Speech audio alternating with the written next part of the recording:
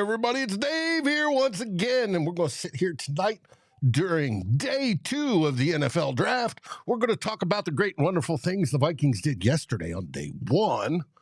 We're going to laugh at some of the stupid things that happened yesterday, and you all know what that is.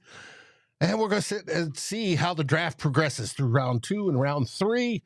And who knows, maybe even the Vikings will move up at the end of round 3. We don't know. That's one of the reasons why we're here. So let's get this special event started with day 2 of the draft.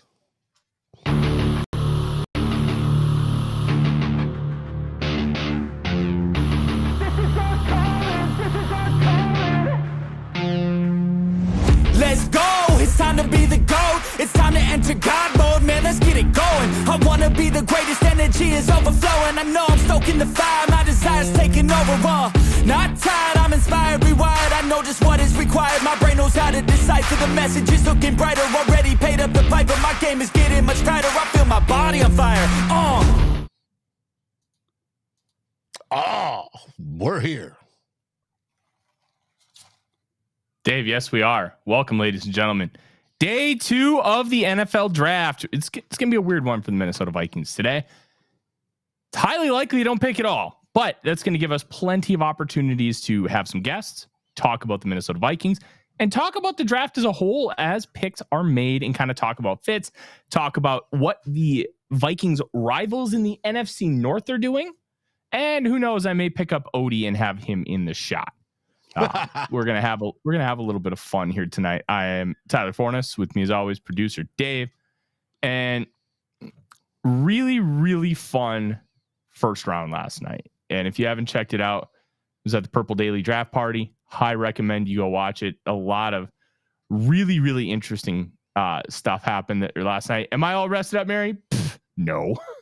I got me a McDonald's Coke to get me through, because oh my goodness. Nope. But that's okay. It's more than okay. It's NFL draft week. I'm going to have a steak tomorrow night after day 3. I am going to relax. My wife and I are probably going to go do something.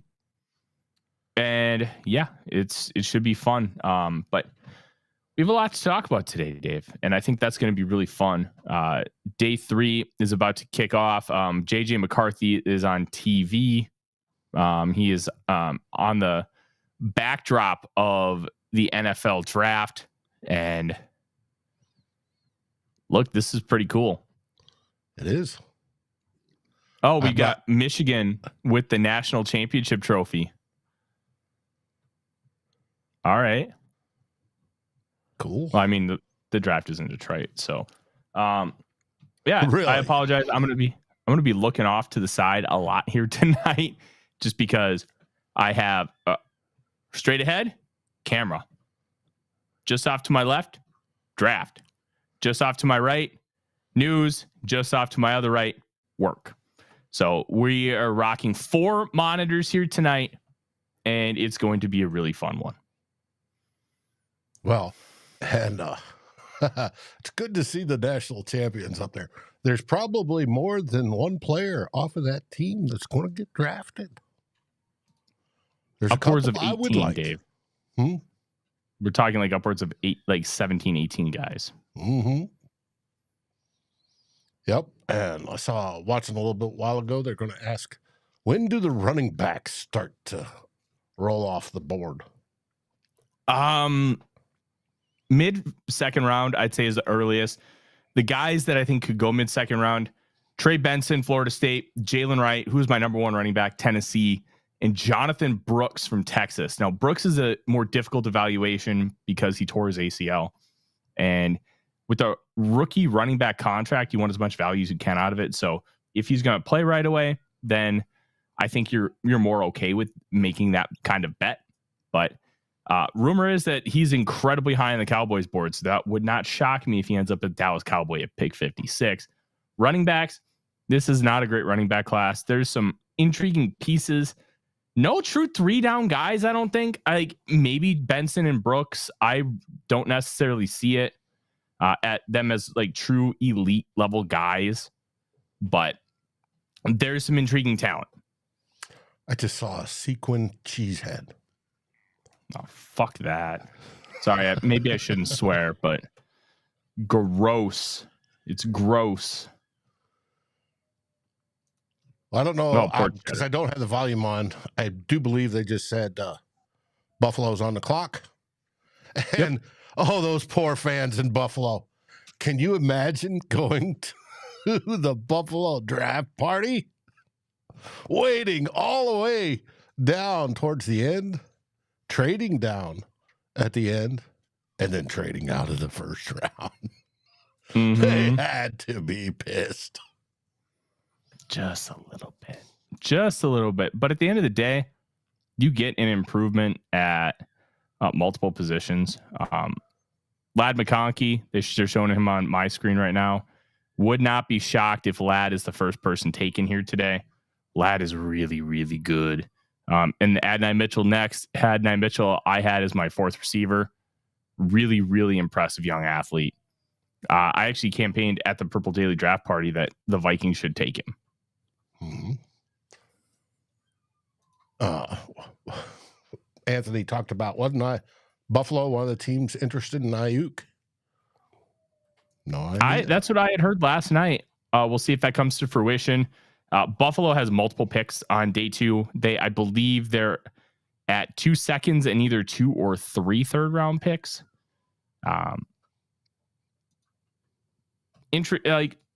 Buffalo could do a lot of different things with this day 2 capital. And then they've got some interesting spots on day 3. There's a lot that can kind of happen. And I think this first pick is going to show us a lot about what is going to happen here moving forward with the NFL draft. And man, Mel Kiper's got his hair is dyed. You can tell. What network are you watching? I'm watching NFL Network. I always watch ESPN. For me, it's a nostalgia thing. I just think the production value of ESPN is better. And Mel Kiper is just, it's Mel Kiper. Mm-hmm. Like, he's the godfather. And while I have a lot of respect for Daniel Jeremiah, and I think I could argue that he's better, I don't know. There's just something comforting about watching ESPN and the NFL draft. Just something really comforting. Now, you talked about Buffalo and their picks. They have 2 in round 2, one right now, and the other one picked 28 in round 2, number 60 overall, and one in round 3, pick 32, number 95 overall. And that was that's right. They sent their 3rd round pick to Green Bay for Rasul Douglas, which, not a great move. Not a great move. But I didn't like it at the time, and they lost in the divisional round, so I kind of get it. Frederick has a good question. Any ideas how to get some of the draft assets back for next year's draft? So there's a couple different ways you can do it. And look, I'm going to present the ideas, and I'm not going to campaign saying whether they're good or not, and I want that to be well known. Cooper DeJean in like a barn in Iowa, that's just perfect. That's so Midwest. I love it. Trade players. Trade your 1st round pick next year. If you want assets for this year, like theoretically, you could get maybe 2 2nd round picks this year for your first next year. And I'm not even saying it's a good idea, but just trying to provide different options for the question. You could trade Christian Darrisaw. You could. No, I'm not saying any of these are good. I'm saying, just this is kind of what you're dealing with. You could maybe trade a guy like Cam Bynum or Lewis Seen. You're not getting day 3 capital or day 2 capital. You're getting like a 6th at this point. Damn. Anthony, thank you. We will put that in a fund to get me a JJ jersey or something of the ilk. Thank you. Listen, guys, this is going to be a really, I'm not going to call it a dull or boring show, but there's not going to be a lot of actually like new Viking stuff to talk about. And I think that's okay. But it's also a time where if you have questions and you have stuff that you want to talk about, I think that this is going to be the perfect time. We do have a couple of guests lined up. Arif Hassan is going to join us at 7 Central. Luke Braun is going to join us at 8 Central. And there may be more guests as well. Not 100% sure, but we're going to have a good time. And when Arif comes on, we're going to have a conversation about the article I wrote earlier today for Wide Left, his Substack, talking about Kwesi Adofo-Mensah and his usage of draft picks, which, Dave, is very interesting. One of the reasons why it's so interesting is he has a very different style of approach versus what you would expect from both the standard general manager and also one who's got a heavy analytics background. He even had a quote earlier today talking about that specific instance and how he's a pen and calculator guy.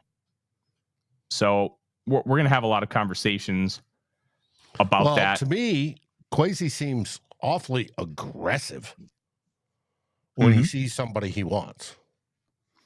Yep. And we're going to talk about it because when I was collecting the data and Arif and I were talking, he kind of proposed this idea and I looked into it and it's 100% correct, but I'm going to make you wait because when Arif comes on, we're going to have a conversation about it.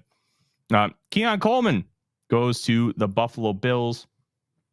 I was a little lower on Keon because I didn't necessarily see him as a great separator, but some of the GPS data that was released, he's got really good 10-yard bursts. And I think if you get him to play with 10-yard bursts and play really well at the catch point, I think you can get something out of him. I think this is a weird fit for what Buffalo wants because they want a true, they need a field stretcher more than anything.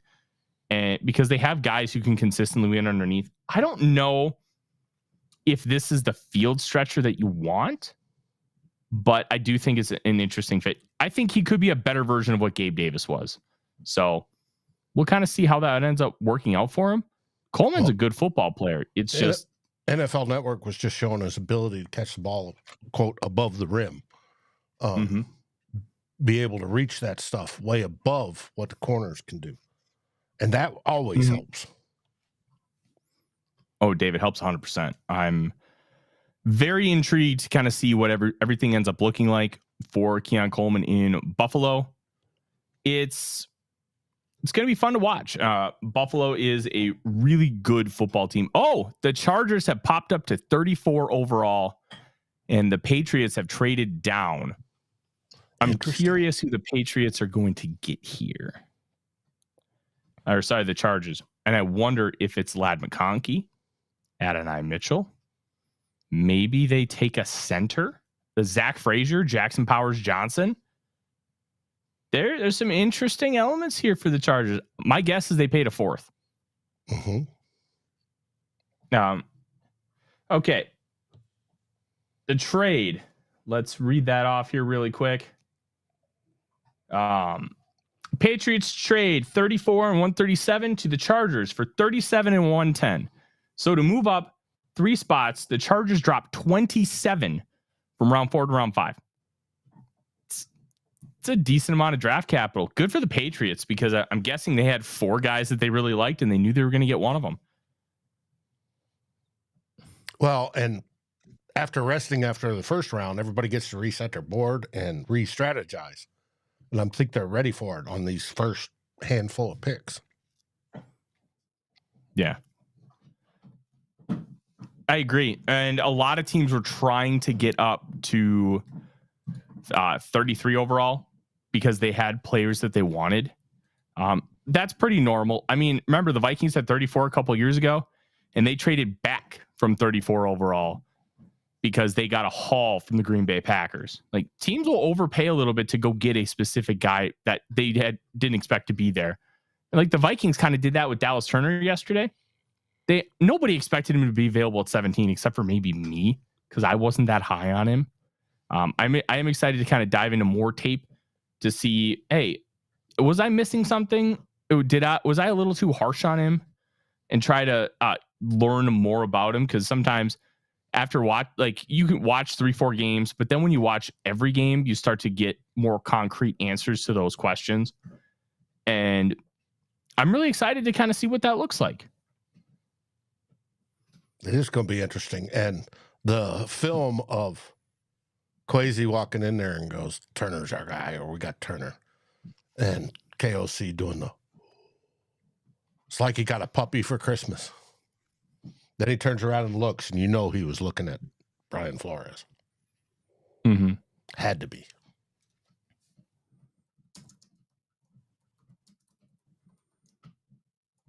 But it's fun. Fignuts thinks they're going for a defensive tackle to replace, or an edge rusher.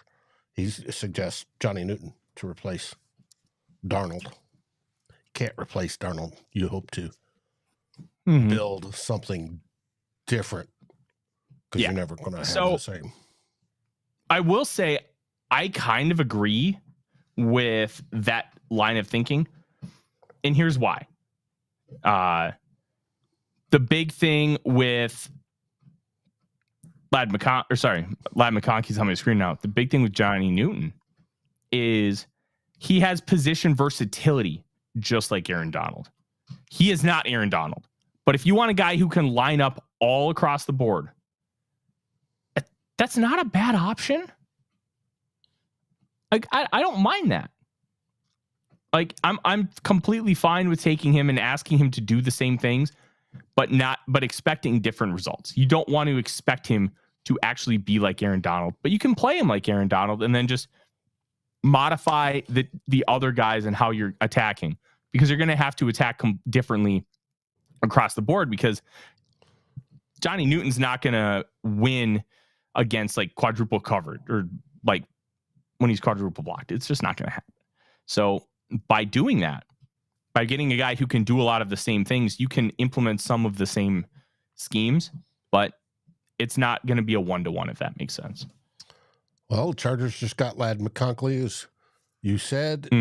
That means Herbert has another target, which is good for Herbert.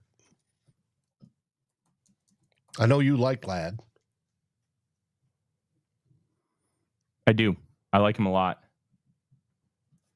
I didn't expect to like Ladd as much as I did. I'm going to be 100% honest, but Ladd,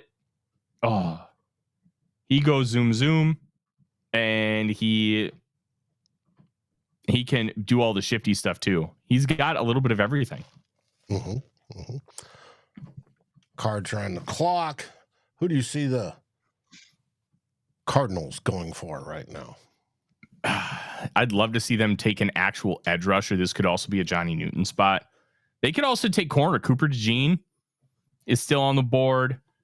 Kool-Aid McKinstry is on the board. And I think DeJean makes a little bit more sense for them because Kool-Aid McKinstry is much more of a man coverage corner. And they're going to play a lot of zone, considering it is, Arizona trades the pick to Atlanta. Uh-oh. Maybe Could they this get is a another Johnny quarterback Newton to add spot to that room? That was so funny last night. So funny. And it's going to cause so much problems. Yeah. Ooh, the Falcons sent 43 and 79 to get up here. They wanted this pick bad. Is this a makeup pick for... I hope it's Adonai Mitchell. I hope it's Adonai Mitchell, because there is a kid with a number 5 Texas jersey in the Falcons war room.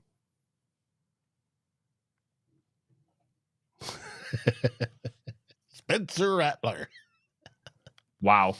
What an absolutely atrocious trade for the Falcons. 43 and 79 just to get 35 and 86. Hey, they're going to get their guy. Their second guy that they wanted. And they're taking a defensive tackle. Ruke Orohoro. I think that's how you pronounce it. There's so many O's and R's in his name that I keep getting it confused in my head. And I think I got a little bit of like dyslexia while looking at his name, and I get it jumbled. Good football player. Friend of the show, Jordan, loves Rook. And that his favorite player throughout the course of the draft process. And I get it. But why would you take Rook when Newton's still on the board? The only thing I can think of is the foot. the foot injury, that Jones fracture, there's a non-zero chance Newton falls like round 4. And foot injuries, Dave, on defensive linemen, woof. Very, very bad.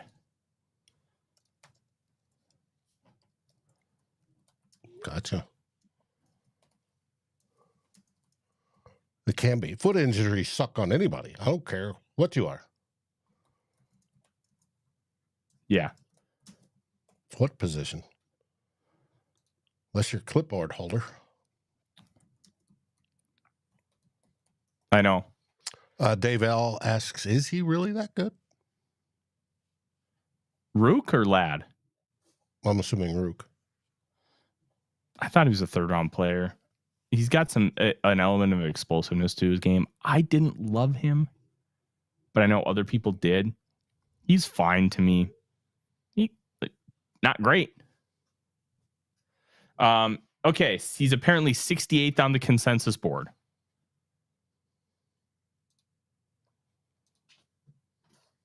That, let me tell you. And now Jaden Berry asks, what about Ladd, I guess? Oh, I loved Ladd. He was sorry, I'm doing some written work as we're talking here.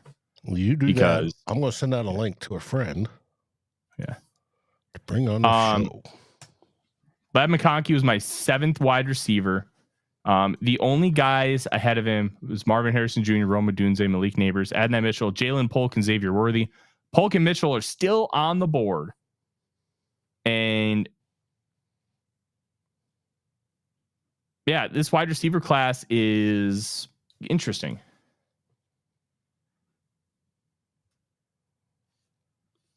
Okay, good. Commanders are on the board.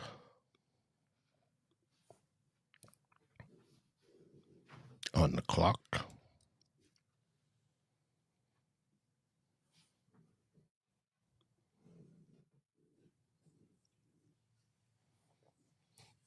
As we wait. All right. Now I just have to find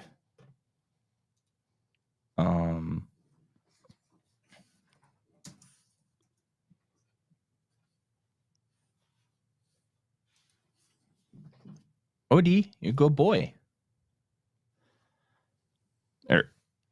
Ignore my dirty office. Can you see? Do we have an OD cam? We have an OD cam. I see OD. Mm-hmm. Hope everybody else does too. There's a good boy. Sorry, I wanted to get everybody a shot of Odie, at least. You said you're getting somebody on the show, Dave? Yes. This is a surprise. Okay. Just waiting. Send him the link. Said he will be here shortly.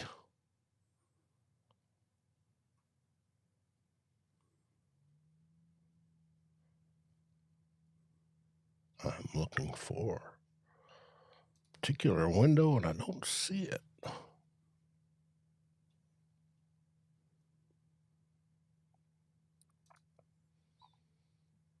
We can still talk though while we wait. Yeah. I'm gonna switch this back. I still need to do this.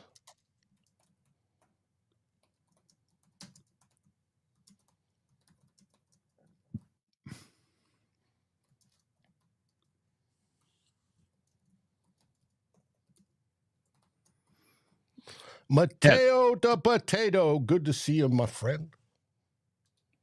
Dave, this is a really, really interesting second round because there's some talented football players. And it's wild because we say it every year that guys just shouldn't be here.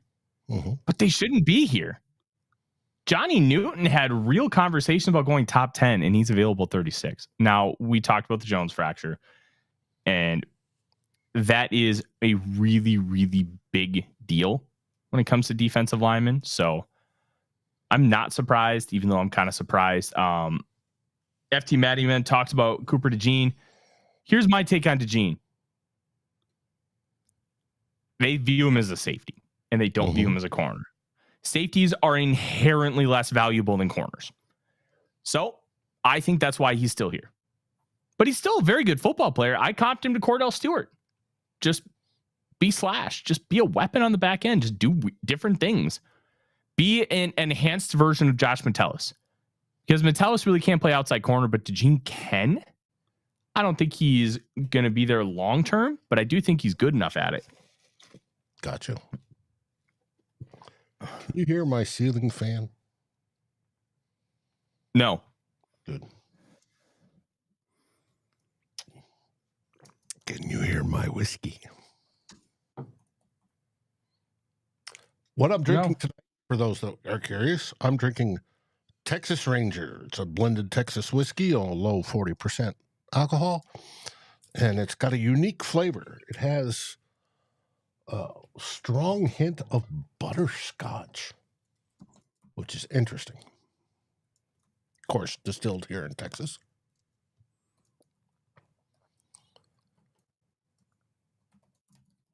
Yes, Newton needs to stay away from the Sharif Floyd doctors. But I believe the one that did Sharif Floyd was the famous doctor of the time that did everybody's knees and everything. It just nipped a nerve, which is dangerous. So what I talked to a doctor about this who did some extensive research kind of on the lawsuit. And when you're a doctor, you deal with malpractice stuff semi-regularly, which really sucks because like anytime something goes wrong, people want somebody to blame. And I get it. But what they said was they went in to do a procedure and that procedure got modified during, and they did something that they didn't get authorization for. And that's how it happened. Oh, okay. So they went in for A, and then they started to do B without getting a prior off. And that's how that happened. Now, I don't know anything else, but that's kind of the deal. And Fig Nuts, it's not a butterscotch whiskey. It just has a butterscotch note to me. That's what I sense, especially on the back end of the tongue. It's interesting. It's a good whiskey. Easy drinker, which could get me in trouble. Well, it's a shame that happens. It's a shame.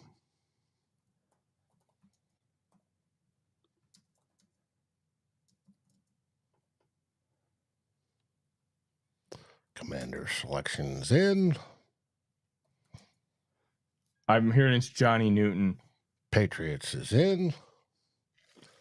And we're going to bring on our guest.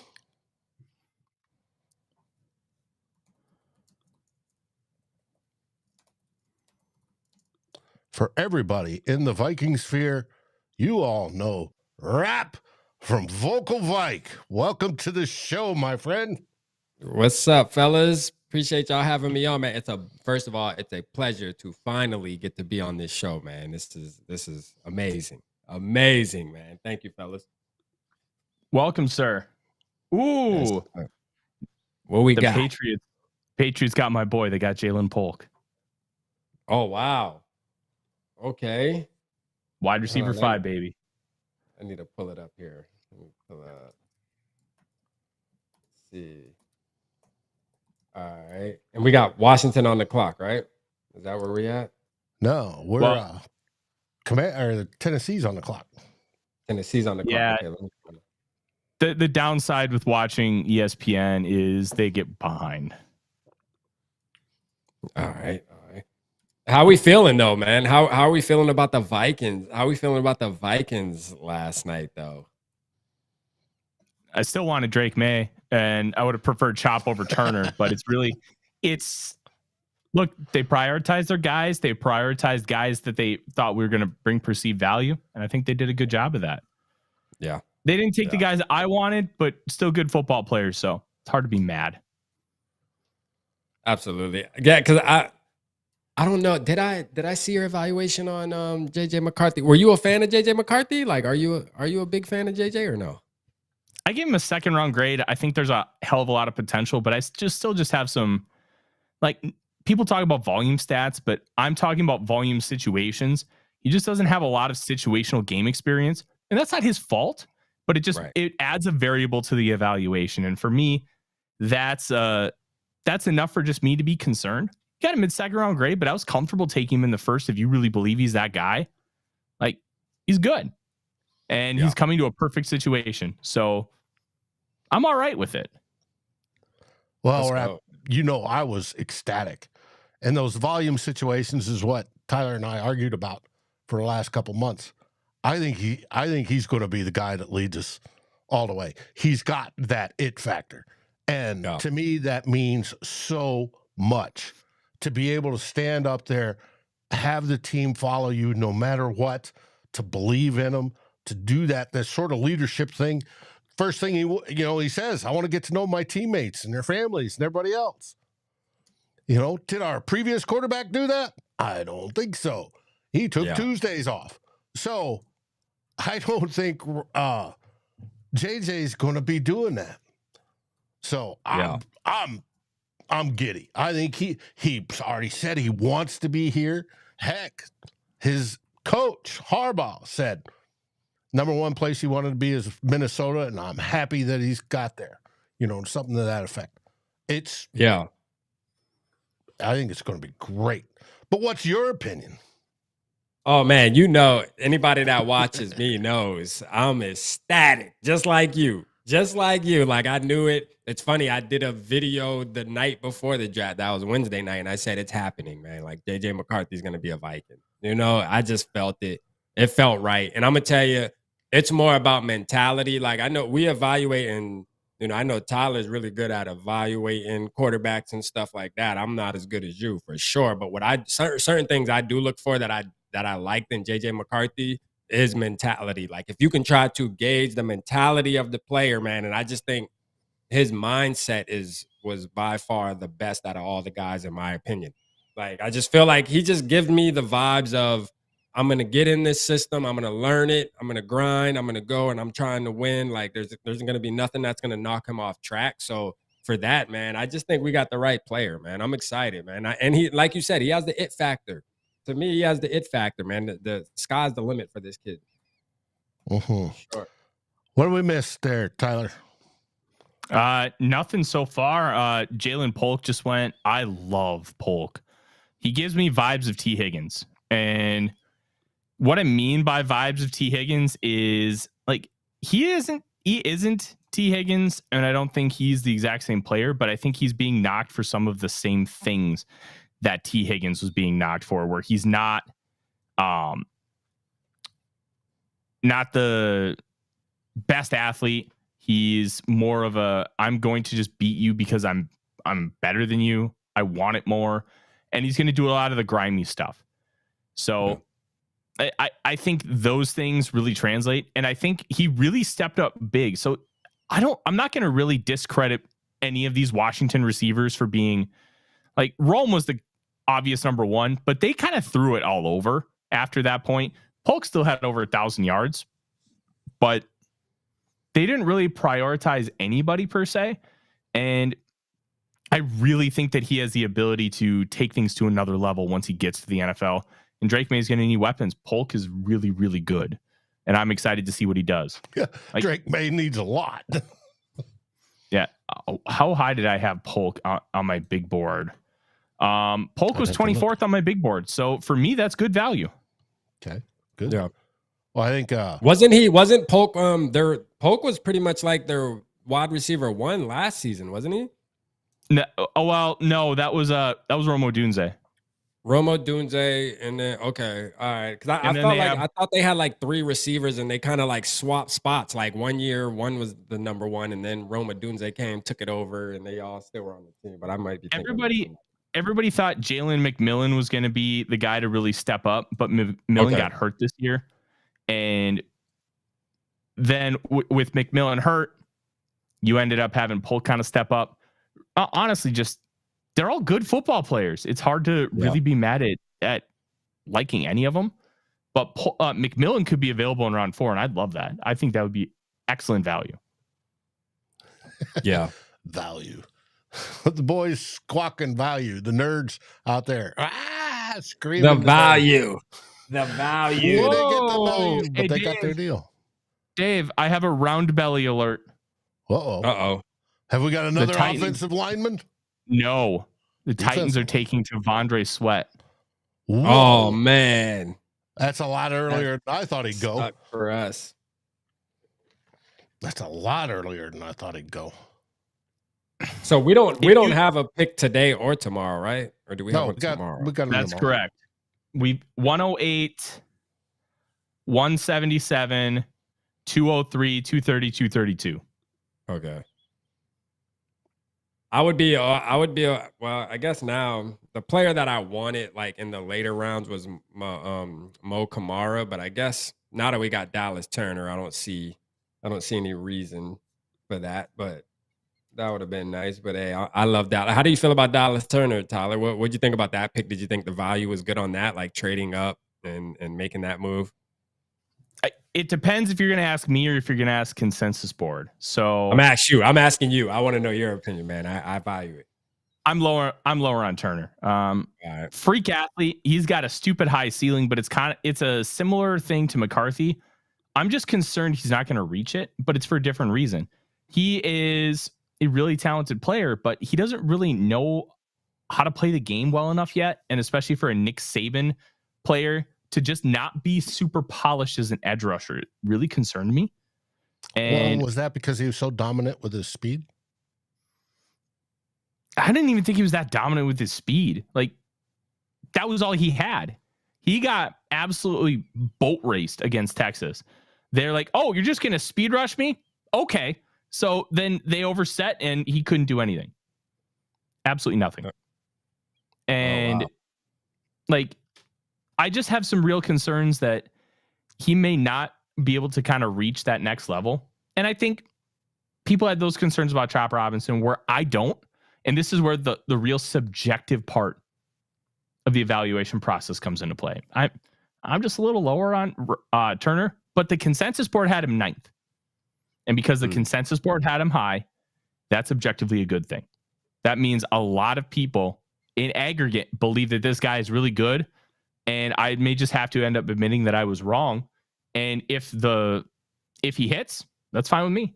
Ooh, Rams just traded up. With Panthers? Yeah. Panthers will probably screw this one up. Yeah, I was gonna say that. Panthers freaking. I still can't believe Sweat just went. Didn't the Panthers make a boneheaded pick last night? Like, who'd they go with again? Freaking did something. How do we feel about the pinning? Yeah, they went with Leggett. How do you feel about Leggett? I mean, I kind of like Leggett. I don't think he's bad. You know what I'm saying? Leggett's just a weird evaluation because he's a 5th-year senior. Yeah. But he started out a quarterback. They kind of used him like Cordell Stewart early on. And then he's only been a true receiver for 2 years. So he's just an interesting player for that reason. He's flash. Oh, there's my boy Warren Moon. Do you need a moment, Tyler? No, I'm fine. Yeah, because like with Leggett, he also produced at a really high level this past year. He produced efficiently. And he was really explosive. Once Juice Wells went down and they basically just keyed in on only Leggett, he still produced at a high level. So like there's a lot to like, but he's also really raw. And because he's really raw, that's a tough sell. I wouldn't have taken him there at a 3rd round grade. I don't want to take a 23-year-old guy who still has a lot of development to do. Because he's new at the position in round 1. That's why, like, round 3, I think I'm way more comfortable with that bet. But if he hits, like, there's a good chance he does. Oh, wow. Panthers get 39, give up 39th overall for 52, 155, and a 2nd next year. Wow. Rams are going for whoever. That's interesting because They have 2/3. They have 85 and 99. So they prioritized keeping their third round picks. Well, it's a quality thing, is it not? Well, they gave up second next year, so. Yeah.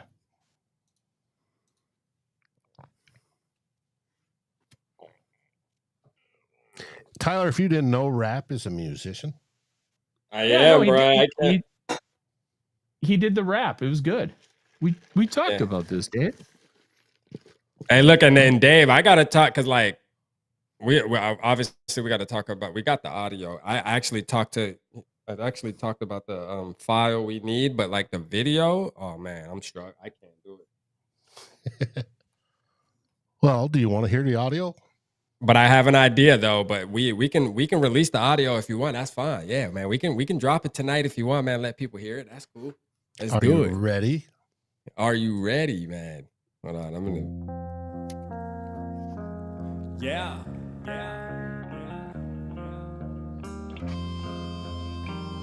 Let's go. In the land of the Vikings, under the northern sky, a tale of seeker, reaching for victory high, never treading paths where the others have failed, in search of new doors where success has been hailed. So are you ready? Are you ready for the fight to come? The countdown begins, you hear the beat of the drum. Your life has just begun, echoes in the night. A new era dawns under the stadium lights. Are you ready? Are you ready? Are you ready? Are you ready? Are you ready? Are you ready? Yeah. Talking about JJ McCarthy. The hero walks lightly on a line so thin. Uh-oh to the players. Fire in the wind, under the watchful eye, a fan, a foe, a friend. Remember your roots, on that you can depend. Are you ready? Are you ready? Are you ready? Are you ready for the game's thrill? As the season approaches, you feel the chill. Your life has just begun. The chorus rings true. A change in guard, a strategy new. Heroes come and heroes go. The song does reveal the essence of a team, a bond so real. The seeker, the hero, in the lyrics we find, it mirrors a team's journey, a tale of a kind. Ooh, I like that part. The mirror of a team's journey, the tale of a kind. One of a kind. So are you ready? Are you really ready? Ooh, that's nice. Ready? Are you ready? So here's the song of a team. In the lyrics we see a constant quest for glory, a will to be free. So are you ready? Are you ready? Are you ready? Are you ready? The echoes fade away in the land of Vikings where the legends play. Are you ready? Are you ready? Are you ready? Are you ready? Are you ready? Are you ready? Yeah. Hey, I like that, man. Let's go. I know I do. Everybody's been seeing me post, "Are you ready?" Heroes come and This heroes is why. go. The song does reveal the essence of a team, a bond so real. The seeker, the hero, in the lyrics we find, it mirrors the team's journey, a tale of a kind. The mirror of a team's journey, a tale of a kind. So are you ready? Are you ready? Let's go. Let's go, man. baby. Hey, shout out to the songwriter, man. Dave in the corner there, man. That's the songwriter, y'all. I just put it together, man. Yeah, Chris, I can't sing, but every once in a while I can write. Yeah, man. That's the real magician right there, man. And I do appreciate the collaboration on that. We're hoping to make a video out of it. Yeah, so I have an idea that I want to do, which we can make a video, but I have a great idea that it might be more of like when the season starts, because obviously, I'm going to Minnesota, right? So I think to me that would be better. All right, make Tyler. something happen. What we got, Tyler? What we got? About what? While the song was playing. Washington traded down with the Eagles I see. They get 50, 53, and 161, and the Eagles get 40 and 78. So basically, to move down 10 spots in round 2, they get to move up 25 spots from round 3 to round 2, and they get a 5th round pick. I like that. Washington just being really smart with how they're using their day 2 capital, and they have a chance to really improve their roster because they had, I think, 6 top 100 picks. Maybe it might be 7 now. That's a lot. Yeah. Yeah, that's nice. Mm-hmm. So how are we feeling about like not having a pick today and next year, right? Because I know we gave up, didn't we? I know we had to give up something. We gave up our 2nd round next year too, as well, right? 2nd, 3rd, and 4th are all gone next year. Yeah. Yeah. How are we feeling about that? Yeah, it's fine. That's how I feel too. Well, because of free agency, right? Like because free agency, we can build next year through free agency, and we'll have the capital to do it. So I think we just need to be super aggressive in free agency. Well, we should have around 100. I think it's 102 is the number. Million available. Now, some of that will be eaten up by Justin Jefferson and possibly Christian Darrisaw. However, they say, Christian, they've got till Thursday to say, we're taking your 5th-year option, which I would suspect they do. And that's not as a big a deal this year, but it will be next year. So they still have a lot. And I'd rather take, if we're talking, say everybody's been screaming, we need interior O-line. Yeah. Okay, I agree. I'm all for that. Let's get good ones, better ones. Hey, I think Ed Ingram was going to take a step forward, but I'm all liking it for the other 2 spots. But let's see. But we'll have the capital go out and get one. And they've been through that first 3 to 4 years worth of development. You know who they are, and they get a little bit better after that. And that's what I like. That's what I think is going to be the final pieces to putting the Vikings in that Super Bowl window, is when they fill that in next year, right? This year we made huge leaps, but there's no way we can fill every hole. But I think next year, the rest of those potholes get filled, and it gets filled with quality people that we pay money for. And I'm all for it.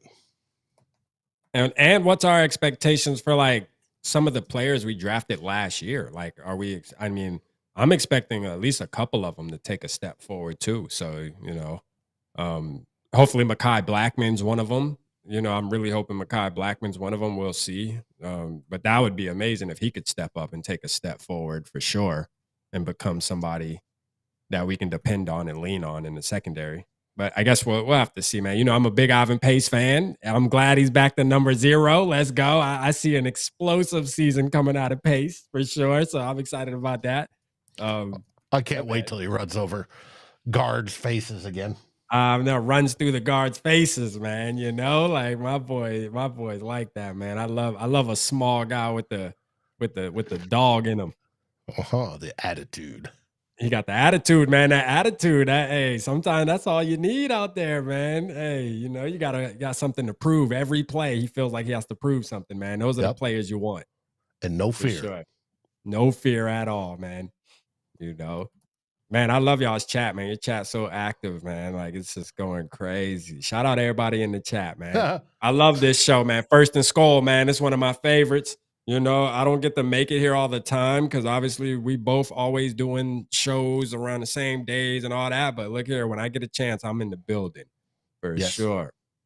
Now, right now at this chat, we've only got 50 people watching at the present time, which for a Friday night with no, Vikings not expected to be on the clock, people out partying, or recovering from yesterday. I fully expect that. Last night when we went live after midnight, we had over 170. Let's go. There's times when we have bigger numbers than that, and the chat's just, I can't keep up. It's just going too much, huh? Just too many people. That's a good problem to have, man. You know what I mean? Well deserved. Cooper What happened, DeJean Tyler? What really happened? just does look like he's from Iowa. It's hilarious. He looks like one of us, man. He went to the Eagles. I didn't even say. Okay, I see. He went to the Eagles. Got you. Yeah. I don't even mean that as an insult. He just looks like a Midwest kid. Like, Are you from Iowa, Tyler? You from Iowa? No, I'm from Minnesota. He just Iowa and Minnesota, like it's all the same vibes. Like same vibes. Yeah. The majority of us were German or Scandinavian descent. Like that's like he just looks like it. There you go. Wow. And he went to the Eagles. That means the Eagles got 2 good corners.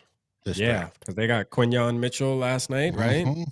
Mm-hmm. And then they got Coop. Okay, that's good. Some people had DeJean as a top 10 player. Yeah, I was seeing that the whole time. I had DeJean as a second round grade. Thank you, George. Where did I have him? I had Cooper DeJean 29th overall, which like I just worry he's not going to be a full-time outside corner at the next level because I worry about his hip stiffness. Yeah. And I think he's probably better off at safety or in the slot than the outside and I think he could really thrive in a cover 3 because he's got a really, really good downhill trigger, which that downhill trigger is really nice when you're a safety because you can just crash downhill. And I really like that. But Christopher asks, chances we drop from 108 to get a few more picks. Unless if it's in round 5 and you're dropping like 10, 15 spots, sure. But day 3 kind of stinks. So I'd be okay just taking a 108 and then just kind of dealing with, you just have 6th and 2 6 and a couple 7s. Like, I don't love the idea of trying to accumulate more draft capital because day 3 stinks. There's just a huge talent clip. Ooh, Kool-Aid McKinstry to the Saints. Kool-Aid to the Saints. Good pick.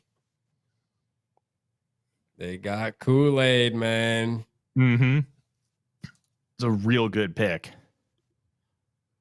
How'd you feel about that about the Michael Penix pick, man? That was shocking last night, man, to me. I was shocked too, but at the end of the day, it's absolutely hilarious. It is hilarious. Like, what in the world, bro? It's like you just paid this man all that money and then you go and draft a quarterback in the top 10 as if you don't have any other needs. That was crazy. That was crazy, man. Yeah, but it's also funny because it took the Falcons how long? 6 weeks to figure out what the Vikings couldn't in 6 years. Yeah. That Cousins isn't the guy, which is very funny. Uh-huh. Hey, Rap. I hate to do this. Yeah. But I'm going to let you go enjoy the rest of your evening. Man. It was great to have you on, and I need to have you on more often. We need to do something. Hey, for sure. We do. Hey, and look, I'm going live at 8:30, so I'll play. You guys will probably still be on, but if you don't mind, I'll play the song too on my stream over there, man. You own it just as much as I do. Back. So, man, hey, I appreciate y'all fellas, man. Love y'all, man. Thank you for everything y'all do for the community, man. You guys are amazing, and yeah, we definitely got to get together some more for sure. All right. Thanks, buddy, and you have a good show. Appreciate it, sir. And are you ready? Let's go. See you later. See ya. All right. That was cool. That was very cool. I wanted to bring Rap on just so I could do that. Well, we've been sitting on that for a while now, and he's been hinting at it, and it's just fantastic. Rap does a great job, and I wanted to share. So that's what it was. Hey, can you cover for a minute? I got old man bladder, so I'm going to take a quick 2 minutes. Old man bladder. That is funny, Dave. Hey, that's what they call it. I'll be right back. Everybody, All right. Tyler's going solo for a minute. You do that. Kamari Lassiter Switch. to the Texans. I liked Lassiter a good amount. Very good football player. Doesn't have necessarily the right amount of speed, but man, the dude, he's just a dog. He can cover. Like, I like it. He's probably going to play in the slot, but they don't necessarily need a corner. They need depth at corner. So Lassiter, probably your CB3, CB4 right away. And he'll be able to do a lot of really good things for you. But as a lot of these Georgia defenders, he's aggressive, great ball skills, and he loves to play the run. So I'm really excited. And you can see some of these highlights. It's awesome. Let's see if we got anything in the chat here while Dave takes his celebratory pee. The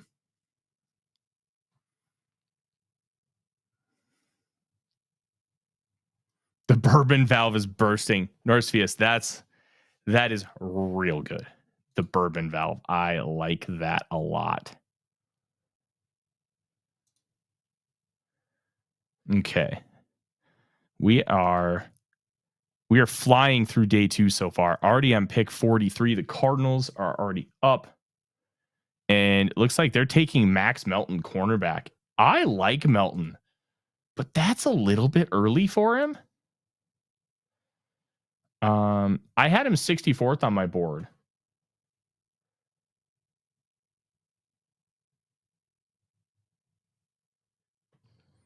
And Whip Route, one of the tone setters, was like, they kept pulling. He was such a mess against Ohio State that he just stopped watching the film and is like, this guy can't play. So that very interesting pick, but yeah, there's some good football players coming off the board right now.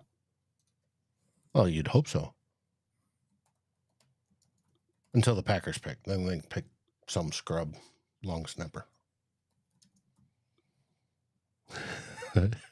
Norsefius, you got that right, buddy.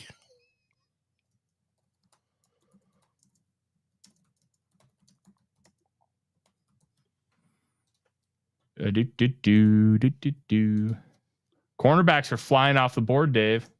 Hey, there's a run. When there's a run, there's a run. I want more Coke, but I don't need it. That's what DoorDash is for. I'm not going to DoorDash a $1.49 Coca-Cola. What's your wife doing? She's at her cousin's house right now. And I'd be there if the draft wasn't happening. Her grandpa just got back from Texas, and then he's going up to his house in Perham tomorrow. So having a little get together, but this is probably my biggest weekend of the year. So I said, nah, I ain't coming. Norsefius sends us $9 for our new favorite quarterback. Let's get it, JJ. Thank you. Yes, I am very excited about the idea of JJ McCarthy in this offense. I'm still kind of mourning a little bit that it's not Drake May. I'll get over it. Hey, he has the biggest bust potential now just because of environment, in my opinion. But we'll see. Out of those top, there were 6 quarterbacks go last night. Who plays the most this season in 2024? Of the quarterbacks? Mm-hmm. Caleb. That's my easiest guess. Who's going to have the most successful rookie campaign? That means their first 4 years. Good question. It could be JJ. Mm-hmm. JJ's got the best situation. And he's got a great leader or a great mentor or groups of mentors. Mm-hmm. I think he's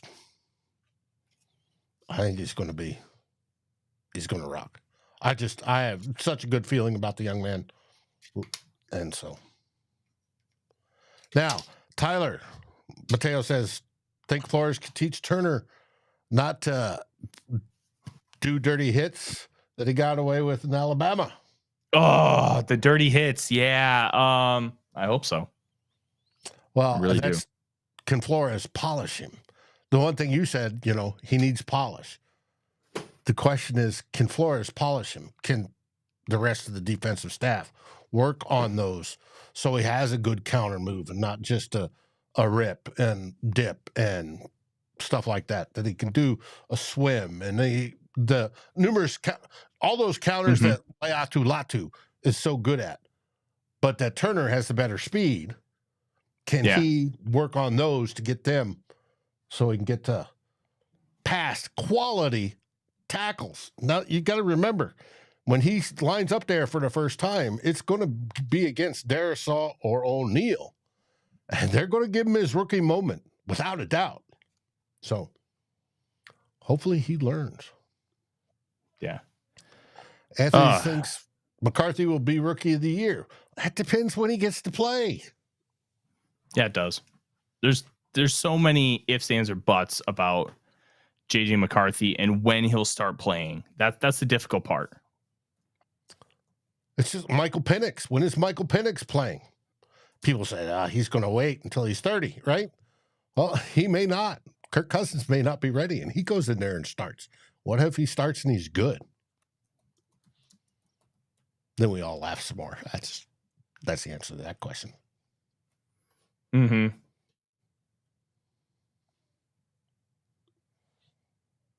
But like I said last night, I think the NFC North got better for the most part last night.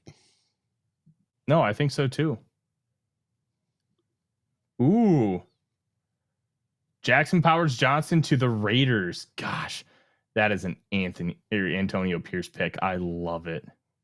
And the Packers are taking Edgerrin Cooper, linebacker.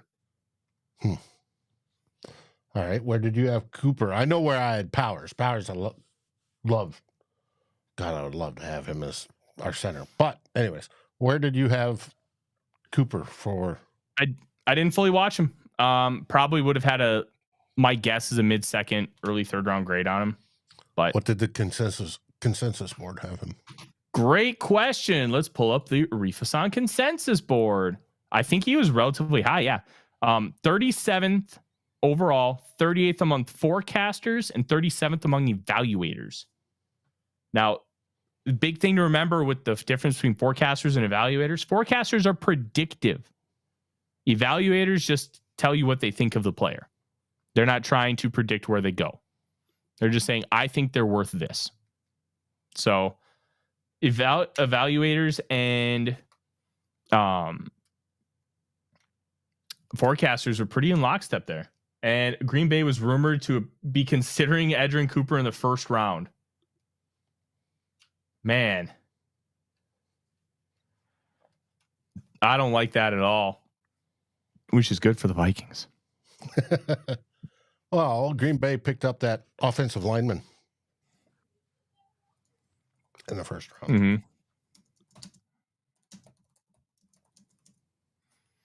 All right, now we're back in business. I have an old fire stick on my other monitor. I have a new one. It's in the box. I just haven't opened the box yet because that takes time and effort. But I like the pick. I like the pick of Jackson Powers Johnson. Good center. A lot of people had him in round 1, and the buzz out of the Senior Bowl is he might go top 20.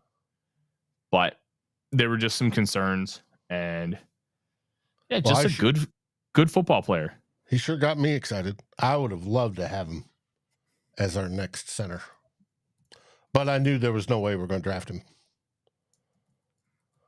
We had other priorities, and we got it. Mm-hmm.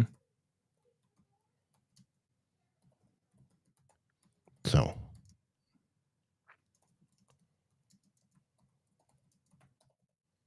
I do want to thank Rap once again for coming on. That was a pleasant surprise, and we got to share. And anytime the Vikings community gets to share, I think that's a wonderful thing. I agree. And that means when he goes on tonight, I'm going to have to go back after the fact and watch it. So that means another 2 o'clock in the morning bedtime, because I do that as I turn around this into the podcast. Hey, and for everybody watching, all our fans that have been here through us thick and thin, help grow us as a show and a network. I want to thank you, Fans First Sports Network, who we partner with to put out our podcasts, which you see the logo in the right below me right here. We have been with them basically since the beginning, which is a little over a year. And we just cracked the top 5, I think it was 5, 6, we're definitely top 10 NFL podcasts for Fans First Sports Network. And we appreciate you very, very much, because that helps pay some of the bills. And so if you can't watch us live like you're doing, or after the fact on YouTube, you can always listen to us as you drive to work, or if you're at work and you don't, want to listen to your coworkers, or you're at home and you don't want to listen to your ball and chain, you could always put in us and talk Vikings football. And we appreciate it. You guys rock. Yes, you guys are awesome, and we greatly appreciate it. We do have another guest coming on here shortly.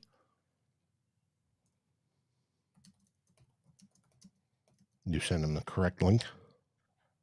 Yeah. Special event one? Mm-hmm.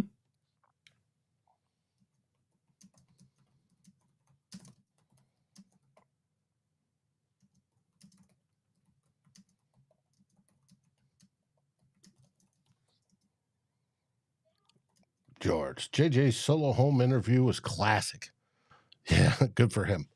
Oh, he's on the phone in his bedroom. Oh, that's Wayne Gretzky. Oh, sorry. The GOAT. Wild. Getting a call from Wayne Gretzky. Now, for those who don't know the connection, JJ played hockey as a kid. He's a hockey kid. And he ended up making a decision to focus on football, which I think at this point was the correct one. But yeah, he was a big hockey guy. And that's anytime one of the greatest athletes of all time wants to get in contact with you, that's a pretty damn cool thing. Mm-hmm. Mateo says a running back was taken. I haven't seen it yet. That would mean the run may be starting. Get it?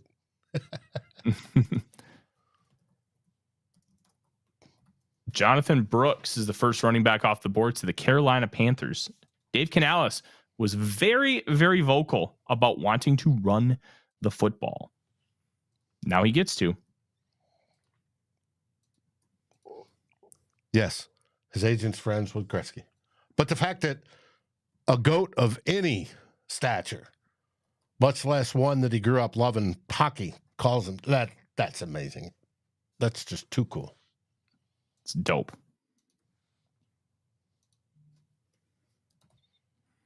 It's really cool.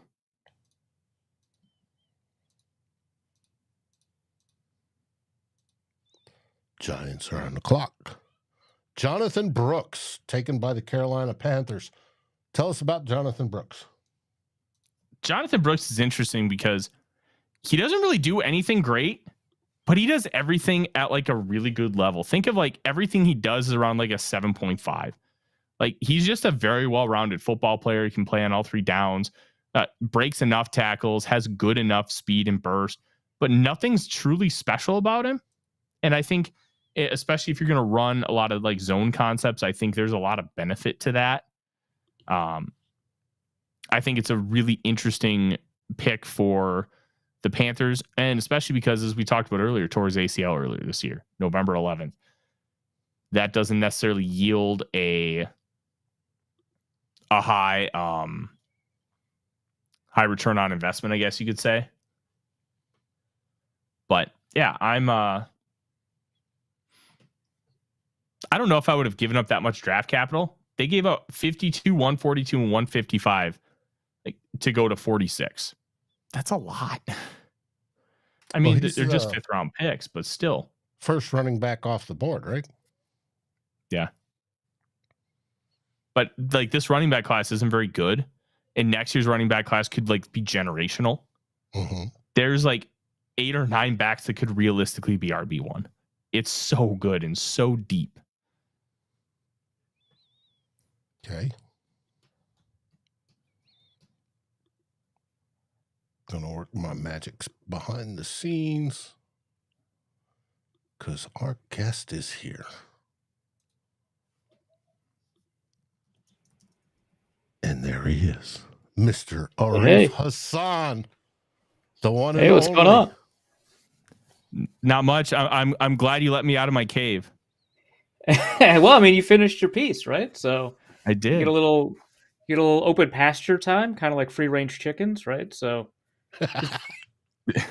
I asked Tyler, how were you as an editor? And he says you're a great editor, by the way. Well, I appreciate you lying, Tyler. That's part of the deal. So that's good. I told you the same thing I told Dave, but I mean, I for the bit, I can follow. I can play along. I can absolutely play along. Luke's giving me some fun material. Oh, good. Oh, good.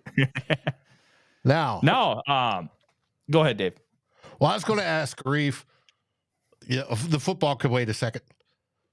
You wrote a fantastic piece. And if you don't already, I recommend everybody subscribe to Wide Left Substack. An investigative piece you wrote here about a month ago? Mm-hmm. That just blew up. You got national recognition. How big was that for you? It was huge. Drove a lot of people to the site. They were able to read a bunch of the other pieces I've written, which was nice. But yeah, no, the traffic obviously spiked, especially after I got the Ian Rappaport quote tweet. That was pretty big. But yeah, no, it was huge, and it was really rewarding because I've been working on that piece for so long, and I had no idea if it was like going to resonate with people or if it was going to go anywhere. And yeah, so I'm glad that piece did really well. It was a really difficult one to work on. I was kind of terrified of publishing it at certain points, but I'm glad it all kind of worked out because it's been a big boon for the website. Mm-hmm. And it gets your work out to a bigger audience. And I've been following you since Daily Norseman days, and you're still over there with Norse Code. Yeah. But I think your writing is absolutely fantastic. And like I said, there's only a few Substack writers I subscribe to. Arif is one of them, and I would very much encourage everybody that's into good writing or into Vikings football to hit up Arif. It's a great read. I appreciate that. Tyler, on the other hand, Dave, you don't just because he's on the show doesn't mean you have to lie. I'm not. I mean, you can do it. I like Arif. Oh. And of course, he's from Grand Forks. Yeah, let's go. Go Rough Riders. That's why I spent 14 plus years of my life. Wait, are you actually from Grand Forks, Arif? Yeah, no, I grew up there. Moved out in '99. Oh, okay. Yeah, I was slated to go to Red River High School, which is about a couple of blocks from where I lived. Was also which means the elementary school I went to was Benjamin Franklin Elementary. Went to South Middle School right after the flood. They moved it to like basically out of town. It's kind of a crazy place to go, but yeah, no, it was. I loved it. Growing up in Grand Forks. Yeah, flood of '97 was. That was something. Yeah, it was rough, but a bunch of people came together, and we had a bunch of like international investment come in, kind of revitalize the town. It was really kind of heartwarming to see. Also, that was back when government emergency agencies worked. That was people liked me back then. And we had a great little mayor. That shouldn't be funny, but it was. Hey, it did work. It's everything. I think it was all but three or five houses in the whole area, greater Grand Forks area, which is Grand Forks, East Grand Forks, had water damage. all but 5. I mean, we went through the blizzard. Well, first all the rain and the blizzard and all, more rain and power going out and lines going down. And then, of course, the river comes over the banks.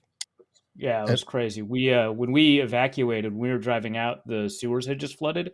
So we were driving through like these streets full of water. It felt like a movie. It was nuts. Mm-hmm.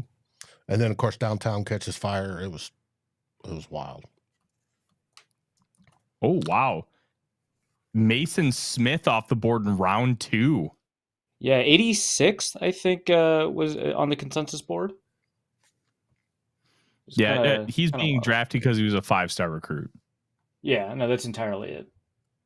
Speaking of the consensus board, Arif, how do you like that your consensus board is being referenced by national pundits?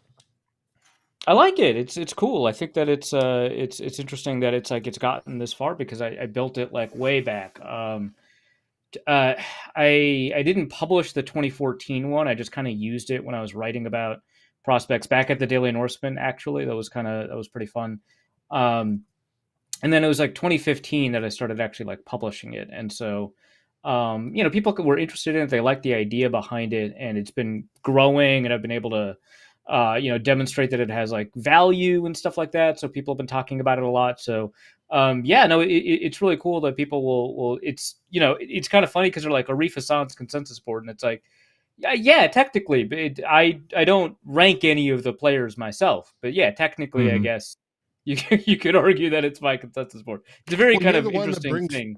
All that data into one spot. That's what they like. Yeah, no, and the whole idea that you started so long ago of, hey, the highest place he was here, the lowest place is here, the biggest variance, the least variance, people hadn't thought of that, or they at least hadn't executed that prior to you destroying tons of spreadsheets in the process of building that. And then your tweaks over the years, I think it's been fantastic. Yeah, it's been a lot of fun. The idea behind the consensus board is always something that I think a lot of people have toyed with a little bit. Certainly, I wasn't the first person to average a couple of draft rankings together or anything like that. But I think, once you begin on an idea like that, there's so many things that you can kind of find out along the way that are kind of interesting discussions to have. So like, how many boards can you include? What's your threshold for including a board? I decided that, I wanted to include as many boards as possible, so long as someone was demonstrating like respect for the process of like evaluating athletes. I thought, might as well include them, right? I don't want to just limit it to like Mel Kiper, Dan Brugler, or whatever. I want to see kind of what the breadth of our accumulated knowledge can provide. And so I went in and there are a couple of other consensus boards now, and they've gone in another direction where they want to have as many kind of more qualified people contribute to it. And I think that there's a lot of value in that approach too. But what's really cool is that when you've got, this year is the most number of boards I've ever had, 101. When you've got that many, you can start, performing data on the data, right? You can start, taking a look. And like you mentioned, the variance. Like I think if you have a 15-person board, it doesn't, variance is not a super useful concept, especially because like 1 or 2 rankings can throw the entire thing out of whack. And a couple of those boards have some, pretty unusual draft analysts in there, just in terms of the way that they rank players, and that can kind of skew the averages a lot. And so I think there's value in seeing kind of who's skewing the averages or which ones are doing that. I want to say that, it is kind of fun to try and see what choices you can make along the way when you build it, but it does allow you to find out, well, who are the most polarizing players? Who's the best at kind of predicting player outcomes? What happens when we kind of toy with positional value here? How can we categorize these different boards? Are there different approaches to building a big board from all these people? And what can you build off of that insight? And so figuring out not just what are the average draft rankings from all these people, but also figuring out like what else you can learn through the process of people ranking. I think that kind of deepens your knowledge of kind of how the industry works and also a lot of these prospects. So one thing I wanted to ask you, Arif, is you wrote a really long form piece the other day talking specifically about your consensus board versus others. Did you find any really interesting data points as far as how people differentiate how they structure those consensus boards? Yeah, I think that one thing that I think unless you, I'm not going to say unless you start doing it, but like one thing that doing it forces you to recognize, maybe is a better way to put it, is that there's a lot of ways to average a ranking, right? Because you think, oh, well, this guy was ranked first here, third here, fifth here. His average ranking is third. And that's like certainly a valid approach, right? But I think that there's a bunch of ways to approach it. Do you throw out outliers? You could or you couldn't. There's value in both, right? Do you do it by value versus rank? Because I think the decision to rank a player first overall is a very weighty decision. It means a lot. Teams will move heaven and earth to try and grab the best player in a draft, right? And so I think that means a lot more in terms of the difference between third and fifth than the difference between, 53rd and 55th, right? And when you average rankings together, you can't really capture that difference. But if you average value together, captured by, the Rich Hill trade chart or the Jimmy Johnson board or whatever, then you can get kind of a better understanding of like what people intend to do when they rank certain players somewhere. So I think that, that was kind of an interesting approach. I think, because a lot of these consensus boards have a smaller data pool to draw from, it's much more difficult for them to throw out outliers. But I did ask, I asked the people who run the mock draft database consensus board, and I asked, Austin Mock, who runs the athletic consensus board, like what their approaches were and what their goals were. And I learned something from that too. Right, which was that the mock draft database, the goal of their consensus board is to predict draft order, right? Which is not the goal of mine. And so long as people are clear about what the goals of each board are, fine, that's fantastic. There's two different use cases for this, but mine is more just about trying to figure out kind of who the best players in the draft are. And so, obviously the NFL is pretty good at figuring that out. So matching the NFL draft order is nice, but that's not. The goal is not to match it. It's to try and figure out kind of what the best players are. So there's like a lot of things you can learn along the way when you take a look at different approaches to this sort of thing. That's an interesting one. And kind of when you kind of look at your consensus board, that there's been a lot of success in not necessarily being predictive on draft stock, but being predictive as far as like what players are going to be good, because you have such a large sample size to work from and a lot of really smart people who are trying to do this. Have you found any really, really intriguing players this year that we are going to be seeing come off the board as far as how different analysts feel about? Yeah, I mean, the quarterbacks, just generally, there was a lot of volatility for all the quarterbacks that weren't named Caleb Williams. I think, there was a huge disagreement on Jaden Daniels and Drake May and JJ McCarthy and where they were going to rank. Michael Penix, of course. Not actually a ton of disagreement on Bo Nix, which, of course, makes his selection in the first round even more curious. But, that volatility is kind of interesting because the volatility is driven by a bunch of different things. I used to think that, if you were to ask me like beforehand, like, hey, who are going to be the most polarizing players in the draft and why would they be polarizing just in general before I'd started doing any of this, I would have assumed it was like small school players or people who tested really well as athletes but didn't have a ton of production, like your Donovan Peoples-Joneses, right? Those kinds of people. And it's not, it's almost random, kind of what is going to draw that kind of disagreement, because you have high upside, low production players like Josh Allen, of course, they do show up, right? But sometimes you have a Heisman Trophy winner in Jaden Daniels. People are like, I don't know if he's good, right? Which is fair, right? But it's just kind of interesting that like you can't really predict the profile of the type of player that's going to be the most polarizing.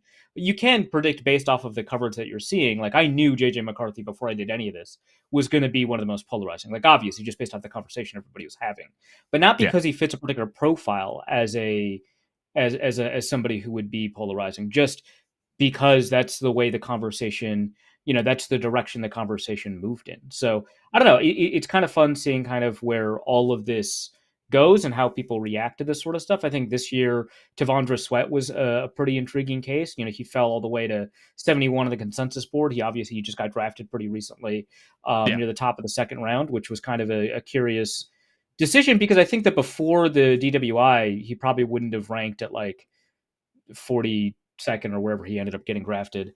He probably wouldn't have ranked that high, but there was a lot of disagreement because no one knew what to do with his off field. And after the arrest, which is most of the boards actually came in after the arrest, a bunch of news stories came out about coaches were concerned about his partying lifestyle, and he had to address that in interviews. And he had some issues with work ethic, especially in the first 2 years. And then the Bob McGinn thing on the defensive tackles dropped, where he does all the anonymous scouts. And in that one, they talked about kind of the interesting dynamic that Byron Murphy and Devondre Sweat have, where Byron Murphy is kicking him in the butt to get Devondre Sweat to work, and it's working. But is that going to be available to you as an NFL? I don't know. That was kind of an interesting one. I don't know. It's a different profile of player that kind of grabs my attention every year, whether it is a JJ McCarthy or Devondre Sweat this year, a Jalen Carter kind of last year, of course, who actually there was no variance in Jalen Carter's rankings, even though that stuff occurred back in February before people submitted their boards, or way before people say. But everyone's like, he's good. So if you're good enough, people will. What was it that Bruce Arians said? If a player runs a fast enough 40 and he's a cannibal, we just say he has an eating problem, something like that. So which that kind of plays out. But yeah, I don't know. It's always kind of fun taking a look at guys, especially in January, February, that you think are going to pop off. They don't. Like, I thought Jalix Hunt was going to rank higher because he had insane combine, and he's ranked pretty reasonably high for a guy at a small school. But I thought it was going to be even higher than that.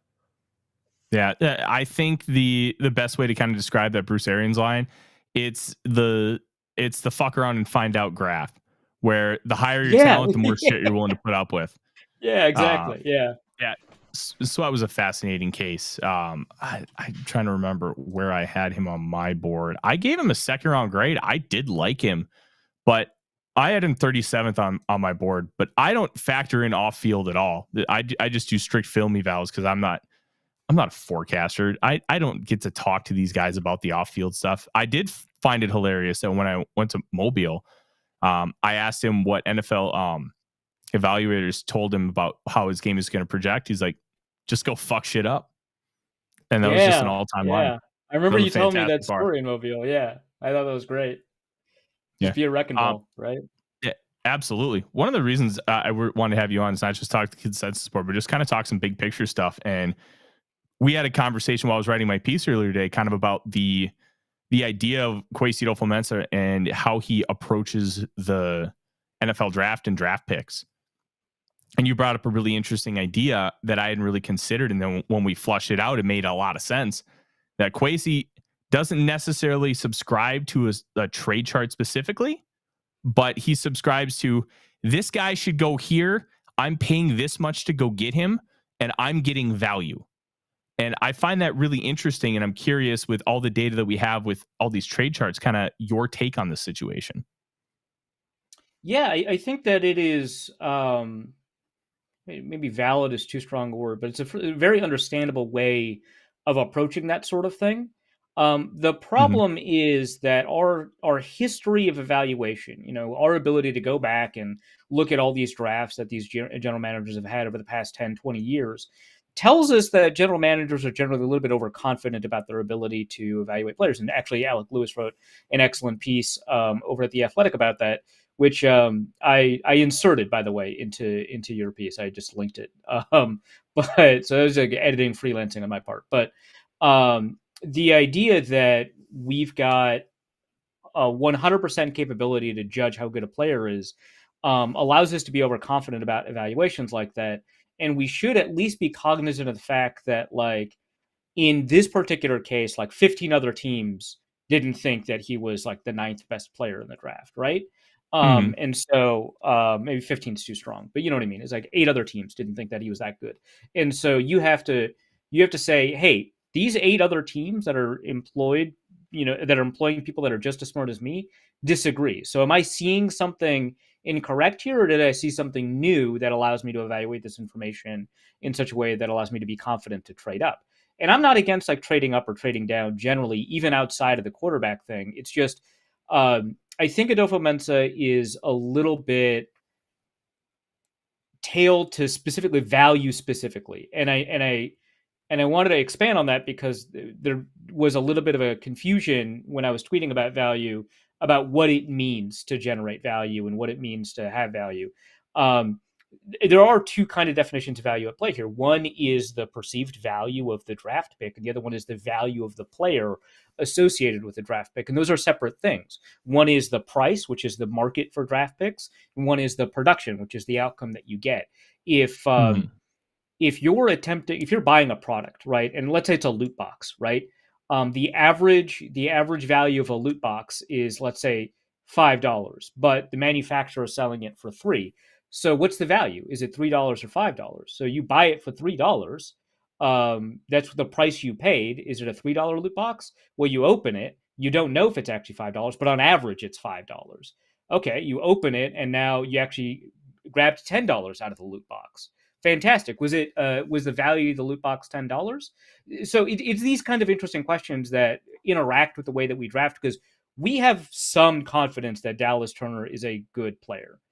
We don't know that he's a good player. 60% of these draft picks will not work out, right? Yeah. And people are really confident in them. And, it's really tough to tell. Sometimes it's nobody's fault. Sometimes it's like injury or something like that. You couldn't have foreseen it. But sometimes it's like, there's just something we missed in the evaluation. I don't know.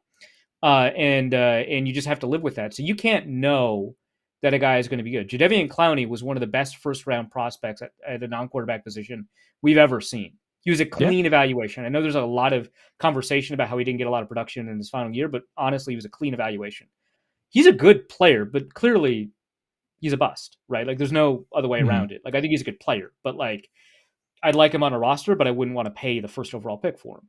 And it's like, you could be really confident about these guys and select them first overall, second overall, third overall. People can universally like these guys, right? Everybody ranked Jadeveon Clowney number 1, right?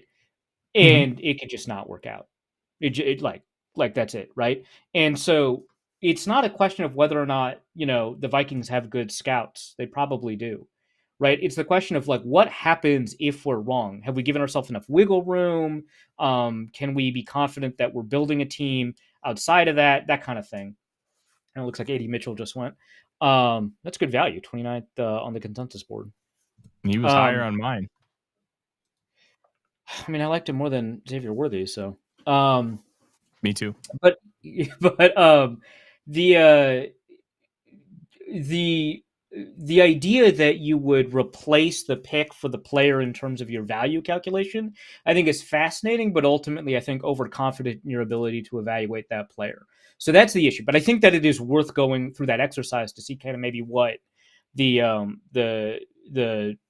process is, because for people who haven't read the piece, as Tyler was building the piece, I suggested, hey, what if instead of presenting the chart, or not instead of, in addition to presenting the chart where the Vikings trade up to 17 overall and looking at the value calculation of 17 versus what the Vikings gave up, let's take a look at the value calculation of what the Vikings gave up and the 9th overall pick, because that is where Dallas Turner would be valued at if we did the consensus board rankings for the draft, right?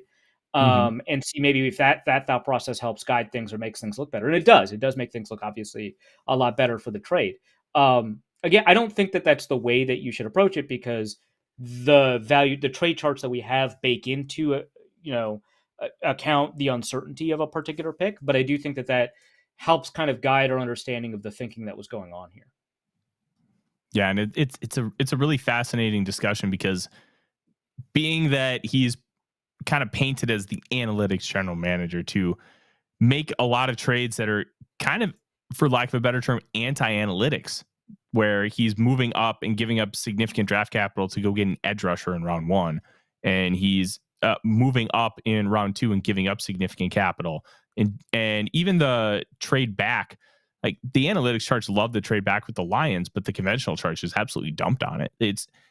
There isn't any form of real consistency looking at what his trades are, which to me, I find very, very interesting. So that is always, I think, a really fascinating conversation, because if you present somebody with an opportunity to, like press a button and make this happen, I think they would be correct to execute the trade that adofo-mensah executed with the Lions, right? Like, press a button and you get these picks versus this pick, right? You lose a 12th overall pick and you get all these picks instead. And a general manager should press that button. So you would think, Well, okay, why is that scenario different than what actually happened to Reef? Why would you ever be upset about that if pressing a button works? Well, because that's not how it works. You negotiate these trades, and these trades operate in a market, and the market has prices. And so if you're trading down and you are offering discounts, you might be getting a better, crop of picks, but the opportunity that you gave up once you've initiated the conversation about trading in, the opportunity that you gave up means that you didn't really maximize your opportunity there. And as a general manager, that's kind of your one job. Yeah. Like as a player, if I'm evaluating a player, right, and you've got a lockdown corner that just drops interceptions, that sucks, right? That sucks, but like you're a very good player, so I'm fine. You're giving up 10 yards a game. You're not generating any turnovers. You're a top 10 corner. That's fine. I'll pay you like a top 10 corner. A general Sounds manager like a does Mike not Zimmer have, corner. right? Basically, yeah, right. A general manager does not have that wiggle room. If you're dropping picks, right? If we continue this metaphor, you are dropping a lot of opportunities because there are just not a ton of reps for you to get better. And so you need to maximize the opportunities that you have because you have like 5 drafts to prove that you're good at this, right? And so if you Ben's not. Okay.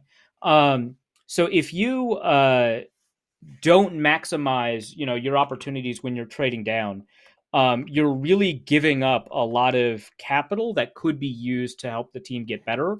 And so it's worthy of some level of criticism. Now, I don't think it's like catastrophic. I think you probably say, good job, you should have done better.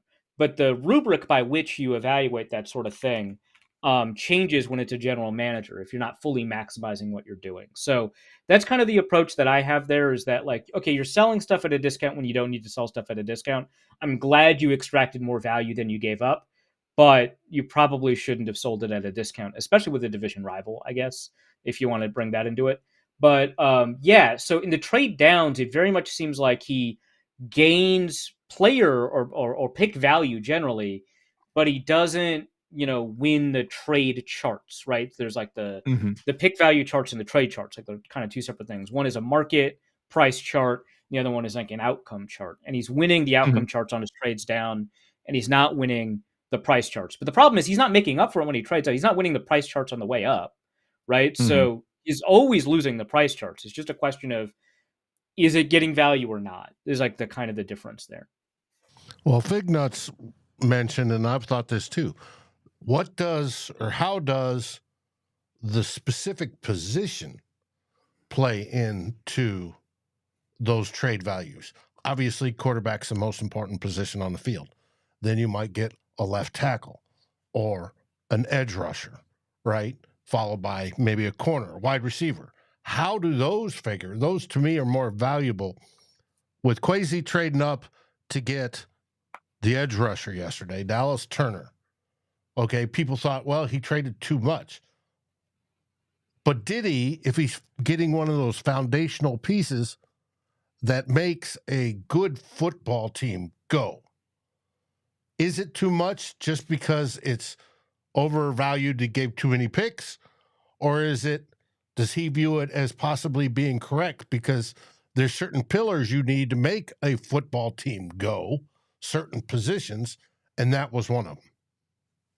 I think that that's a fair question because I'm a lot more generous when it comes to trading up for quarterbacks and stuff like that. I thought, the trading up one spot for JJ McCarthy, by the trade charts, I think the Vikings lost, I think, every single trade chart with the trade up. And that doesn't bother me at all, right? It's they reached on McCarthy and then also traded up, and they lost on the trade charts when they reached up for McCarthy. And I'm fine with that because it's a quarterback, and it's a quarterback worth a first round pick that you selected in the first round.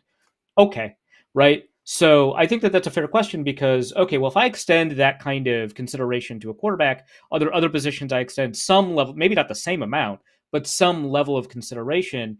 And is edge rusher one of those positions? And I think the answer to both are yes, but the degree to which the Vikings got schooled on the trade is so drastic to me that actually doesn't resolve that. Plus, I think that the opportunities the Vikings had they not done the trade, actually would have given them some pretty interesting scenarios outside of that. So let's say they don't trade up.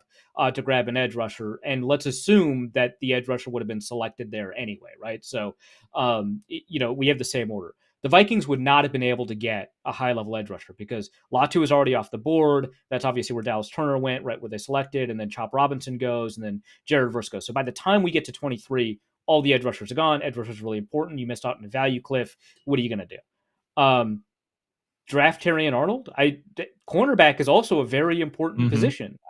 So like they could have drafted Terrion Arnold. I mentioned this, and someone was like, well, in that case, the Lions probably would have traded up. And it's like, well, if they would have traded up, then either Quinyon Mitchell or Chop Robinson would have fallen. There's only so many picks before the Vikings pick, right? So either Quinyon or Chop would have fallen to the Vikings in that scenario if the Lions trade up to get ahead of the Vikings. And I'm very comfortable with that too.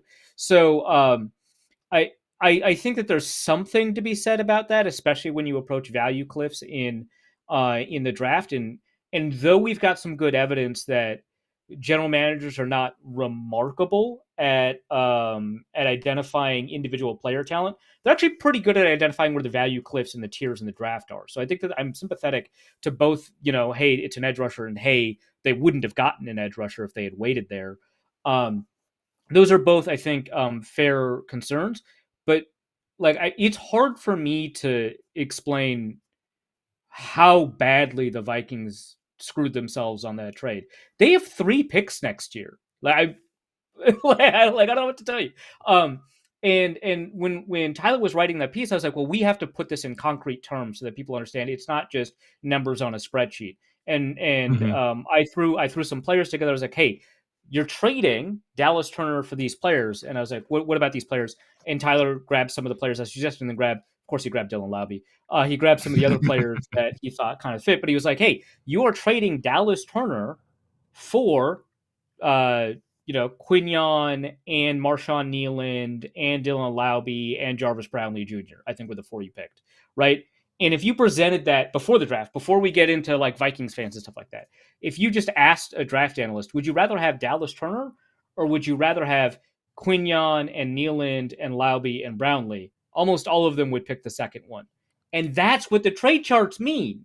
That they mean those players, maybe not those specifically, but the regard that we hold for those players should be the regard that we hold for the picks that they represent, right? So that's what that means. It's not, 5th round picks don't mean anything. Well, first of all, they do, right? The Minneapolis Miracle occurred because of a 5th round pick, right?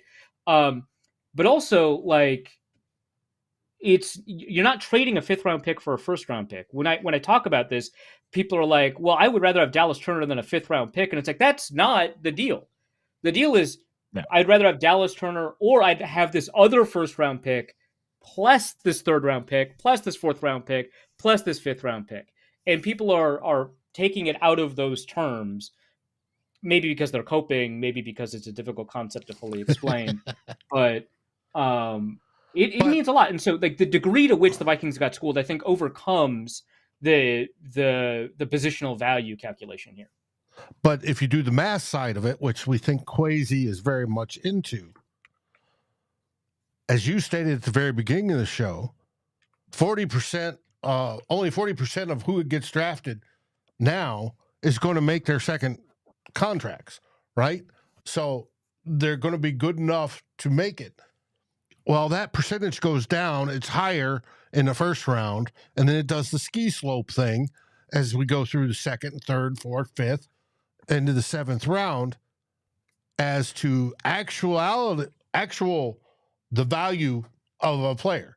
Yes, you find, I think of the R graphs with the curve, the mean, but the dots being up and down all over the place. You find those that are up, but you also find those that are down. And the percentage of, say, if Turner gets selected and he thinks he's a hit, he's going to be on that upside of the graph. Is he outweighing, and we just said, there's 4 other players that we could have had together, and I agree. Take those 4 other players, the corner, et cetera, all the way down to the kid from UNH. But is the percentage of hitting the historical one of being good, is he getting more value there because he's picking higher, or is he losing out because he's losing out on the opportunities of the 4 of one of them popping up above that line? Yeah, I think that that's fair too. Like, if you're going to, try to improve your franchise, you want to have a genuine opportunity to grab a superstar, right? And there's a bunch of different curves that you can use here, right? So there's the curve of, does this guy start, right? And let's say that in the first round, picking at like 17 or whatever, you've got basically a 60% chance that this guy is going to be a starter 3 years down the line. And that sounds low, but actually I'm being generous. That's actually somewhat high. Just take a look at the first round picks from like 2013 to now. Not all of them start after 3 years, right? So let's say there's a 60% chance that guy's a starter. Then you take a look at the third round, and there is a 30% chance, and then the fourth round 20, and then the fifth round 10, right? And you're taking a look at all of that, and you're like, well, okay, the 60% actually sounds a little bit better than all of those other percentages added together, even if technically one is more. But you're forgetting that the other one is also a first round pick, right? And that guy also has a 60% chance of being a starter. So that's like the trade logic is that you're swapping these first, but we're only thinking about the margins of the deal. And so maybe you love Turner so much that like actually we think there's like a 70% chance. Well, in the other first round, there's a 60% chance. Are you going to give up that 10% chance of getting a starter and forego the 40, 30, and 20 that you have, or the 30, 20, and 10 that you have from the other ones? Probably not. I think that that's probably a bad idea. That's one curve. But the other curve is a superstar, right? There is a 10% chance, and I think that that's probably generous, but a 10% chance that Dallas Turner is a superstar, like an all-pro type guy, right? And the guy that you would have picked there, maybe there's a 3% chance. And the guy in the third round, there is a 1% chance. And the guy in the fourth and fifth round, there's a 0.5% chance. Not everybody's a Tom Brady or Stephon Diggs, right? Mm-hmm. Okay, well, you add those all up together. Well, the superstar odds are a little bit higher with that first pick. And so maybe that does justify the trade. But I don't know that I would bet my franchise on a 10% chance. I would like to collapse all of these curves together and get a general average projected outcome. And then those other picks allow me to protect myself if I'm wrong. I remember this conversation I'm having online. People are like, Spielman couldn't build a winning team together, with all these third, fourth, fifth rounders. And I was like, well, the closest they ever got to the Super Bowl, they had a fifth round receiver, an undrafted receiver, and a fourth round receiver. Those are their 3 leading receivers. They had a second round tight end. The Vikings don't have a second round pick this year. They had a second round tight end, right? Their offensive line was half late round picks, right? Like this, and with the safeties that they had last year, I mean, it's like the same deal, right? All of these players that the Vikings they had a third round edge rusher and a fourth round edge rusher, and those 2 guys were like the best players on that defense, right? Like these picks like matter a lot, right? First of all, but like second, I don't know that like the response that somebody had was like the only reason that you needed those guys is because your first round picks failed. And it's like, yes, that's an argument for me because first round picks do fail. Like if you find out that you drafted a Laquan Treadwell, if you find out that you drafted a Cordero Patterson, wouldn't you like to have the 5th round pick just in case? Like, yeah, the guy might turn out to be Rodney Adams. He might not be a Stephon Diggs, but there's like a pretty reasonable chance that it's a Jarius Wright. That's not it. Like if your Laquan Treadwell busts and your alternative is Jarius Wright, that's a lot better than nothing, than an undrafted free agent, than a Corey Robinson, right? Like it's simple to me that like you want to build insurance against your first round picks not working out. And if they do work out, like if the guy that you were going to get was going to turn out to be Michael Thomas and you couldn't get him because you were too afraid of trading up and you accidentally got Laquan Treadwell, like that's going to happen sometimes, but you had 3-4 other opportunities to try and make up for that by drafting your Jarius Wrights and your KJ Osbornes and your Stacey Coleys and Rodney Adams. Yeah, it's well, the one thing that I don't think it's talked about enough, as you kind of mentioned, is those late round picks turn into valuable assets on your roster, even if they're never truly starters. Like Jarius Wright was pivotal in many games for the Vikings, just being a third down guy.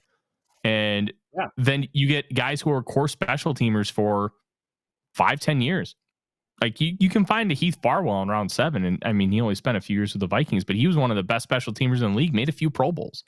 Like you can find really good players in it. I find it really interesting. And I'm wondering how much of this is hubris based, because we kind of talked about it with that Alec Lewis piece, Arif, where GMs kind of get too overconfident in their evaluation abilities. I'm curious if he thinks that he can just find a lot of those back end guys with the UDFA class versus loading up on some of these picks, like where Rick Spielman would try and take those special teamers in rounds 5, 6, and 7, and kind of what that process is, because he's not prioritizing those guys. He did in his first draft, but he also came out and said that you don't necessarily want to have 10 picks in every draft, because then you have to find a spot on your roster for them. And then that kind of can mess with the development curve on some of those younger players, which you're trying to grow and potentially have them become starters. Yeah. I think that there's definitely like a limit to it. Like you can't just draft like 15 people every year. Like the Packers right now explicitly have a goal of drafting 13 players, right? Like that's like the thing that they said like last night. That you run into some issues there, right? Just because like you might land on a guy that's actually quite good and you don't know it because they didn't get enough playing time in camp, and you have to cut him. And now Marcus Epps is a starting safety for the Eagles. Like, great. You nailed the pick. Good job. Right. There is a limit to acquiring as much value as possible later on. I do think that the Vikings are on the wrong side of it, having like 3 picks next year. But and figuring out that balance is going to be dependent on the nature of your roster and where you are as a team and all that. And I think, there is a really good argument to be made that if you're, quote unquote, just a couple of pieces away, and side note, general managers always overestimate, how few pieces away they are. Right. But if you're only a couple of pieces away, I do think that you could be a little bit more generous about your calculations of the trade charts, right? And say, hey, okay, yeah, you traded up, it was a bit of a loss, but the Vikings are really solid, or whatever team, right? They're set at quarterback, their offensive line is good, they really love the receiving core. They only need to tweak a couple of things here. Maybe they just need an edge rusher and a cornerback, and they're good. And we'll fill out the back end with some more players that you need on special teams and injury consideration, all that. But we're not at a place where we need to develop as much talent as possible. We're at a place where we're pretty close to knocking on the door, right? Okay, fine. I totally understand that argument. If you don't have a lot of roster spots available to you, it's going to be more difficult for you to maximize the value of those picks. I think those are good conversations to have. But I think that we're not even getting to those conversations because we're like refusing to acknowledge like how bad it can be to trade up, just generally. Until you get to the conversation that it's generally not great at these prices to trade up, you can't get to the other conversations about, well, in this context, it's all right. And in this context, it makes a bit more sense. And in this context, you want to give them a little bit more credibility or credence and stuff like that. So, I think that there's a lot of scenarios where like, trading down or acquiring so many picks is just not going to help you out that much. But like, even the picks, like here's a really good example of a player that people don't even like that I thought was a phenomenal pick. Olabisi Johnson, phenomenal 7th round pick. You cannot like, it's so rare to get a 7th round pick produced like that. And the Vikings needed that guy too, right? He's not going to get you 1,000 yards. I mean, he was so good-ish, right? Relatively speaking, that the Vikings were like, this guy could start for a little bit. They were wrong. But the fact that he was like talented enough, like if he didn't get injured, he'd probably still be on the roster. Like that he was talented enough to push for a start. Like that's an incredible return on an investment. And it's like the Vikings don't get there if they don't also draft like Dylan Mitchell. I think they drafted another 7th or 6th rounder that year. It's like, well, one of those hit, and relatively speaking, it's pretty big, right? But it's tough because especially on Twitter, if you have conversations like this, people are like, oh my God, you want to give up on Dallas Turner for Olabisi Johnson? And it's like, it's not really what I said, but I get why that sounds incredulous to you. But like you're giving up on the chance of finding Olabisi Johnson because you prioritize Turner, who theoretically may not be that much more valuable than the guy you would have taken at 23. Yeah, and that's it. It's like, okay, I could have, let's say, Detroit trades up too. I could choose between Dallas Turner and Chop Robinson. Personally, I think Dallas Turner is a better player, so I get why I'd get that. But would you choose, like the conversation we were having earlier, would you lose out on your opportunity to grab an Olabisi Johnson, in a Caleb Evans, a Joe Berger. None of the players I named, by the way, are stars, right? They're just make work guys that can occasionally start for you and do all right. And I think I'd take that second option. Chop Robinson and 3 guys that can just fill in when you need it. That's pretty nice. Yeah. It's pretty nice. So yeah, it's but you're not, if you're going to take those 4 guys, Chop Robinson and whoever, odds are not all 4 of them are going to be the fill-in guys. Now, for the first 4 years or first couple of years, you're going to have them for special teams minimum. And that's an important part of the game. I think anytime you trade up, you're losing in value. So you better hit.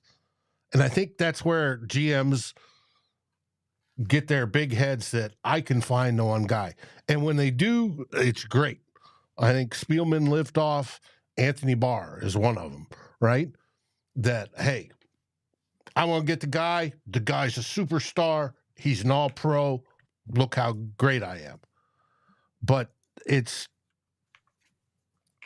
a gamble. And most of the time when they move up, they lose. Yeah. And it's interesting because like there are probably, and I haven't dug into this a ton, but I bet there are trades like where a team moved up for a player, that player was a hit, and the team was worse off. Like I'm confident that that's like happened. It'd be kind of nice to demonstrate that argument by taking a look at historically when that's happened, right? Because it's easy to be like, well, the Dolphins were overconfident when they traded up for Deion Jordan. Like, yeah, okay, but what if you're right? Like, what if you're right that the guy's a hit? Is it possible that was still like a loss for you? Like, who did they potentially give up on? And there's probably a dozen examples of that happening that are a little bit harder to remember because when the guy works out, it's a little bit easier for you to forgive kind of all of that. Like, what did the Vikings give up to get Dalvin Cook? That was probably a bad trade. And I think Dalvin Cook's a great player, but like the alternative was Joe Mixon. He seemed all right too. I don't like the choice between Joe Mixon and Dalvin Cook is pretty marginal. Whatever the Vikings gave up for Dalvin Cook, probably could have just had that, right? Like, so that's like kind of the level of conversation that you're having, right? So I don't know. It's an interesting one. Well, I look forward to Tyler's article hitting my email. It's already hit. Oh, yeah, it should be there now. Yeah, I wrote it today. I've been busy with Vikings first and SKOL stuff. Okay, so they only gave up a 4th-round pick, 128, in order to go up and get Dalvin Cook. That's not a bad price to move up in the second round a couple of spots. No, and then they gave up 160 to move up 9 spots to go get Pat Elflein in round 3. This was the last year. Yeah, this was the last year that the Vikings really prioritized moving up in the draft under Rick Spielman. I mean, I guess theoretically, luckily, neither of the players that were drafted in those spots ended up being anything, but still. Yeah, you can't know that also that the Vikings would have drafted those specific players, and it's like, you know, the players probably a couple after them, somebody probably turns up, and you know, whatever the Vikings parameters are. The thing is, if you're confident in your evaluation abilities in the first round, why wouldn't you be confident in your evaluation abilities in the 4th, 5th, and 6th round? Like that's the thing that like kind of gets me, right? Is if like, oh, you're so good that you can identify, you know, the differences between how good these players are, even though that's an extremely difficult skill to cultivate, right? That you can tell the differences between these 2 first rounders, but you're not good enough to figure out kind of which 4th, 5th, 6th rounders have a better chance at hitting. That's kind of unlikely to me that you would be good at one of those and not the other. Yeah, that's a really good point. This is a really fascinating conversation, and I'm excited to kind of see what Kwesi does tomorrow, if he's gonna add to the data points that we already kind of collected over the course of the last few hours, because he's just such a fascinating trader. I did want to bring up one thing before we let you go, Arif, because I know you are a busy guy. So I want to correct something you said earlier, because you said he's kind of just losing out overall. So he's winning on trade ups with a late day 2 pick on the conventional charts, and he's losing on the analytics based success charts. But it's the reverse with trade downs, where he's losing significantly. It depends on. I noticed this because you're using. So we're both using this website built by Joseph Hefe, Chiefs Hmm. analytics guy, really great stuff.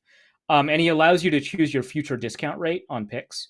And when I see people like Jason and Jason over the cap and uh, Ben Baldwin tweet out the charts, they're using a 10 to 20% discount rate on future picks, which gives a lot of value to those future picks that the Vikings are giving up. And the default in the site is 50% or 55%. And the charts that we're using in the piece is 55%. And I didn't bring anything up because that's the standard discount rate generally used by general managers. But Hmm. the studies that Eric Eager has conducted would suggest that a 10 to 20% discount rate might be more appropriate. So when I said the Vikings are losing these trade ups, it was in Okay. reference to the discount rates that were tweeted out by like Baldwin and stuff like that. So in the article, it is a little bit different, but that's actually a really good point because it brings up another complication here, which is how do you value a future first round pick? And I don't know the answer to that, but Yeah. And that's like an interesting part of the conversation too. like, should we value it based on how the NFL utilizes these, or should we value it based on the data that we have that says, hey, you should probably be valuing it at this point? I think that in turn is going to help us really try to understand what Kwesi Adofo-Mensah is trying to accomplish here. Yeah, and God, I would love to have the answer from him on that question. Like I know like there's a million things that you could ask him if you could get an honest answer out of him. That's probably not the first thing that you would ask, but man, I would love to know what his discount rate on future picks is. That would just be so nice to know because I Oh, think it would help resolve a lot of answers to questions. So, but yeah, mhm. it that adds a complicating factor. But that's a good point that like on the trade ups, it's not nearly as um damning from a market price perspective. Certainly from outcome prediction perspective, it's still an issue. But from a market price perspective, it's not necessarily an issue because it really depends on what you think of these future picks in terms of their prospective value. Absolutely. Arif, I greatly appreciate your time. Thanks for jumping on, having a really fun intellectual conversation. I think everybody here knows where to find you, but what kind of stuff do you have going on Wide Left, and why should the people subscribe? Because I think you can say it better than I can. Sure. I mean, I do all kinds of things at Wide Left. Obviously, I love talking about analytics and statistics and using a data to evaluate what's going on in football, and you'll find a lot of those conversations there. But I talk about a wide variety of things. Sometimes I'll do film breakdowns. I've hired Luke Braun to do a couple of film breakdowns too, which is going to be fun. And also, I want to talk about kind of the wider culture surrounding football and the politics of football, the culture of football, the way that that kind of interacts with the way that we deploy it, right? And so I just think that the appeal of Wide Left is that there's always going to be a different angle on the things that you're looking at, but without trying to be contrarian. Just trying to take a look at the ways you can think about football in unique ways that are honest and engaging and thorough. That's the goal of Wide Left. And some unique angles. That's one of my favorite things. It's just, hey, like you kind of described it to me. This happened. Well, what's the cause and effect of that? Anytime something happens, there's going to be a reaction to it of some kind, and I think that's really cool. Arif, thanks for joining, man. I really Yeah, appreciate your thanks for time, having and me. this was a lot of fun. Yeah, for sure. You are welcome anytime, and I'll make sure Luke Braun knows that he's barely welcome. Fantastic. That appeals to me. I know it does. Hey, you have a good night, man. Enjoy day 2, which is my favorite day of the draft. So much chaos and just so much go, go, go. Yeah. Yeah. I'm barely keeping up as it is. You have a good one, man. Oh, you too, man. Thank you. All right. Peace out. All right. That was Arif, and we are going to continue to talk about day 2 of the NFL draft. And I highly recommend, if you have time, go check out my piece breaking down Kwesi Adofo-Mensah's different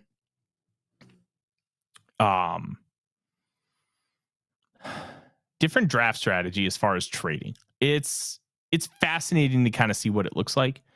It's really interesting to kind of take a look and see what he's trying to accomplish, because that in itself is really, really interesting.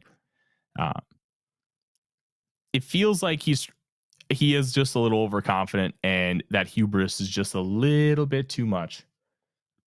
And I like it. I think that there's a lot to like with Kwesi, but only time will tell to see if he's actually going to hit on some of these. So I'm really, really excited about that. Odie is really excited next to me. He's just vibing. He's actually sleeping. Yeah, he doesn't really love doing shows with me because he's just kind of sleeping next to the chair. But that's part of the deal. Freedom Thinker 1984 says, I don't get it. Stick and pick. And people complain that you're only taking mid players. Trade up, and apparently that's also bad. Well, Freedom Thinker, it's more of an opportunity cost. So you're giving yourself less wiggle room, a much more narrow margin of error. If I move up and I give up, I think the Vikings gave up 3 picks on day 3, and then they got 1 pick at the end of round 6, which was significantly lower than the ones they gave up, to go up 6 spots in the first round, which for me, there wasn't a big enough difference in talent from what I was going to get at 17 to 23. So I gave up 3 depth players / lottery tickets to go up and get a player that I didn't think was so supremely talented over the rest of the board. And that's part of the whole equation. It's not so much stick and pick versus trade up and go get your guy. It's the opportunity cost that you are sacrificing because you're giving up that kind of capital. And I think that discussion in itself is a really interesting one, because over time you can end up doing some of those things to kind of make up for it. You can trade down, you can get more bites at the apple. But it's tough on an overall level to always hit on your picks. It's just really difficult. Fignut says, exactly, no matter what Kwesi has done, people have criticized his moves. So it's less that we're criticizing him. We're still trying to understand what his process is. And to me, when I wrote that article, because he made those 2 trades yesterday and he made the 3rd one with the Houston Texans, it's trying to get up, and they're just trying to understand his thought process. And T. Kubler says pick 203 is part of the McCarthy trade. Yeah, but I also included the picks that they gave up. I'm talking like an all-encompassing thing. I'm just talking in this draft. That's what they gave up, and that's what they got back just for this draft. They gave up the 3rd and 4th next year as well. But it's trying to understand his thought process to see if it works, because his style, where he is the analytics general manager, he's going to be scrutinized a little bit more because it's the first of its kind. It's the new. Nobody's really tried to approach things like this. You had Sashi Brown, who is mega Moneyball, but this isn't a Moneyball style approach. It's trying to use a lot of these analytical data points that are much different than just a Moneyball. So we're trying to learn about his process. We're trying to learn, is this going to work? What kind of variables are there? And we just don't know enough yet. And I think that makes things really interesting, because there's just so many things that we don't know. And I'm intrigued to kind of find out more, which we're just exploring. And I feel like I kind of meandered there, but well, it's a good thing to do. Arif had nailed Spielman's patterns up until the last couple of years when Spielman had started adding a couple things. Yeah. We knew exactly how Spielman was going to draft. We're still learning how Kwesi views things and how he's learning through this process. You know, people keep talking about seeing in his original draft class. I chalk that up to a learning experience. One, not to trust Ed Donatel, but it's an interesting question, because it's different across all 32 teams. We're focusing on Kwesi now, and you are, and I've got to go read that article, but it's all the GMs do things differently. So, and how when you're looking at the NFL as a whole, it gets muddy and quick, but finding those answers is a good pursuit. And I want to thank personally Arif for coming on. I know he's probably not seeing this. I'll send him a message. I think Arif is one of the most talented individuals in the Viking sphere and the whole NFL space. And it's good that we can call him a friend and have him on our show on occasion. No, I love Arif. And every time I talk to him, I feel smarter when I leave the conversation, which is one of the biggest compliments that I feel like I can give a person. I want to talk about a couple things in the comments here. Because I think these are interesting. Jared says that Kwesi deserves to be questioned because he's giving up too much in every trade. I wouldn't say he's giving up too much in every trade, but I think until we fully understand how he's utilizing some of these analytical data points, I think having those questions is going to help us understand. And there was one about analytics in here that I think, it was Jared who followed up. Kwesi looks like he's going against the analytics. Doubt the analytics would agree with trading away that much to move 6 spots. So analytics is a very fluid term. And one of the difficult parts about having these questions and questioning the process of Kwesi adofo-mensah is this. Analytics is a very broad term. It's like saying the word cooking.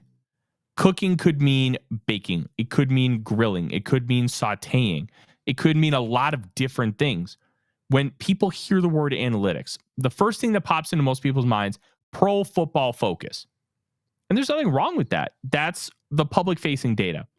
But analytics itself is just a broad term for data used to try and make more informed decisions. And there's a lot of things that the Vikings are using that it's just not public. We don't know what their models are to try and help guide them with certain decisions. We don't know how they're using it and what their preferences are with some of these analytical data points. And that's why we're asking these questions, to try and find out. And that's why with these trade charts, trying to look at, okay, if we look at all 5 of the major trade charts, how can we try and answer the question of what he prioritizes? And is there anything concrete that tells us that it's X, Y, or Z? To me, that's the fascinating part, because we don't know so much, which is why we're having these discussions, which is why we're asking these questions. It's not necessarily a major point of criticism for Kwesi adofo-mensah. It's, I don't know, so I'm going to be inquisitive. And because we don't know, and until we do, we're going to keep asking some of these questions. So just remember that analytics isn't necessarily just pro football focus. And I think lost in some of these conversations, when we think of analytics, that's usually what the default is. Well, what does PFF say? Because that's the analytics. Yeah, it's analytics, but there's so many more details to it and so many models that all these people have that are different. And analytics is much more than that. Analytics, think metrics. Metrics are data points, right? And analytics are taking those data points and trying to make a story out of those data points one way or another, right? It's evaluations. Well, the data points have grown so much over the years. Before we had the box score stats, right? The old timers loved their box score stats. It's what you found in the newspaper on a Monday morning to try to figure out who I want to play. If you were doing the old fashioned, the original fantasy football league, you collected those and say, hey, this wide receiver is good. He's produced so many yards, right? That's what that was back in the day. Is it today? It's much, much more than that. Tyler talked about there was a wide receiver that was taken earlier in the round that had a good 10-yard burst. Where's that metric coming from? Where's that data coming from? That's coming from sensors they wear now in their pads or on their shirts. You see them in the shirts with the little when they have 2 lumps right here type deal. They have a sensor there. There's different things that are coming in to hopefully refine these numbers. And as they narrow down which numbers actually mean something and we care about, and which numbers are fluff, and just, hey, we started tracking what's the leg swing on a kicker. Hey, this one's got a bigger leg swing than the other guy. Does it mean anything?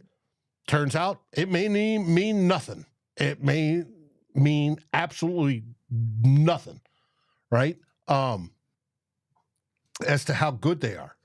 It's all different points of data that evaluators and football geeks, as my friend Drew Bunting would call them, take to try to get a better knowledge and understanding of football players. And everybody does that. It's Kwesi is the first that comes from that analytic point of view background where he's crunching those numbers. And we're trying to figure out what he values is basically how it goes. And that plays into how he trades. Yeah, that's the big thing. We just don't know enough about what he values. And I've got a running chart going of all the relative athletic score data from the Vikings, UDFAs that they've kept on the opening day roster, and all their draft picks, because I think the UDFA factor also plays in, because those are usually the priority UDFAs. The priority ones I think matter here, because like the guys like Andre Carter, Ivan Pace, those are guys that they gave a lot of bonus money to because they thought they would make the team and be here for a while. So we're still figuring it out. And one of the things you mentioned earlier, Arif had Rick Spielman nailed down because there were things that he consistently did. And we talk about this with the Green Bay Packers. They have platforms. They have thresholds for almost every position that they've established over the last 30 years. Now, they will bend those thresholds in the 3rd round, but they don't bend them in round 1 because they have a system that works. And that matters here. If it works, then you don't have to worry about it. And because they have the system that works, it's really hard to question them when they make a pick. I didn't like the Lucas Van Ness pick. I didn't like the Rashawn Gary pick 5 years ago. Rashawn Gary is one of the better pass rushers in the National Football League. And it's because they have a process. They have it that's very proven, and it's consistent. And when you have those things, it's a lot easier to understand that, hey, I don't love this player, but I see the vision, and I know he's going to a place that can develop him, that can make him a really good football player.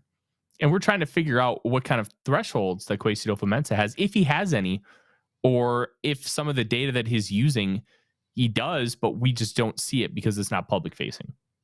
And some of that non-public facing data is GPS tracking. And I think my theory about last year's class was you didn't get a lot of relative athletic score hyper athletes, but I think you got really good GPS tracking athletes. And that's different than running track. So I'm very intrigued about those little things, and we're still learning. And because it's new, even to the NFL is still learning as to what matters. And we're trying to learn from the NFL what matters for them. It's a constant game of catch up. And it's fascinating. No, 100%. We just don't know. And we're trying to learn. And this is the second full process that Kwesi adofo-mensah has had with the Minnesota Vikings. Because this first one, it's hard to fully judge him because his systems weren't in place. He didn't have the scouts looking for these certain traits among players. And you can kind of modify that over the course of a few months, but so much of your data collection has already happened that it's hard to get everything that you're looking for. So that's why I don't necessarily forgive the 2022 NFL draft for being a frustrating one, but I can at least understand that, you know, there were some variables that just couldn't be controlled because of what you had with the changeover from Rick Spielman to Kwesi adofo-mensah. I'm not excusing it, but I can at least understand it. So if I see that the 2023 class is significantly better and more productive, then I can be like, okay, maybe this is an anomaly. And then we start to change our thinking. And then we go into the third class. Well, now you've had your process going for a couple years now. What have we learned? How have we grown with that process? And how are we trying to fix things? And how are we trying to get positivity for this team moving forward? How are we trying to hit on these guys? And I think all of those details matter. And because all of those details matter, we got a big box at the front door. That's weird. It's just a learning process, and it's a frustrating one because I wish that we had the data to be able to fully flesh it out, but we just don't. We don't, and we never will. We have to play catch up, and we have to do it by observation because we do not have the direct data. So, and that's what makes being a fan fun, and being a reporter on this, you know, so much fun is because we try to wheedle that out. And it's not just Tyler that's trying to do it. You can take Matthew Collar or Judd Zolgad or, Tom Pelissero, or pick your beat writer, both locally and nationally. They're all trying to do the same thing. Yeah. So I want to go back to something that Clifford had said earlier, talking about the Dallas Turner pick. Maybe the team had Turner as the top 10 pick and wanted to pull the trigger. There are way too many variables to know if he won the trade or not based on going up in someone else's mathematical scale. So I think that's a really interesting comment for multiple reasons. So let's kind of break it down here. I think you're right. We're not going to for sure know who won the trade. But what we can do is talk about the process of the trade and based on what our evaluations are of these players. And that's what I'm trying to do. So the process being that you gave up 3 future picks, 1 in the 5th round, and then 3rd and 4th round picks next year to go up and get Dallas Turner. If the Vikings really believe Dallas Turner is head and shoulders so far above the rest of the guys on the board that they thought it was worth it, okay, I get it. I understand. I don't agree with it, but I get it. I think that process is a valid one. For me, I didn't think Turner was significantly better than the rest of the players on the board. I was told that Turner was going to go to the Los Angeles Rams if he was available. So you weren't going to get him at 23. So if you wanted him that bad, you were going to have to trade up. Did they know that like I was told? I don't know. But I mean, these teams hear so many different things. So it's hard to know what they do or don't know. But when you are trying to prioritize, hey, I want this player, or and I think he's just significantly better than everybody else, I can understand wanting to make the move. But there's so many levels to that conversation where it's not as simple as I like this guy and I just want to go get him. There's opportunity cost, because that's where like some of those mathematical scales come in. And understanding that if you trade up, you are losing out on the opportunity to get like a round 3 pick should be a starter in 3 years. Year 3, that player should be a starter. That's kind of the realistic expectation of what a round 3 pick is. Not expecting them to be a Hall of Famer. They should be a starter in year 3. Round 4 pick should potentially be a starter by the end of that contract, or a really good rotational player. Round 5, special teamer, maybe some potential to eventually start. You're losing out on that opportunity cost by moving up to get Dallas Turner. So that's where the hubris comes in. Do you really believe that that player is so significantly better than anybody else left on the board that you're going to give up the potential opportunity to lose out on, let's say, 2 starters and a quality backup? Because that's what you're hoping to get out of those. And that's not to say you're going to get it, but you're losing the opportunity cost. And that's where that decision comes into play. And to me, it's really fascinating to figure out what that is and why he ends up making some of those decisions. It's just a learning process. And I'm being tagged on Twitter. The Jets just took Malachi Corley, and I am sad. But I'm going to be honest. I'm surprised he got out of round 2. I am surprised he got out of round 2. And we are officially starting round 3. Yes. Yep. The Jets traded up to go get Malachi Corley. Look, Malachi Corley, really good football player. I am a big fan. But, hey, can't win them all. You cannot win them all. And what you expect from wherever a person's picked, I use the CBS draft chart for that. Everybody that watches us has seen that pop up on a few times, and it tracks pretty good. Here's how I view it. Okay, if I grade you a 95 or higher, I expect you to be an All-Pro. Like Trevor Lawrence had a 96 grade for me. Marvin Harrison Jr. 93.5. I expect that person to be a Pro Bowler between 90 and 95. A first round pick, 85 to 90. I expect you to be able to be a day one starter. Now there are different levels to that, Dave, where if you end up going to a team that's already loaded at a certain position, then you may not start, and that's not your fault. But you have the talent to start right away.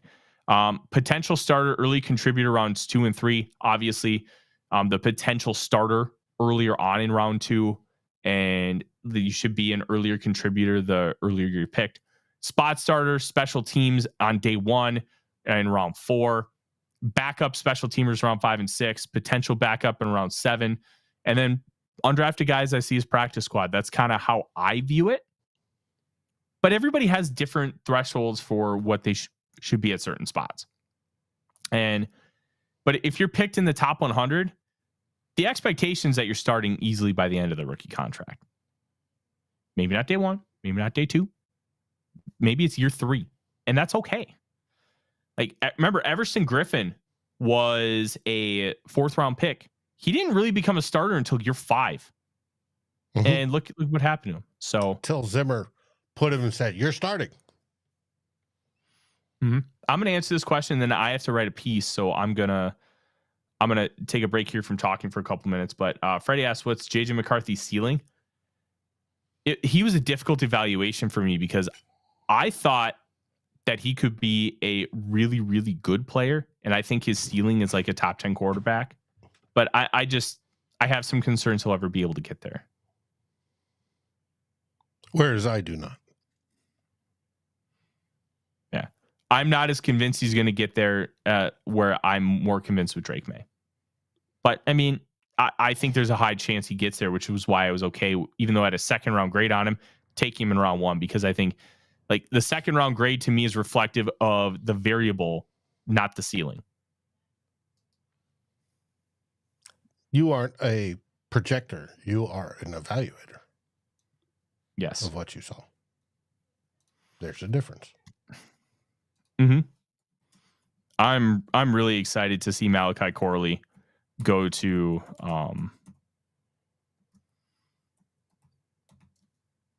the Jets. I think that's going to be really, really good.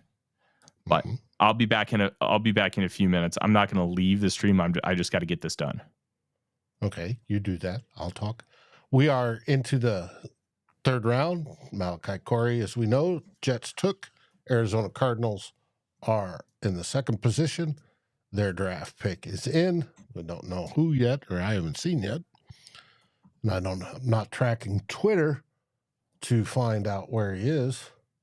I miss the days when I could do my tweet deck and have it all rolling in and then hone in on the people that were tipping picks.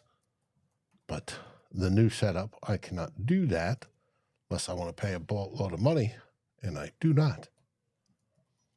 Buns, JJ will help JJ without a doubt. I think it's going to be a team effort. I think that's part of the culture thing. Especially back in previous decades of football, a lot of the vets would consider rookies a threat to their jobs, and they wouldn't help them. Well, I think even under Zimmer, I think this attitude changed to where you need to mentor the younger guys to bring them up because it makes the team better as a whole. I don't think that's changed. I think they are all for that, and I think they're going to do that. And that's not only just the position where it's going to be Sam Darnold working with JJ to bring him up along with the coaches, or if it's somebody on the defensive side saying, hey, you did this during this rep. You do that on the field, and somebody like me is going to kill you, right? So don't do that. This is how you don't do that. We see that with offense and defensive linemen when they're practicing against each other, right? It's if, Brian O'Neill had to go against Danielle Hunter all the time, and that was rough. And so they teach each other, hey, if I'm coming up this way and doing a rip, what you need to do is, come across this way. And if you're helping each other, you're going to improve the team as a whole quicker and faster. And I think that's going to help with JJ no matter what, whether it be Justin Jefferson helping, saying, hey, I'm running this route. I'm going to break it here because this is what I'm seeing. You need to hit me here. That's going to happen, as well as JJ McCarthy talking about, hey, if a wide receiver ran a route he didn't expect, broke it in a different direction, he's, rather than yell at him going, you ran the wrong route, he's going to be, what did you see that led you to make that decision to cut left instead of right? And then they're going to learn from that. And I think it's a very, very good thing. So it's going to find it interesting.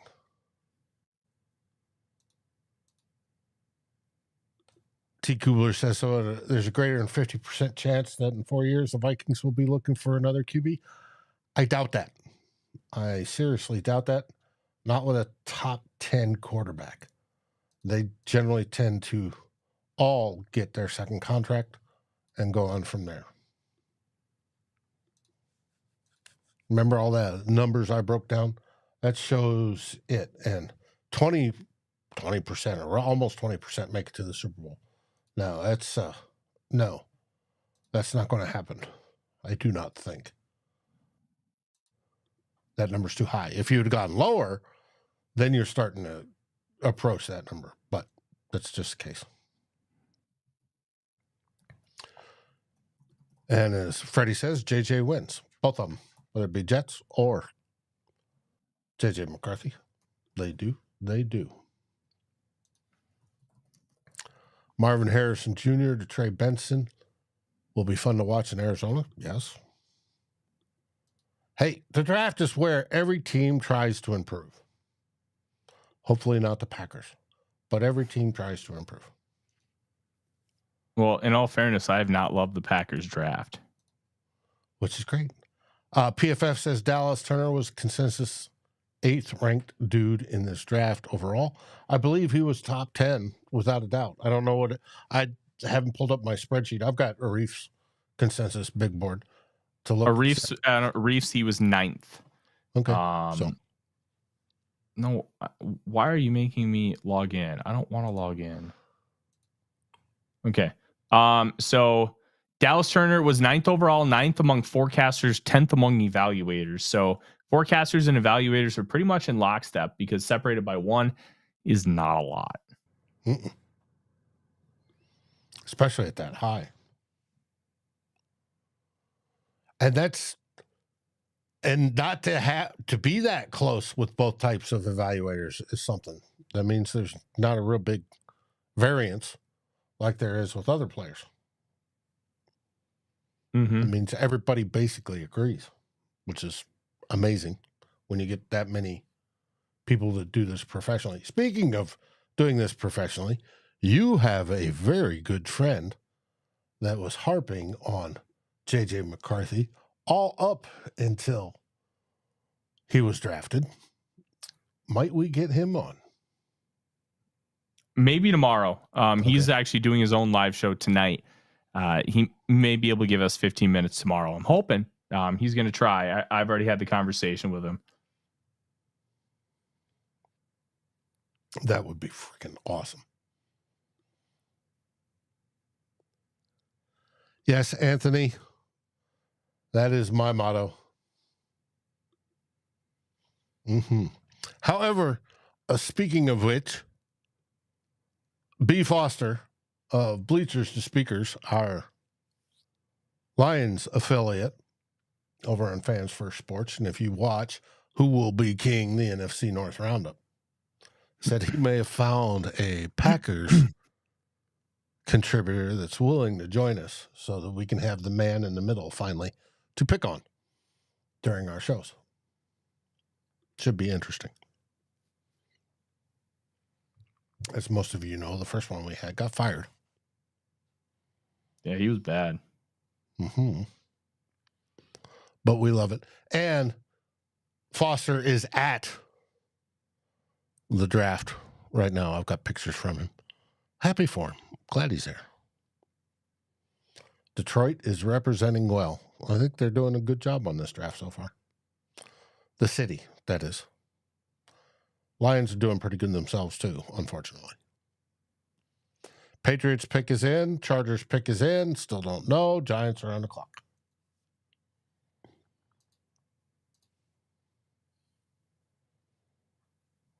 They're showing Cooper Kupp on NFL Network. That was a few years ago.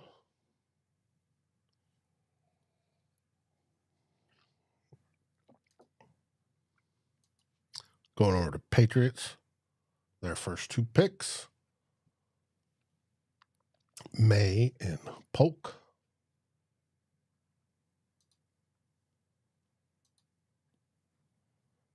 We'll see.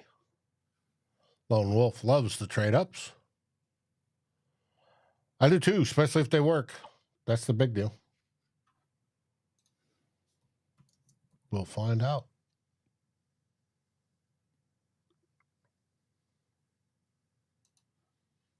We will find out.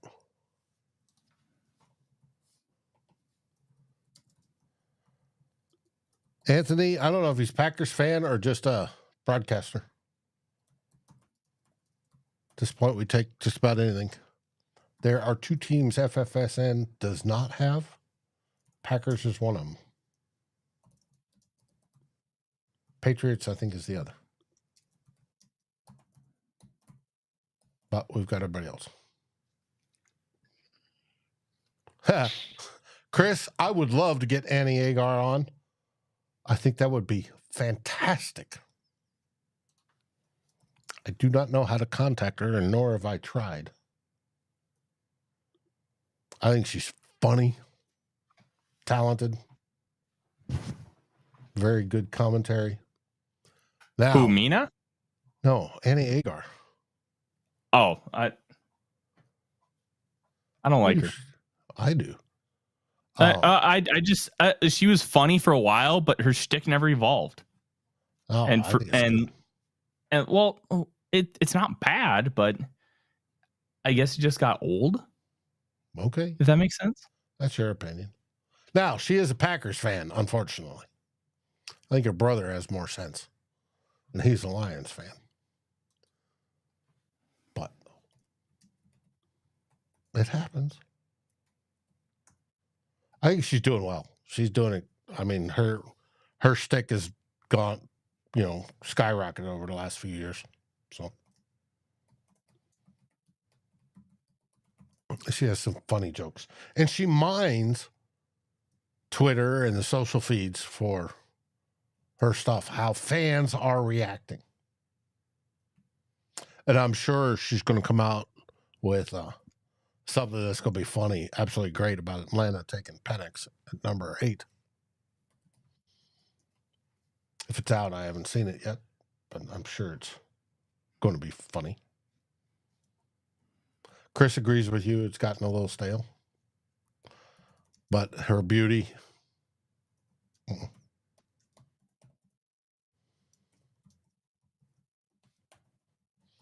The Giants pick is in. Nothing there. New England took Caden Wallace, offensive tackle. Lots of old linemen going off in this draft.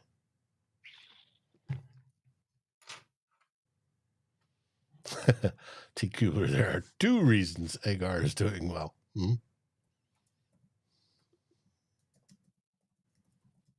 Freddie asked, who are we taking in the 4th? Well, I wanted Malachi Corley.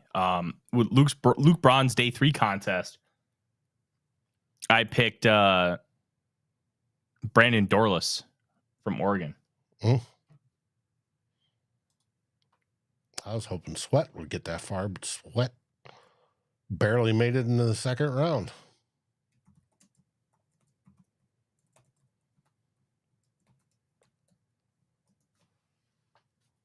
C. Wallace, Penn State tackle. I didn't get a chance to watch him. He wore a navy blue and white uniform.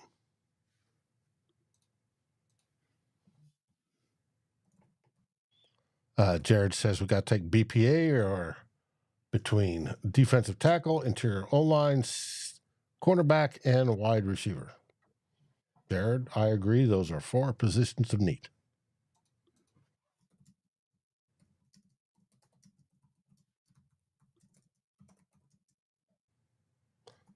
Now we're taking Dallas Turner.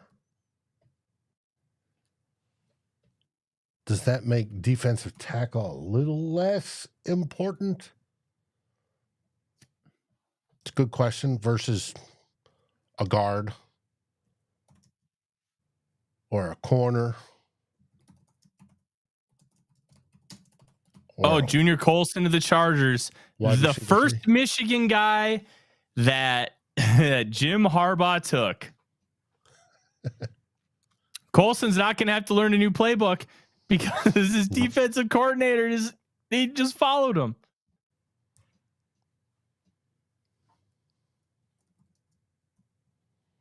Gotta love it for these guys. New chapter. Hopefully it works out for them.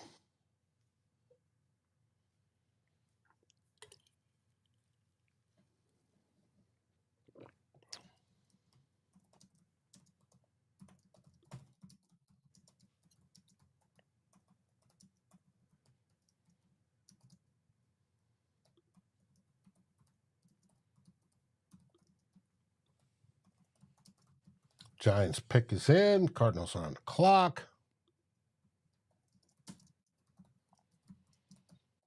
T. Kubler says, Caden Wallace seems like a Bill Belichick pick. O-lineman about 4 rounds too early. I don't know.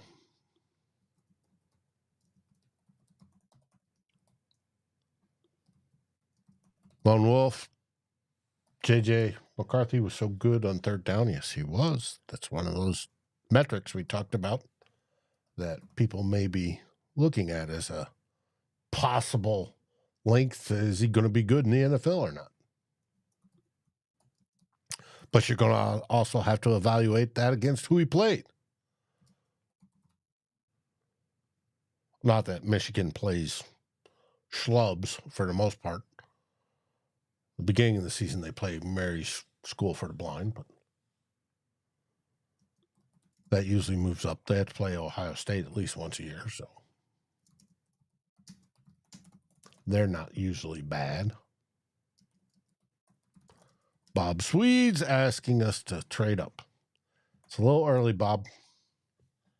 I don't think we have the horsepower without convincing somebody that Louis Seen is the greatest thing since sliced bread. Probably have to wait till the 90s to even think about it. Mm-hmm. And the argument earlier over value and Blue Book and all that, the question is, can you find a buyer willing to pay? I want to thank you, Christopher, for that super chat. We appreciate it. Thank you. He asked, McCormick or Hart at 108, which would you prefer? I didn't give a full watch to McCormick, but I did really like him.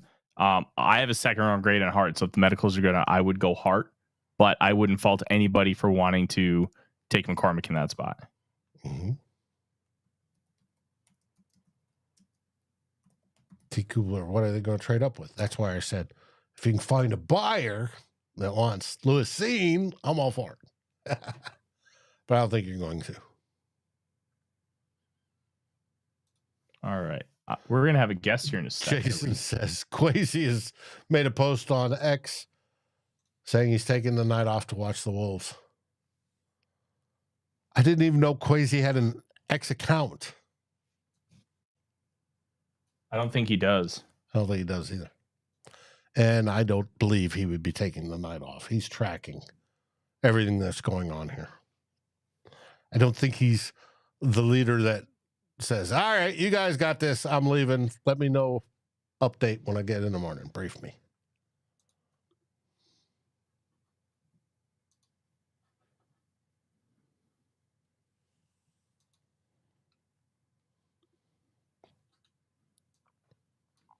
Is our next guest on the way? Is that what I heard? They have the link. Cool. Well, hey, speaking of link, there's a link between our last two guests and you.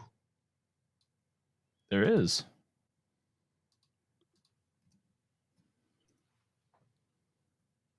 And it's not bunny rabbits. No, it's not. Anthony asks, if Blake Corum is there at pick 99 or 100, do we trade up? I wouldn't. I don't love any running backs in this class, really. I mean, Dylan Labe made the All-Forno team, and I gave him a low third, but at this point, I would rather wait on a running back till next year. Next year's class could be generational.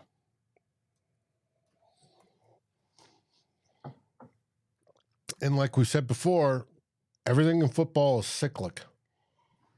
Yeah.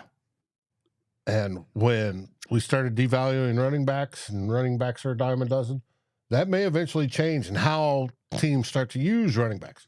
Harbaugh coming in. He may be the prime mover to suddenly go mean and big. He's not the only one. The way the Steelers have been drafting, they're going mean and they're going for beefy guys on the line at Maul. And we had a quick in and out of the green room. Don't know what happened there.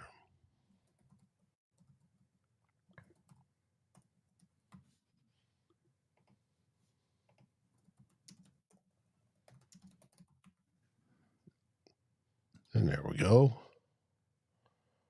Let me move over and work my magic as you talk, Tyler.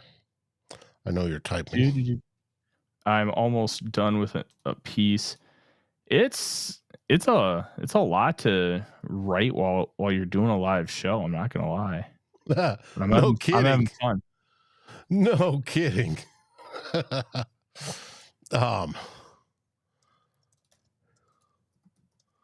It's a lot to do. A lot of what we all do.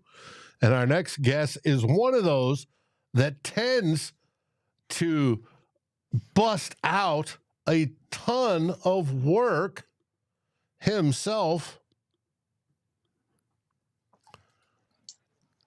Everybody look, as we have with us today the man, the myth, the legend of Locked On Vikings, Mr. Luke Braun.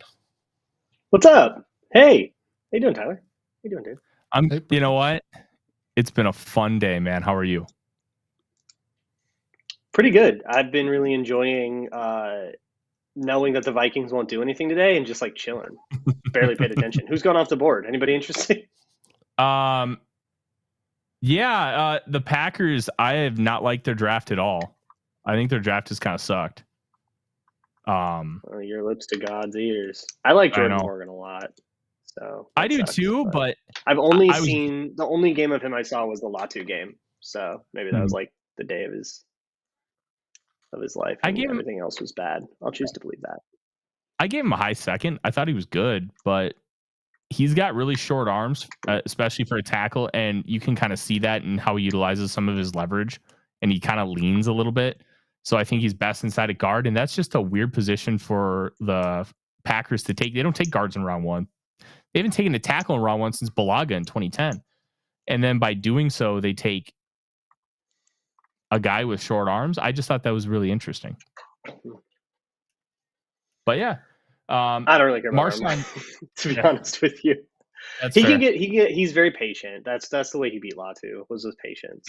Was just like, but this is a Viking show. I don't want to talk about the Packers guy. Fair. There is one thing I want to talk about real quick, though, Luke. I didn't get the chance to congratulate you on your blessed matrimony and future years of happiness and many blessings. I think that is absolutely awesome. Thank you so much. Friend. Thank you so much. I appreciate it. She's put up with you for quite a while. She's watching. She has, yeah. We were together for 9 years before we got married. So. Wow. Oh yeah. She ain't leaving now. She would have already left already. If there was a problem, we would know. Yeah, that is a very, very good point. Wait, Roman Wilson just went. My Fire Stick crapped out on me. I'm gonna have to pull it up on my laptop. Ready? Yeah. So, Luke, we had Arif on, and he wanted me to send you words of discouragement, but I'm gonna hold off. Appreciate that. So, I wrote a piece for Wide Left earlier today, breaking down Kwesi Adofo-Mensah's trade history with the Vikings and trying to understand what his thought process is, because I don't really know what his thought process is and how he's kind of attacking this. And the one thing I found is the hypothesis is that he's not necessarily trading up for a spot. He's trading up for a perceived value of a player. So like with the Dallas Turner trade last night. Yeah. Yeah. And Consensus Board had him 9th overall. So he's trading up for the 9th overall player, but getting him at 17 and trying to figure out, well, is that good value for the player? But even though you're not necessarily paying good value for the pick, and trying to identify that, what are your initial thoughts on kind of the overarching process of Kwesi Adofo-Mensah when he's trying to trade for draft picks? I mean, I get that, right? You're going for talent cliffs. If the way they've talked about it and the way they've behaved about it are very in line with a team that thinks Dallas Turner is a top 10 player. And of course they're going to gas up the guys that they drafted and stuff, but I believe it. So if you're sitting there at 23 and a top 10 player is falling to 17, you're going to be willing to pay more than what it takes to get to 17 to get that top 10 player, because you're not getting the 17th best player, you're getting just the 17th slot. So the value can work out better. I think you did that in your article, and you found it it worked a little bit more even if you consider it the number 8th player or something like that. What do they have on the board? So what do they think they're going for? And I think a lot of the work that Kwesi has done before he got to Minnesota was on talent cliffs. Because in a draft, it is not as linear as it is on a trade chart. On a trade chart, the difference between the 41st pick and the 42nd pick versus the difference between the 42nd pick and the 43rd pick is pretty similar, right? It incrementally goes down and it's pretty predictable. But in the actual draft, once you lose Dallas Turner, Latu, Chop Robinson, I guess Verse if you want to go there, Darius Robinson if you want to go there. Once you're past those guys, the drop off to the next guy is huge. You don't want to get stuck there. So to climb up that talent cliff is a valuable thing, and they're going to be willing to overpay. That said, just because you project it to work out for you, and sure, that's great. You got your own models, your own charts, your own valuation of all these things that isn't going to necessarily agree with Pro Football Focus. The market is still a thing that can be manipulated to your advantage, and I don't think Kwesi's very good at that. He's just bleeding. Trade down, he bleeds. Trade up, he bleeds. He's just bleeding on that Rich Hill chart, which is supposed to represent the market. So it's just there's meat on the bone, meat left on the bone, and that's the kind of thing that isn't going to be a huge deal on any given transaction, but it's going to add up over time. And then plus there's the thing where you paid QB capital. You paid the QB tax, right? It's more expensive to go up when you're trying to get a QB. You did that to go up from 42 to 23. Everybody thought it was for a QB, so you paid like it was for a QB. And then it turned out that it wasn't for a QB. That didn't have anything to do with going up for JJ McCarthy. So I think you misread the room a little bit. You felt like you needed to do that, and now you're sitting here with this asset you paid too much for. So yeah, I don't know. It's like those are things that come with experience for GMs. That's the kind of thing that you take for granted when you have Rick Spielman in the building. That Kwesi's just not going to be good at till he's made this mistake a couple of times and going, okay, now I'm figuring out how I can really eke out the most value. But over the aggregate, this is going to hurt you. And I think the only thing, if I read your article right, the only thing saving the Vikings from just having like bled out a ton of value was the Christian Watson trade with the Packers. So thank you, Gutekunst, for evening out the Vikings and allowing them to make a bunch of unprofitable transactions later and still come out basically even. Yeah, that one was good across the board on all the charts that the Packers overpaid for Christian Watson. And look, congrats on your wide receiver. God bless him. One of the interesting things I kind of found with doing the research is on an overall aggregate, this is an interesting part that Arif and I were discussing right before he left. NFL teams kind of view valuing picks differently in future years than what like Eric Eager's studies have shown, where it's more like a 10 to 20%, where teams use like a 50-55%. And that difference might end up being what we're kind of seeing with how the analytics charts really don't like a lot of his moves, whereas he may see them differently. How much of a factor do you think he's valuing future picks? He's devaluing them like a lot. Yeah. Theoretically, and the nerds say, it's not that different. Yeah. That's kind of my working theory right now, that he's valuing these future picks significantly less, which apparently is the NFL standard, which is the that site, the Hefe that created the trade value chart gimmick that I sent you to the other day. The standard is 55% of a devaluing of future picks, because that's what NFL teams use. Whereas some of the analytical data that with studies has shown it's more of like the 10 to 20%. I think that might be some of the disconnect between what teams are doing versus what some of the analytical models are showing. Could that be the difference? And including, I was going to say, could that be the difference between if we're going to throw in a 2025 pick, that pick means less to us now, but there's appreciation over time for that 2025 pick, because when that 2025 pick hits and team X that we just traded it to, that's now a legitimate first rounder, second rounder, third rounder, whatever it is. Is that where that difference lies between the cost? It's way out there now, but the closer it gets, its value increases. Yeah, that's basically the nerds' argument, is that, it's not important now, but by the time you use it, it will be an important thing. That could be a first round pick, right? That could be number one overall if you get the Panthers' first pick. That it depends a lot too on early and late and all that. But the fact that it will appreciate means that devaluing it by this much may not be wise. That's like the nerd argument. But I'm going to guess that teams, part of it too is like, if you're Kwesi, how many years you got to wait, right? The guy you draft next year, you might only be managing for 2 more years if things don't go right. So what's that guy worth to me? Who cares? Yeah, if you use that pick now, it's more valuable. If you get fired, and then the next guy has to worry about not having that pick. So it's more valuable to him now. Yeah. And it's super easy for us as outsiders, as fans, fanalists, if you want to insult us by calling us that, to get really like wrapped up in like this long-term aggregate when teams are making decisions with the understanding that it's NFL is not for long. Not only is like Kwesi does not give a single crap how well the guy that replaces him does, right? He does not owe that to you.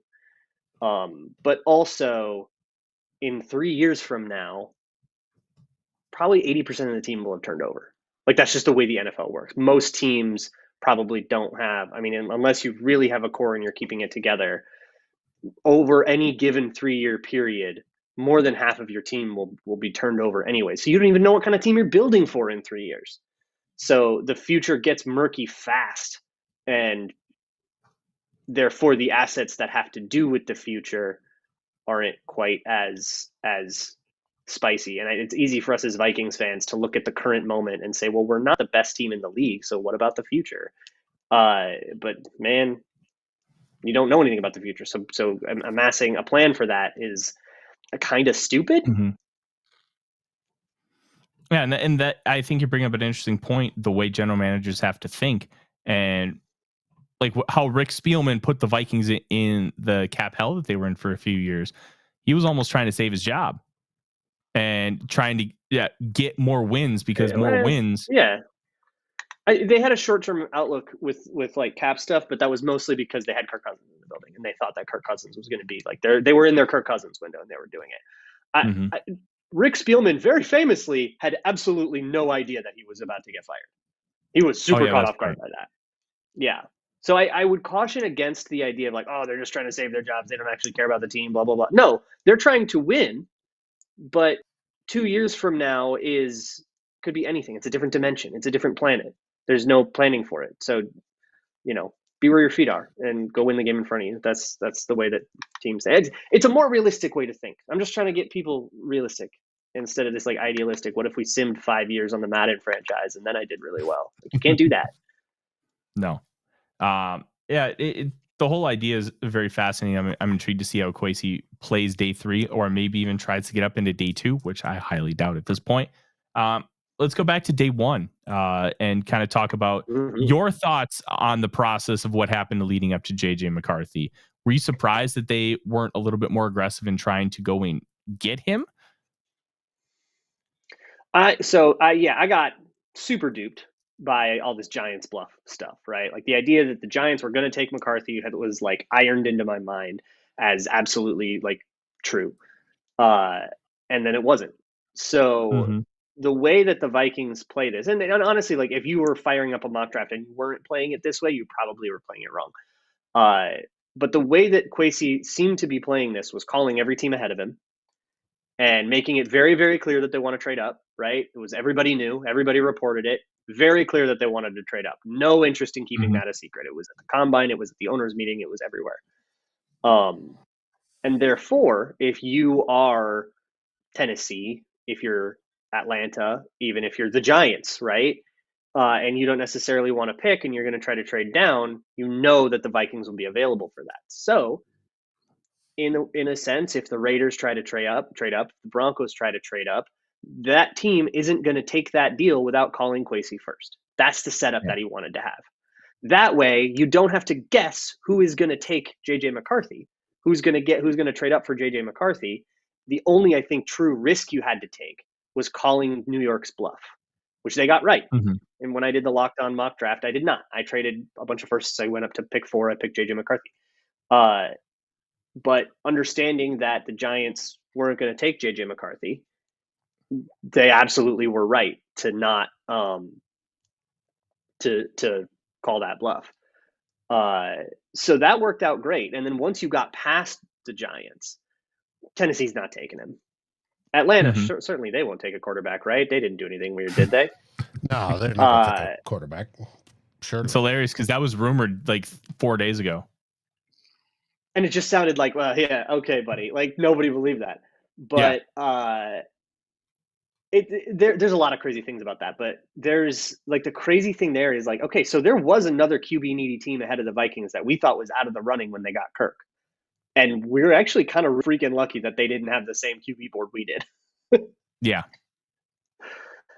So they take Penix. Okay, whatever. That's insane. We'll process that another time.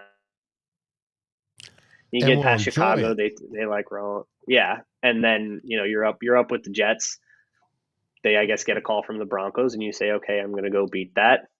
Broncos apparently were lying. That doesn't really matter. You can't really, they called the bluff they needed to call. I don't really care about calling the Broncos bluff if Sean Payton's even telling the truth. But also Sean Payton might be doing damage control because they got smoked and ended up with Bo Nix. Good luck, boys. Yeah.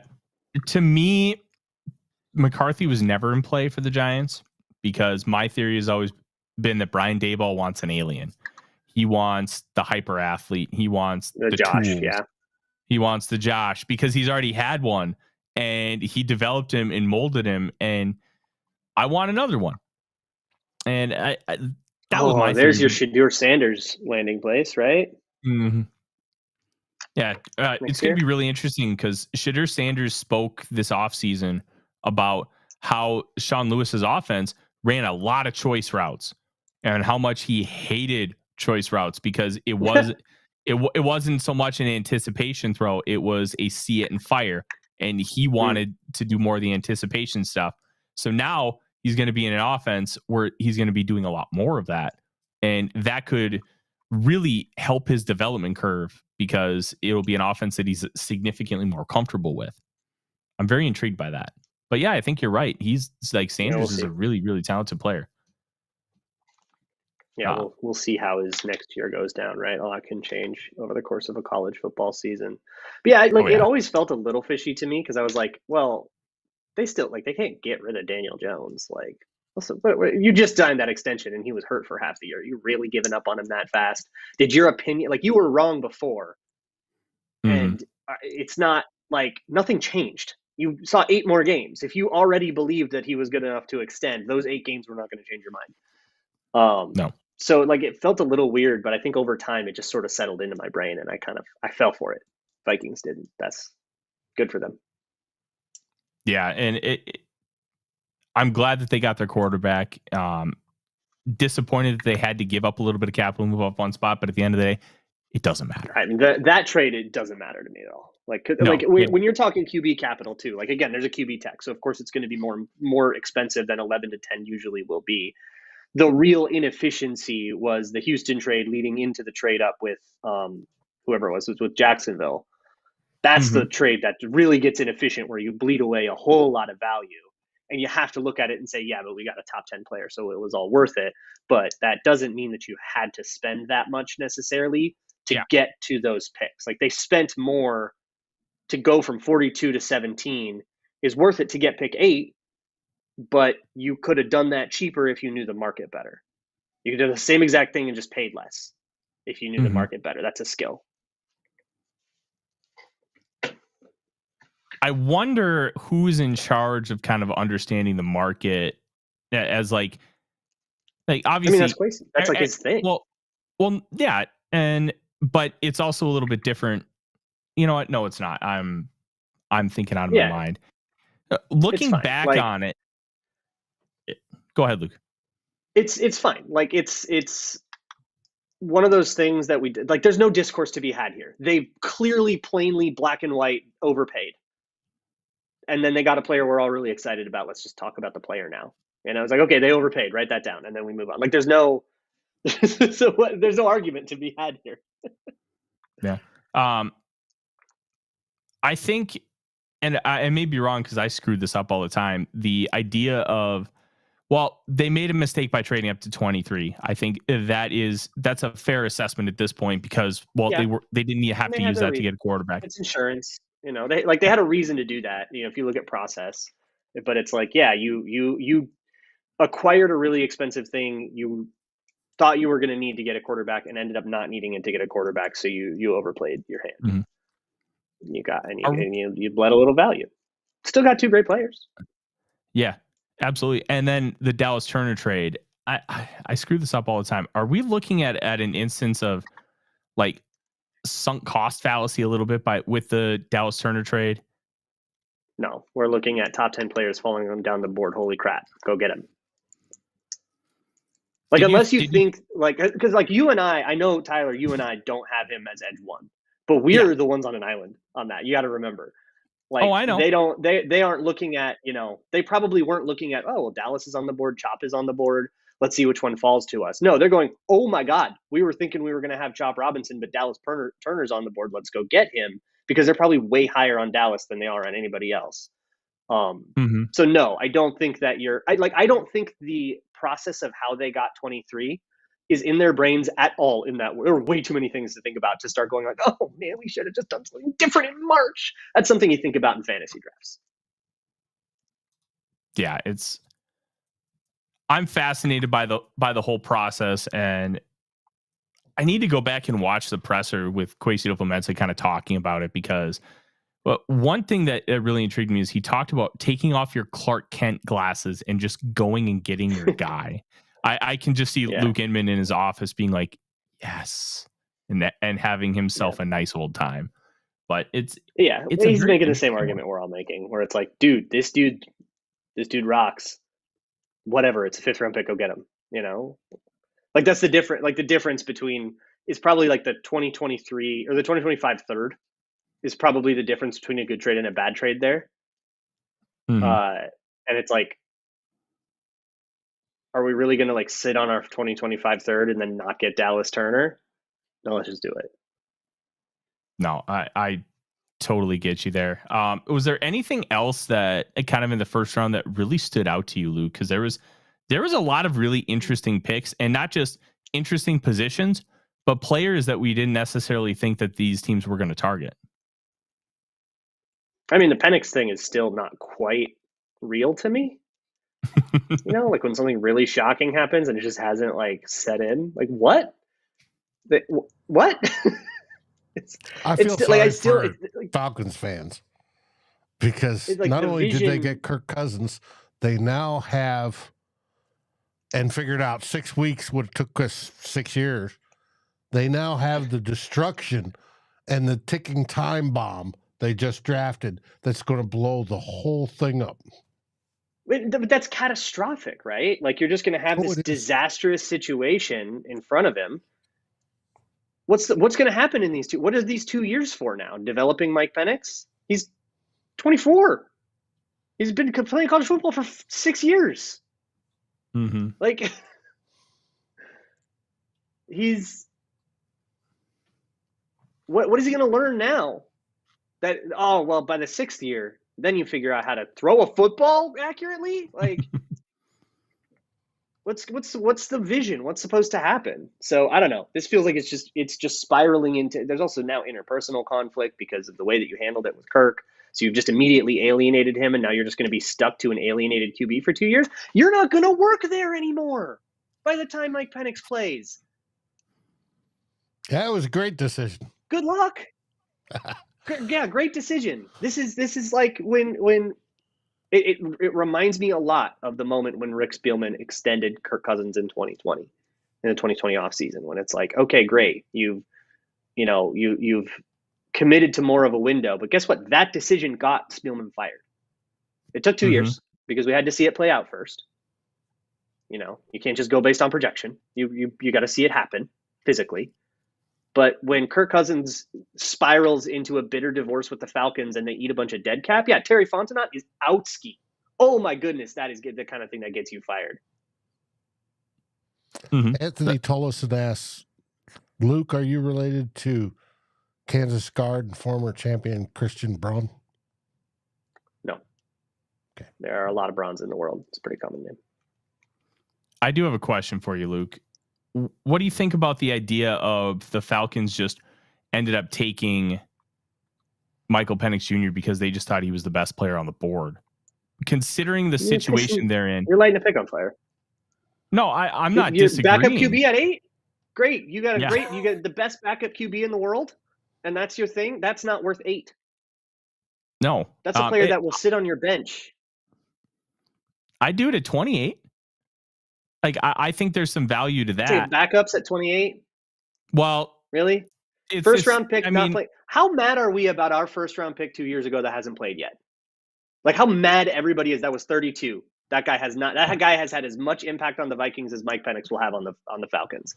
We are furious. People want to take Kwesi out and do hate crimes to him over it. You That's telling me also we're going to true. do that at 8 and go, oh, wow, yeah, I get it, value. Like, no, that's cope. It was a bad pick. They got in their heads at the last minute about a stupid thing. They made a really dumb mistake. They're all going to lose their jobs over it. I'm sorry. We can cope all we want, but let's be honest. If he wasn't 24 years old, would you be a little more optimistic about the pick? How much of it for you is the age, and how much of it is the idea of what Kirk Cousins is for the Falcons right now? I mean, it's also that I don't think Penix is nearly worth that. That's, If you didn't have Cousins in the yeah. building and you picked Penix at 8, I also would be like, that's kind of a bad decision, because I don't think he's good at quarterback, and that's probably important in your quarterback pick. But like, like that for me, yeah, it's not the age, because if he was 21 and you still were just going to like chew up 2 years of his rookie contract, like you're going to have to make a decision on this guy after 1 year. You get a 1 year Super Bowl window with Mike Penix, and you've got a bunch of dead cap on the Kirk Cousins contract in that 1 year, by the way.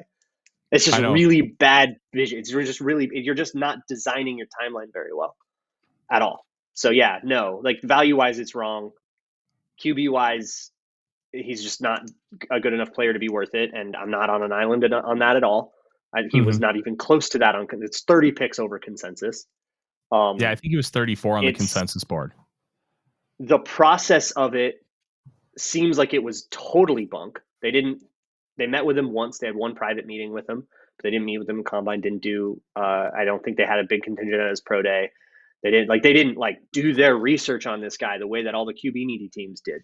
You know, Giants met with people. The Patriots, I mean, they were like lying and it was a big bluff. But the Patriots met with everyone. Commanders met with everyone. Vikings met with everyone. The Falcons probably had a good grade on him, obviously, but they didn't if you're tying your job to this guy, you didn't do enough research on him. And now it's rumored that maybe Arthur Blank stepped in and he was the one that did that. It's a catastrophe. This is like 2010s Commanders nonsense. It's horrible.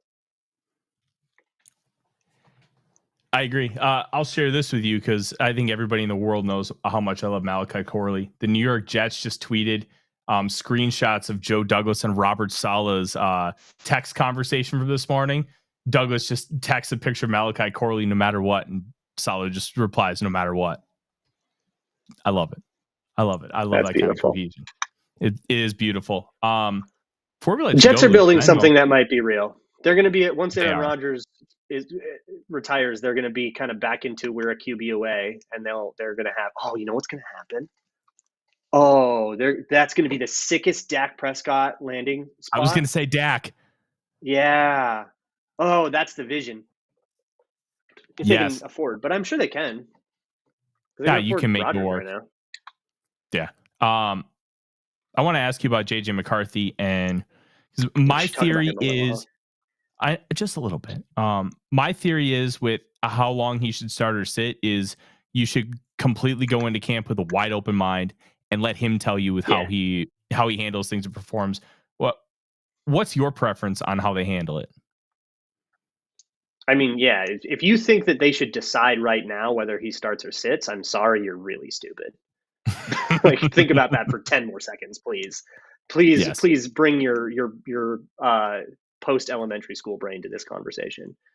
Because it's obvious. See how he doesn't camp, see how he acclimates, see how the playbook, see how he takes to the playbook, see how he takes to things you're going to change about him mechanically, right? See if you can get a touch thing on him. And then if he doesn't have any time, you have a situation where that is fine.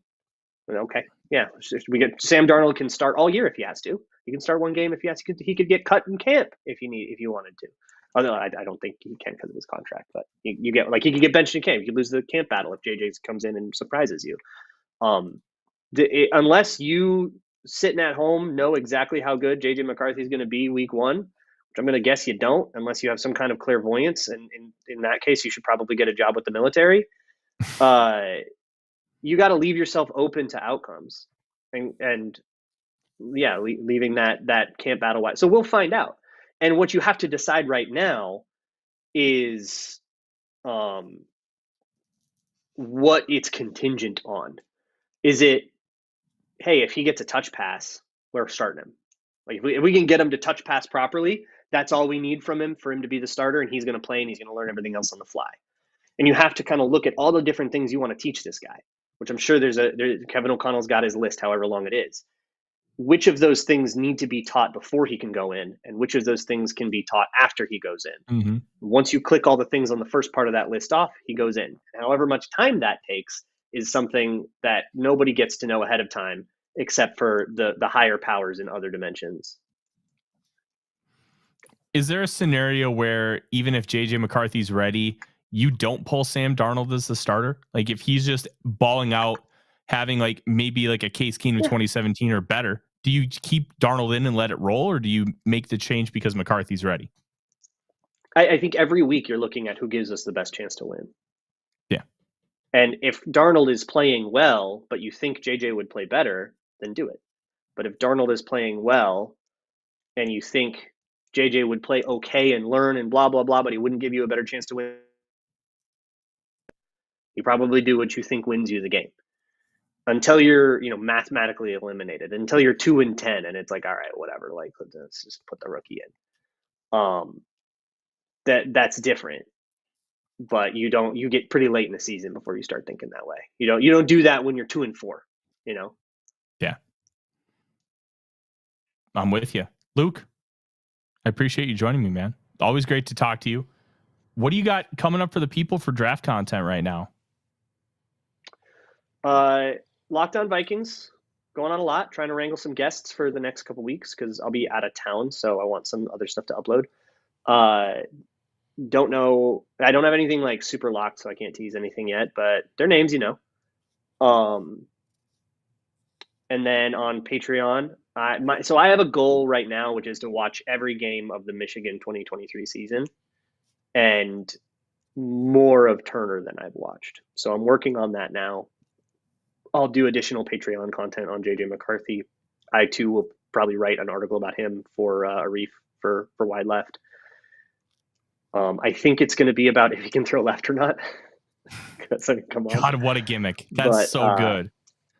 It's like Arif's whole bit. Like I got to put that on the website more. So yeah, I'm probably going to do that. Where does that come from? Yeah, well, as I learn things, you learn things. That's the whole deal.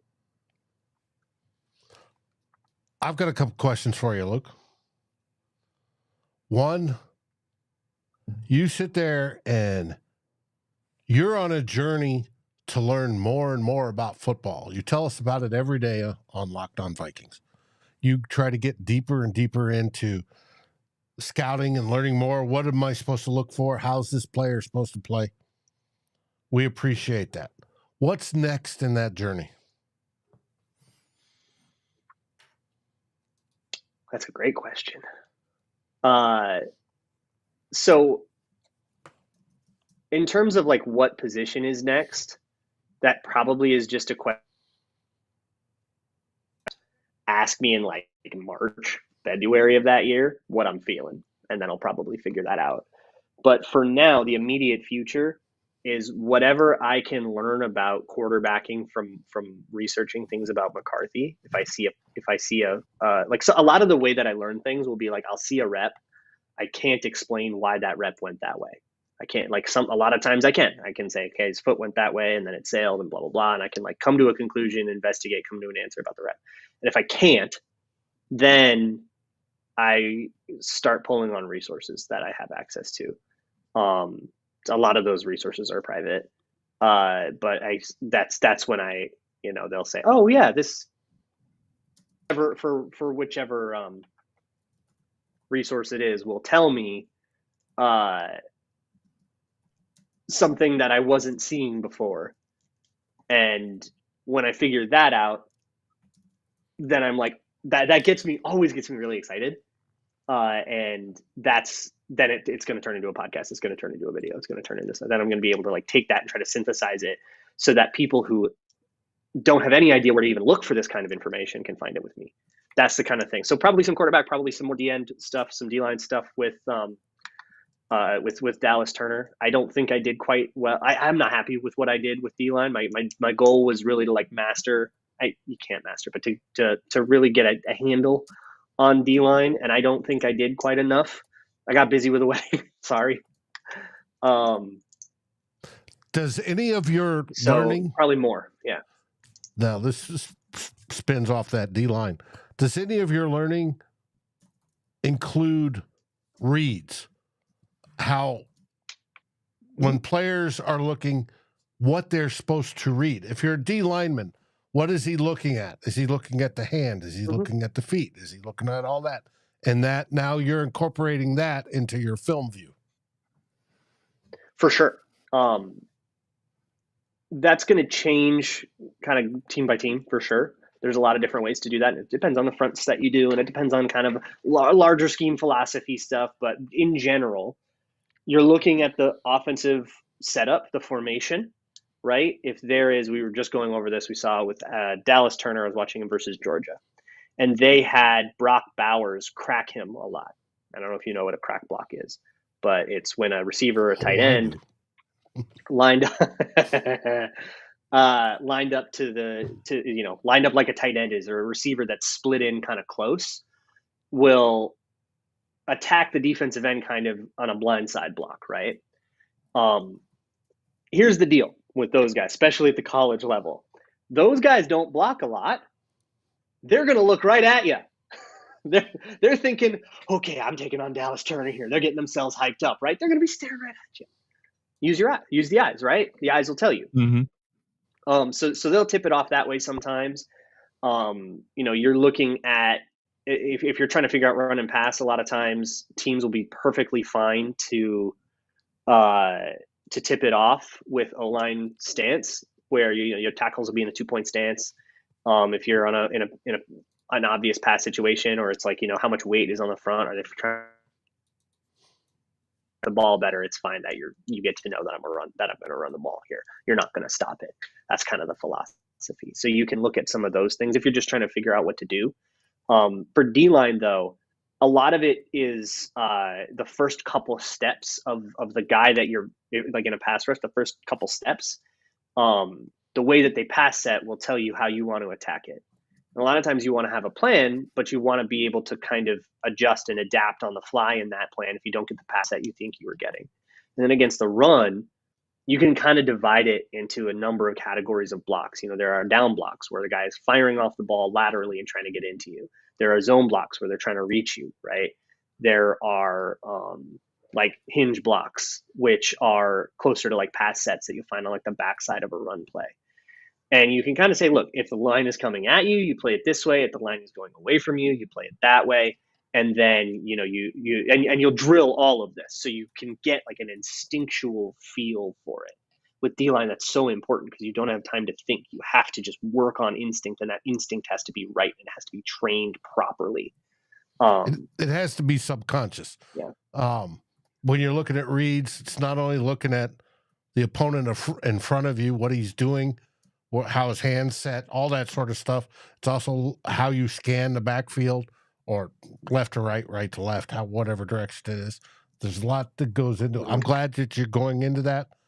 I appreciate your show every day during the week, learning along with you.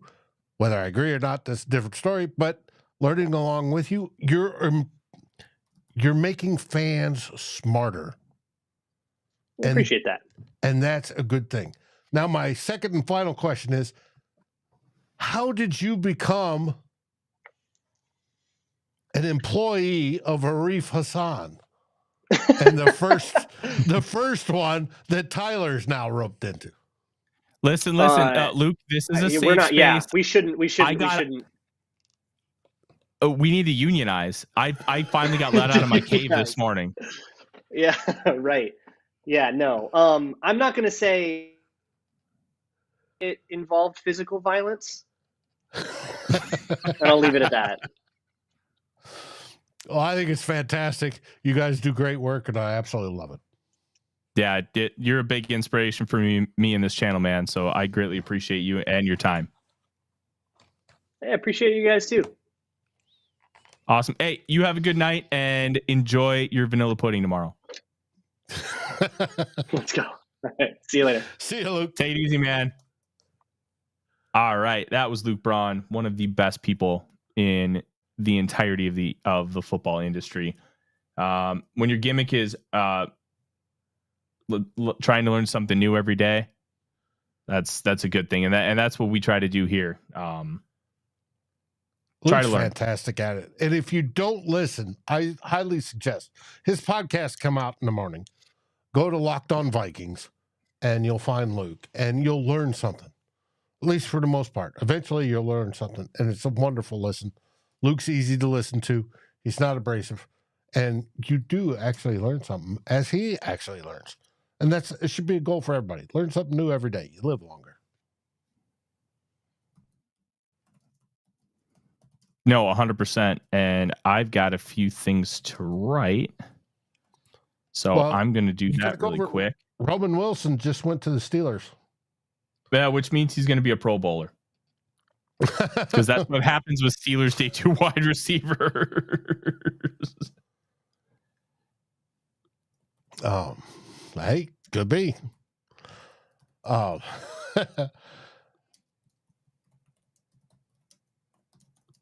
Patrick Smith agrees with you. Pittsburgh's good at drafting wide receivers too. 24 picks until we're on the clock, according to Christopher. Yes, that's right. Unless for some ungodly reason they find something to trade and we move up. We don't know. That's why we're still here, and I'm still drinking whiskey. But wasn't that a great lineup of guests so far tonight? We had Rap debuting the song "Are You Ready?" Which talks about Vikings fans and the Vikings team that we all love and care about. We had Arif Hassan, who's a master at absolutely everything analytical, bringing together the world famous Arif's consensus big board, which is used by the big boys in the industry. It's referenced to by PFF, right? You know, everybody thinks PFF's the analytical genius. Started with Arif. Young kid from Grand Forks, North Dakota. That's right. He's one of us. And then Luke Braun, also from the same Grand Forks, North Dakota, is another one that helps teach us every day how to appreciate football and get a better line on the Minnesota Vikings, whether it's from his history series of films, which was absolutely outstanding, to what you hear every day and learn about, just like he said, talking about looking at eyeballs and looking at hand pressure and all the other different stuff. You can learn more. It's great. And it's all here on Vikings First and SKOL.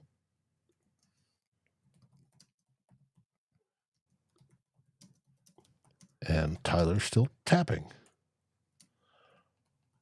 And Buck 64 Vikings says we have a run on Michigan Wolverine players. Blake Corum, Roman Wilson, Zach Zinner. Zach Zinner. Shit. Oh, did you go Odie?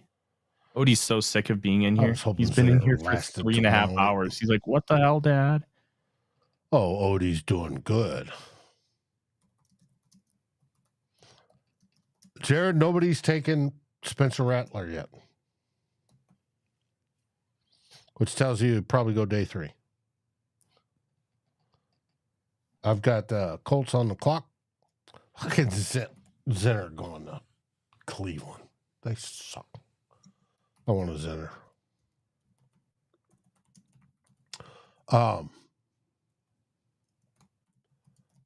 We still have 2026 picks we can trade, according to Christopher. I don't know if I want to go that far.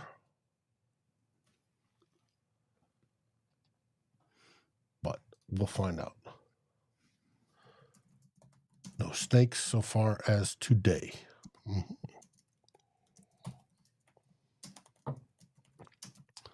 We shall find out. This whiskey is exceptionally good. Easy drinker. What are you writing about, Tyler? I'm helping out AJ. I'm writing about Blake Corum. Okay. Good.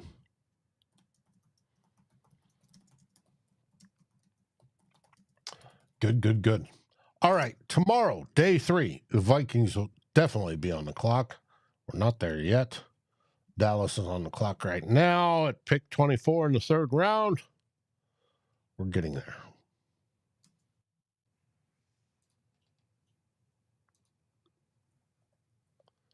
And we're still going. So, to review. Odie's just went full lizard. Is he splooting? You just splooted. Odie, did you sploot? He's looking at me like, what the hell, Dad? That means, spread out with the legs and the. Oh no, he's just like, why are we still in here? No. I've got squirrels that do that on my back railing when it gets hot. It's cool. I'll get out to watch. All right. Reviewing round 3. Jets, Malachi Corley, wide receiver. Cardinals, Trey Benson, running back. Commanders, Brandon Coleman, guard. New England Patriots, Caden Wallace, offensive tackle to help protect May. Number 5, the Chargers with Junior Colson, linebacker. Number 6, Andrew Phillips, cornerback for the Giants. Number 7, Cardinals select Isaiah Adams, guard out of Illinois.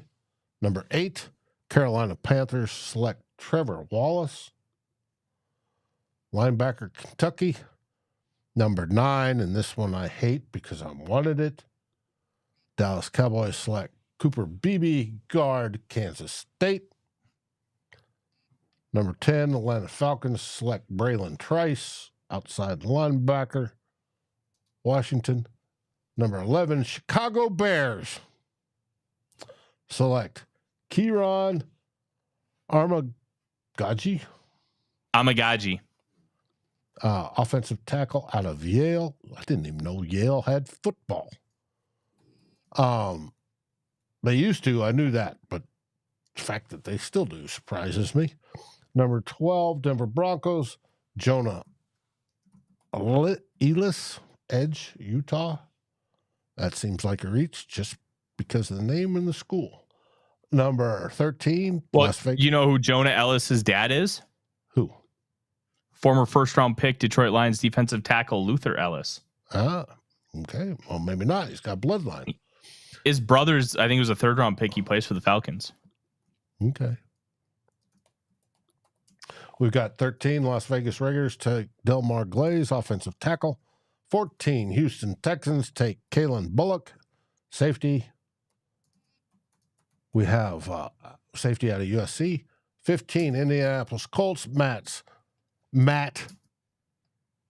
Conclaves. Interesting. Offensive tackle. Pittsburgh. Gonzalez is how it's pronounced. Okay. I blew that one. 16, Cincinnati Bengals. Jermaine Burton, wide receiver, Alabama. 17, Seattle Seahawks. Christian Haynes, guard, Connecticut. I remember reading some stuff about him being pretty decent. 18, Arizona Cardinals. Tip Ryman, tight end, Illinois. 19, Los Angeles Rams. Blake Corum, Michigan, running back. That starts the Michigan players rolling off the board. 20, Pittsburgh Steelers. Roman Wilson, wide receiver, Michigan. 21, Cleveland Browns. Zach Zinter, guard, Michigan, another player I wanted. And Christopher Wilson's telling me Mahogany. Dallas Cowboys pick is in. Are you telling me Dallas got Mahogany? I will be upset. What? They took a linebacker. Okay. Packers are on the clock. It better not be the Packers getting Mahogany. That will suck. Yeah, that means Mahogany will be really good too. I know.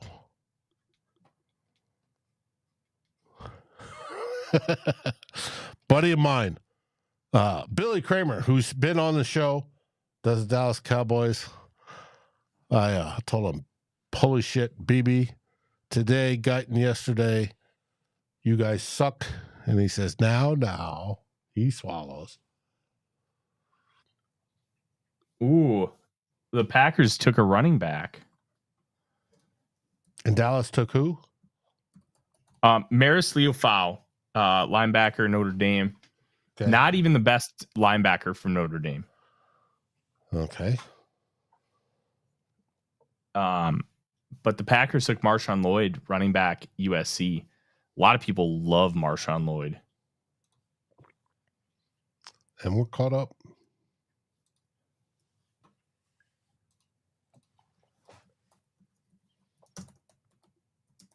I keep moving my chair because my ass is starting to hurt, just to let you know. Dude, I've been moving because my ass has been hurting for a while.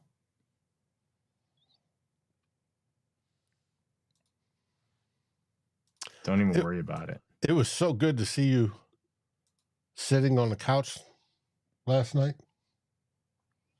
Oh, it was so much fun. I had an ungodly amount of fun.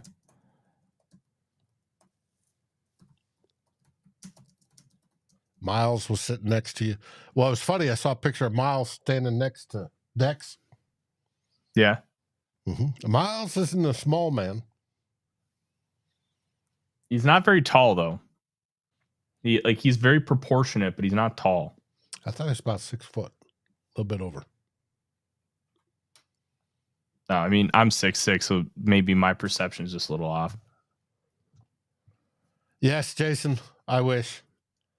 It hadn't been that way in a long time. Not since I was in my prime and in the military. Ladies loved it. That was a long time ago. Yeah. Anyways. Tampa Bay is on the clock. At pick 26.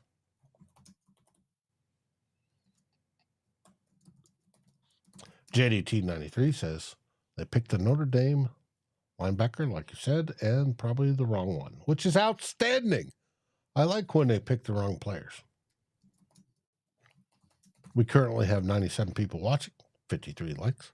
We've had more than that tonight. We appreciate every last one of you that has watched tonight and watched all three of our guests. And we ask that you like and subscribe. Mm-hmm. It helps. Helps the algorithm.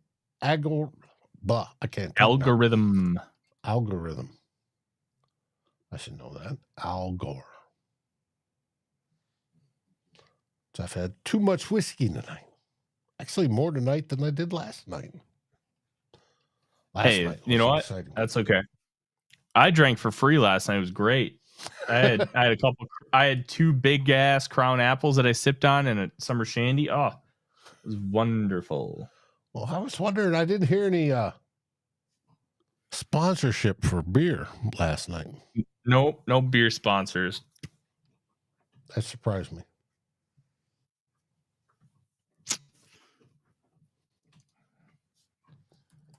Giotano's Christmas channel, ESPN's list, TJ Tampa is the best available since about the 45th pick.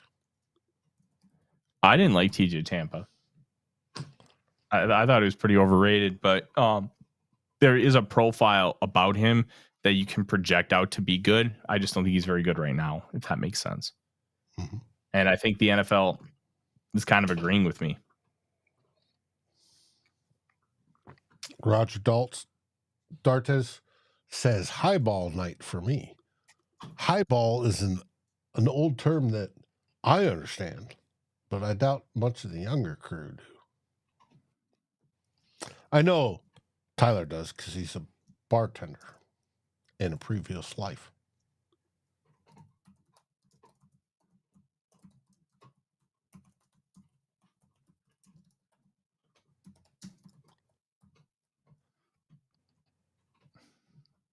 Israel Morrow says, my guess is if the Vikings still need a guy at defensive tackle after the draft, Lynch could be a possibility.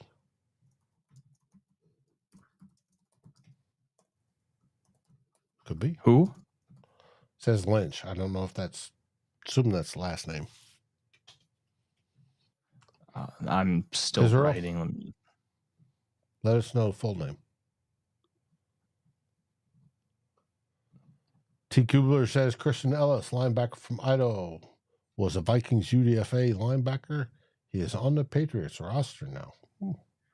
There's another linebacker. I think that's a brother of both of them, and I think he is with the Falcons. Okay. Israel Moreau says Mason McCormick. And Yeah, McCormick's good.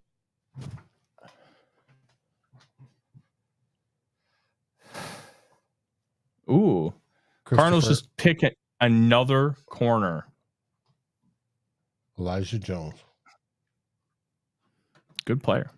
Boston Had a College. Great Senior Bowl. BC. What a lovely campus that is.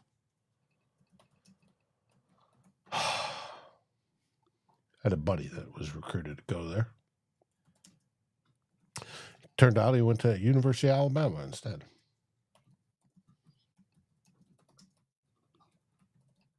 Christopher Wilson Rattler goes to 99 to the Rams. Interesting question. I don't know what the Rams are going to do. They took Blake Corum, which I thought was dumb. I don't think they need a running back, and then I don't even think Corum's that good.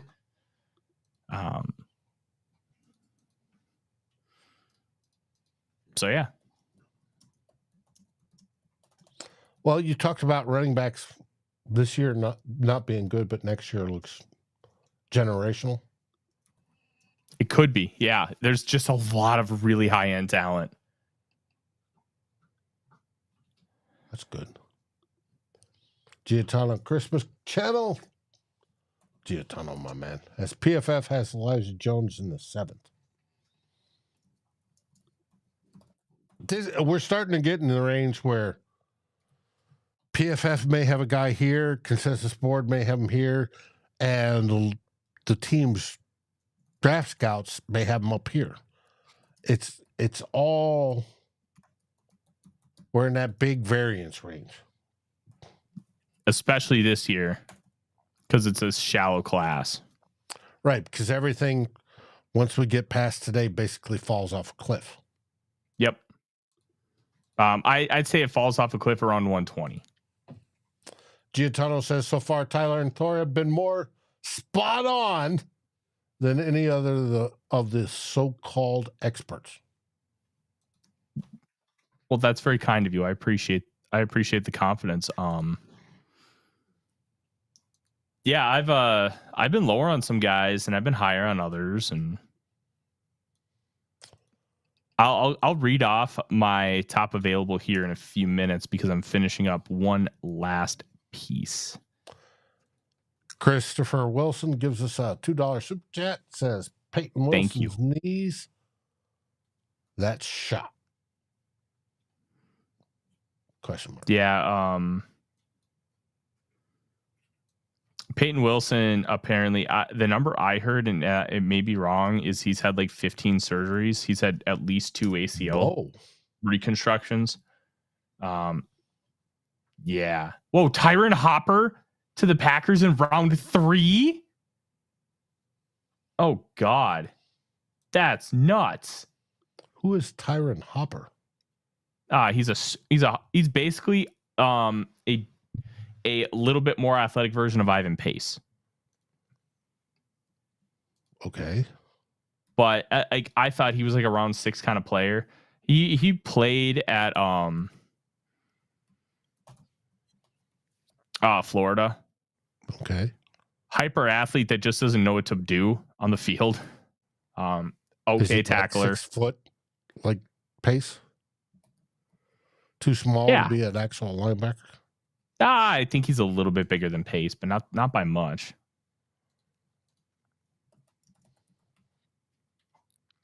Hey, screw it up, Green Bay. Screw it up. I'm all for you.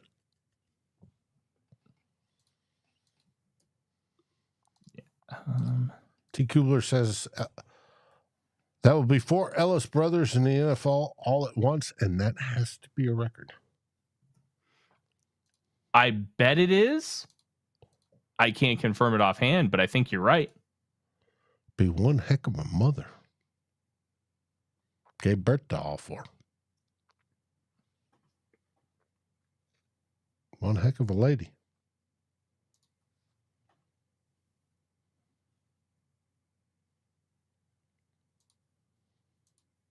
Assuming. I don't know for sure. And on NFL Network, they're showing some schmuck from Green Bay and a brown moldy cheesehead dancing. Weird. What? NFL Network was showing some guy that looked like a cross between a pirate and I don't know what, with a brown cheesehead and green and yellow dreadlocks dancing.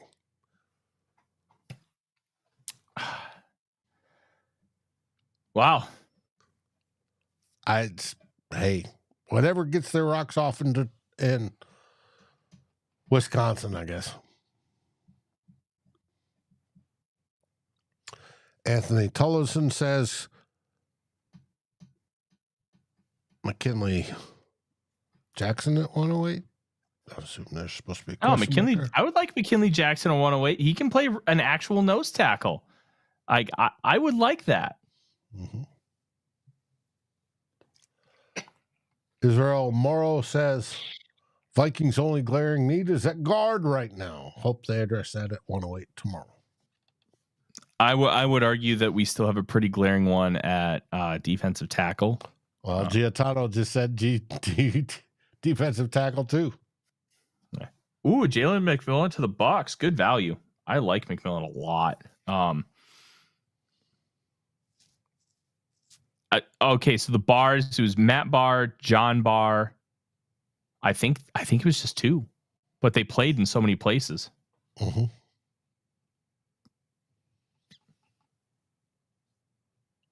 Buccaneers fans. Super chat. Thank you, George. Very kind of you. Says, great guests. Great show. 3 hours and still rolling. Yes. And the old man bladder is telling me right now. Trust me. I might actually have to go pee here in a little bit. But, man, it's this is an interesting finish to the round. My monitor stopped working. I'm going to have to fire up the new Fire Stick tomorrow. Is it the Fire Stick or is it your connection? It's the Fire Stick. Okay. I stream everything. I don't have cable. That makes two of us. Yeah. What are you doing, bud? Odie's sniffing around. He's just a good puppy. I've already told the story how I changed my TV this week. Because it was fun. blue. And it had been gone that way. It's been that way for about a year, but it's the back lighting of the LEDs were going out and it gave it a blue tint. Ooh, that sucks. The guys on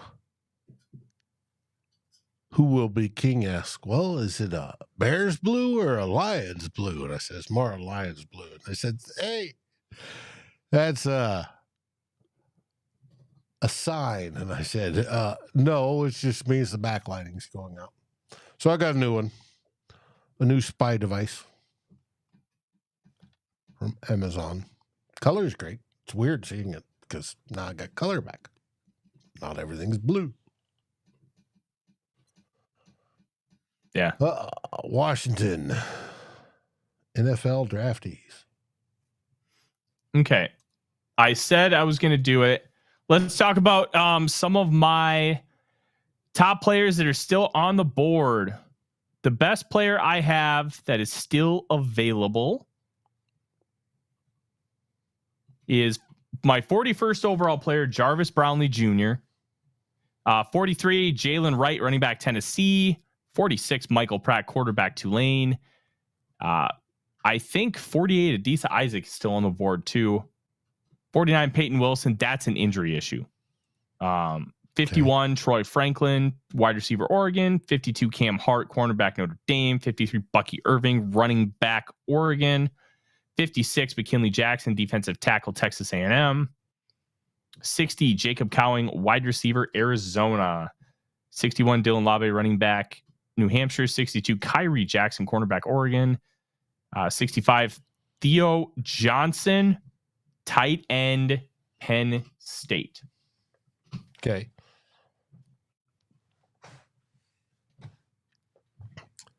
Israel says Brownlee would make him happy. I would love Brownlee. Please. That would kick so much ass. You mentioned the tight end from Penn State. I think I'd take the corner over the Penn State tight end, but wouldn't be terribly disappointed. Mm-hmm.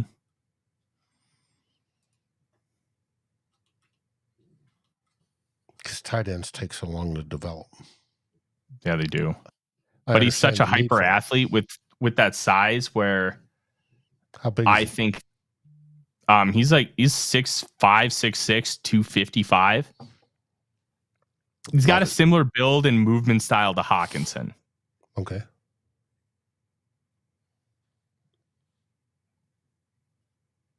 Thank you, Fig Nuts. George says he's getting ready to subscribe. Thank you, George. We appreciate it. Anything helps. Hopefully we improve both quality. We've tried that over years. We've got better sound. We've got good quality video, hopefully. And we get better quality guests, as demonstrated tonight. Tomorrow, we hope to have some more quality guests. Yes. Maybe some of the boys from Purple Daily.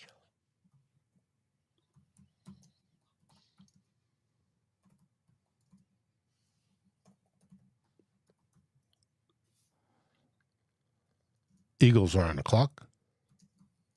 Baltimore pick is in. It's nighttime in Detroit. Detroit has put on a good draft. I got to give them that. Happy for them. Yeah. They've done a good job. It should be in Minneapolis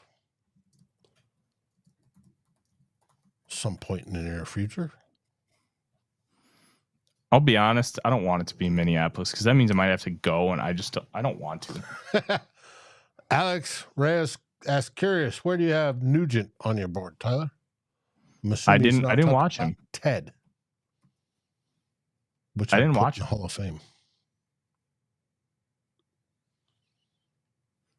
Ooh, the Ravens just took Adisa Isaac.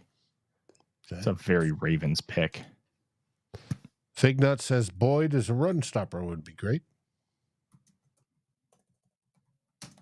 Oh, there's a big boy.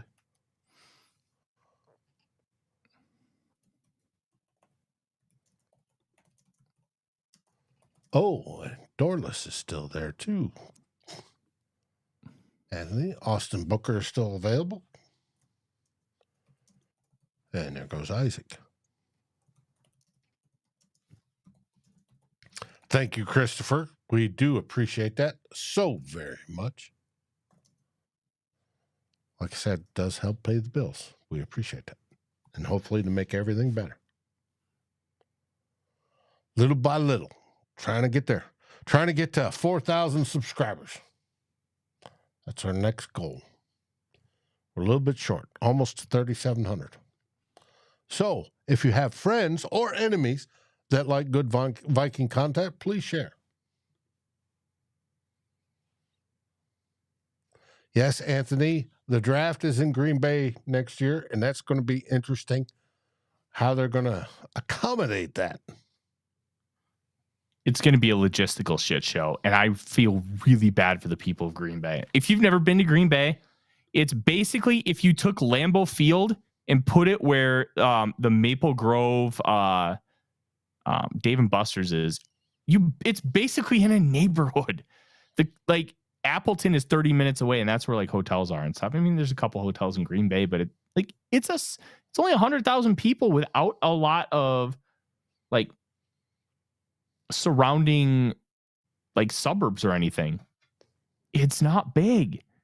Grand Forks logistically, it could be a freaking nightmare.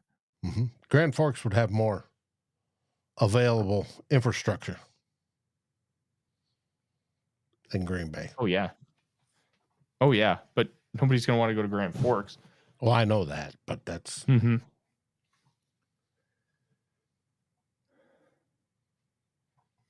Jalix Hunt just went Houston Christian edge rusher.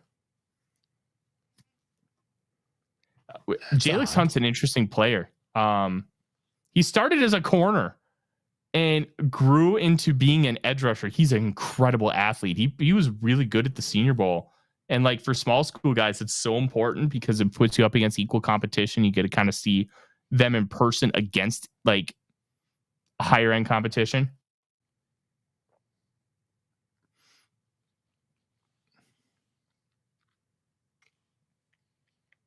Interesting. Started as a corner and ended up an edge rusher. Late bloomer is what I'd call that. Yep. Big time. Now, corners have contained responsibility along with defensive end / edge rushers. So he may have a heads up on that. All right. Well, we're already on the comp picks now with the 95th pick having just gone off the board. Mm-hmm. And that means we're going to be wrapping up here soon. If you guys have questions, let's get to some questions before we end up going here today. Because I greatly appreciate everybody sticking around. I know this hasn't the flow of this show, it has been so different from what we normally do because it's more of a laid back kind of thing. And well, the Vikings have literally done nothing today. So there hasn't even been a player to talk about, but we greatly appreciate all of you still sticking around and having a good time with us. Chris, I have not watched the press conferences yet. I have been so busy doing so many other stuff, like things with this draft class. Nope, nothing. I thought I've watched them all, but I haven't seen the Flores one. I would love to see that. Yeah. So, Israel, Troy Franklin is still on the board. I think there are serious concerns about him.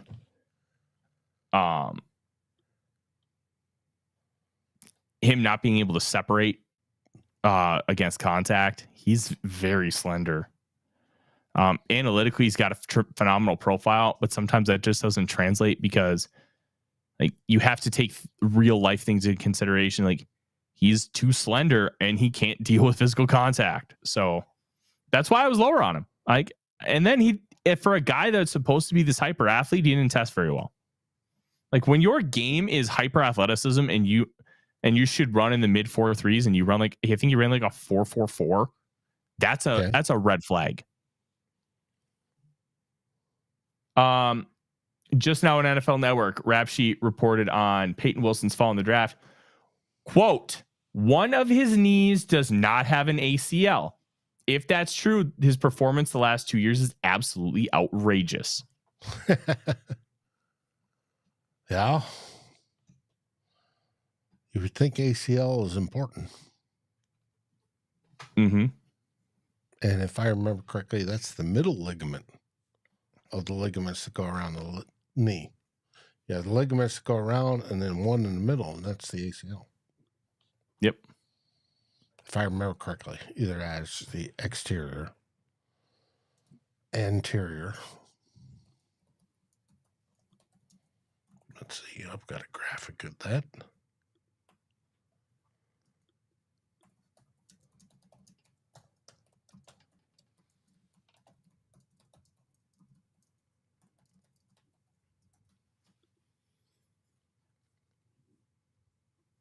Somewhere. Let's see. Jason, hope we get Brendan Rice at 108. Tell me why you like Brendan Rice. I don't think he's very good, but I'm interested to hear what your opinion is because there are some people who really like him. I just don't think he can separate, and he uses way too much physicality to separate. And for a big guy, that's a big concern for me.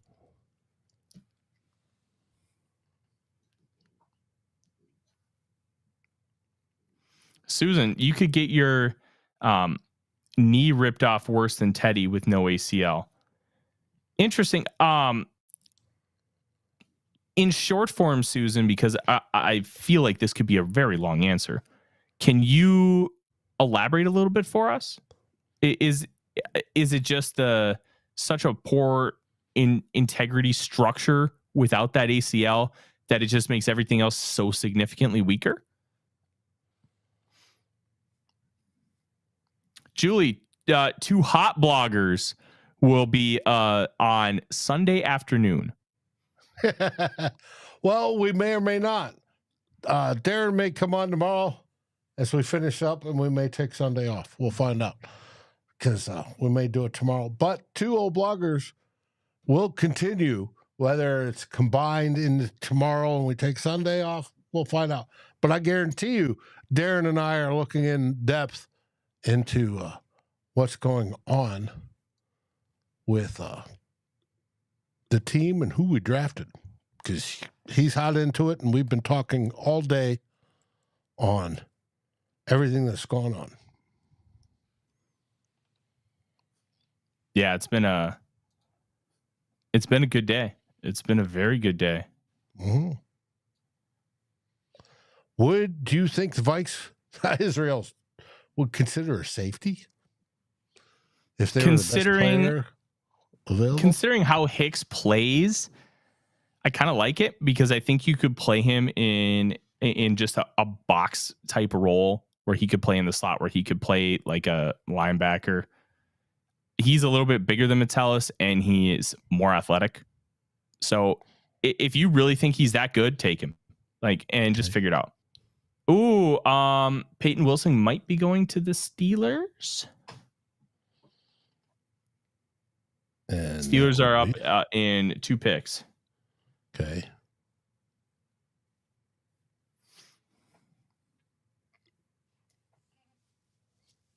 Anthony says Brandon Rice is great sideline to sideline and has good return possibility. And at this point in the draft, you're looking at special teamers, yes. Christopher says Rice is not worth it at 108. Hey, if you guys like Rice, please just drop in the comments why. I don't. Okay.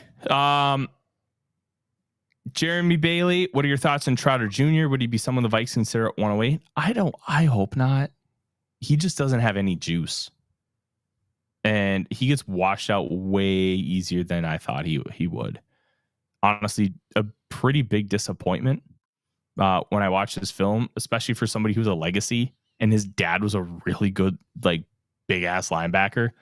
His son just doesn't live up to the hype at all. But a little bit of a disappointment. D-line or O-line, asked George. We still have holes with the interior. Just take guys who you think are good. I would prefer it to be D-line or O-line, but I'd also be happy with a corner. I'd be happy with the receiver. I just want a good football player. Mm-hmm. That's what I want. I want a good football player. And if we get a good football player, I'm fine with whatever position it is. I would prefer it to not be quarterback. I like Spencer Rattler. I like Michael Pratt, but I don't want to double down at quarterback considering we have that developmental day 3 guy on the roster already in Jaron Hall. And I think there's still enough unknown with him where he's worth keeping around. Now, do you maybe bring in a UDFA for competition? Yeah, I'm all for that, but I don't know if I would take a guy in round 4, especially when you have the limited draft capital now. Christopher says, please have Mahogany, McCormick, or K. Jackson, or Cam Hart available tomorrow. Okay, Susan, who says that she's an MD, replies about the ACL integrity structure. Not having an ACL poses extreme danger in contact sports, with dislocated knees being common. The ACL provides crucial stability, and its absence increases the risk of, and the ellipses tells us that there's going to be more. So I'm excited to read that. But when she mentioned that, that's kind of what I thought were the integrity. Okay. Increase the risk of knee injuries, including dislocations and tears. In my experience, athletes without an ACL are particularly vulnerable to severe knee trauma, often requiring extensive rehabilitation or surgery. Susan, here's my next question for you. And I greatly appreciate the insight because we're not doctors. does this put you at an extreme risk of amputation? Because when Teddy Bridgewater had his knee injury, there was, if the knee was not reset quickly enough by Eric Sugarman, there was actual risk of amputation. So I'm curious if that's a real concern. I don't think that's just because of time. I think that's, you also have nerves and arteries rolling through there. Mm-hmm. If you dislocate the knee, if those get severed, you have major, major issues. I just remember reading that if they hadn't reset the leg, that it was at severe risk of amputation. You're probably right, Dave, with some of the technical stuff about this, that, or the other thing with like the arteries and stuff. I just remember reading that if Sugarman hadn't reset the leg and been on top of it, that he could have potentially lost his leg. So I'm just genuinely curious because, hey, you know what? We talked about learning something new. We had Luke Braun on, and that's his whole gimmick. And we genuinely try to be the same as well. We try to be informative, and I think we do a relatively good job. Yeah, Peyton Wilson officially to the Steelers. Look, his tape is a borderline first-round talent. He's really good. 6'4", hyper athlete, physical, knows how to stack and shed, even with 30 and 1/4 inch arms. He's got tiny T-Rex arms. Mm-hmm. But he can run, he can cover, he can attack in the gap. And you know what? If you're comfortable with what the injury situation is, this is a good time to take the risk. It's a good time to take the bet. Miami safety Cameron Kinchins to the Rams. And Washington is up at pick 100. And I think that'll be it for the night. That'll be it for the third round. If it happens, you're way ahead of me. I'm getting... You're tracking Twitter? Yeah.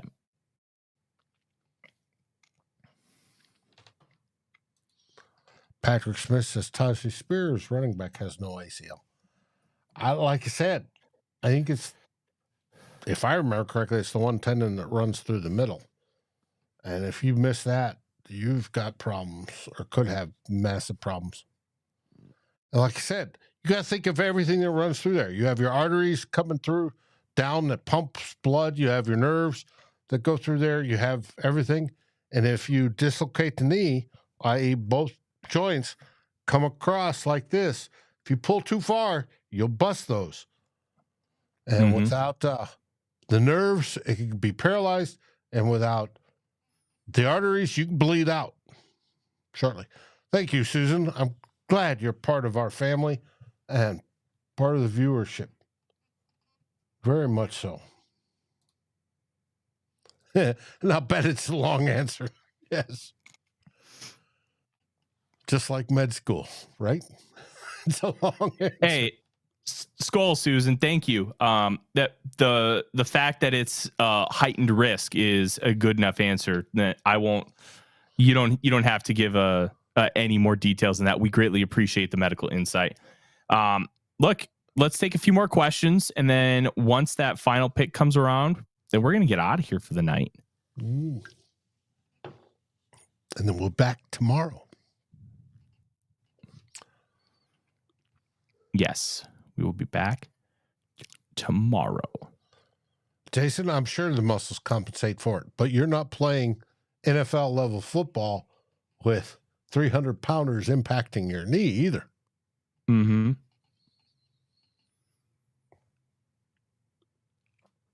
That's the big difference. You and I can live without one. But could a football player at this level, with the hits that go on, that's where the danger comes in.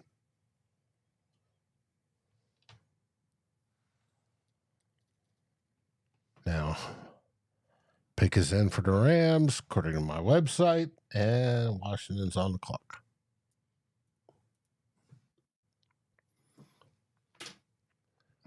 Anthony asks, how did the Bengals pull off Chris Jenkins and McKinley Jackson? That's a great question. I don't have a good answer for it. Good for them. Good for Joe Burrow. Hopefully Cincinnati can beat Cincinnati can beat the Chiefs. Buffalo can still be frustrated.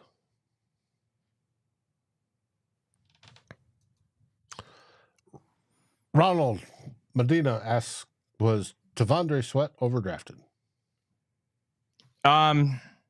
That's a very, very loaded question, so I'll kind of go with this. I thought he was a mid-second round grade just with the film, not including everything else. I thought that even if he struggles with some of the little things, I thought that there was still a lot of positive with him. Like, he struggles sensing the double teams and handling double teams, but he's just such a mammoth of a man. And being that kind of mammoth is a net positive. So I think he's a good player. I don't think he's a great player.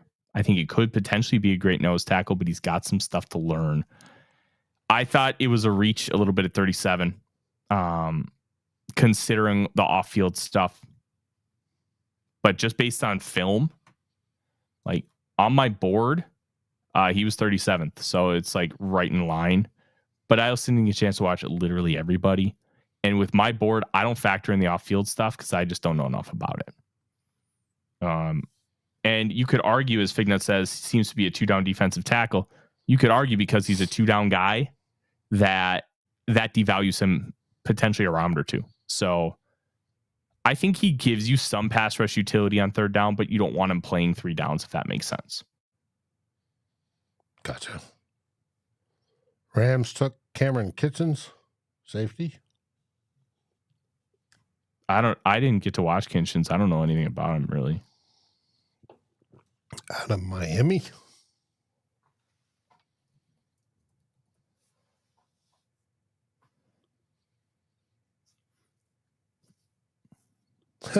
To make me happy, get Mahogany or McCormick at 108. Yes.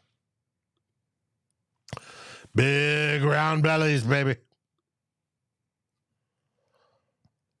Fignut says Roy would be his pick. And Jason asks, what are your thoughts on Frank Gore Jr.? Ooh, okay, here we go. Luke McCaffrey just went at 100 to the Commanders. Look, I'm glad the Vikings didn't take him. I was not that high on McCaffrey, but he's got the bloodlines. Yeah, it's objectively fine. Frank Gore Jr., I don't know if he's going to be a really good NFL player. Very interesting guy.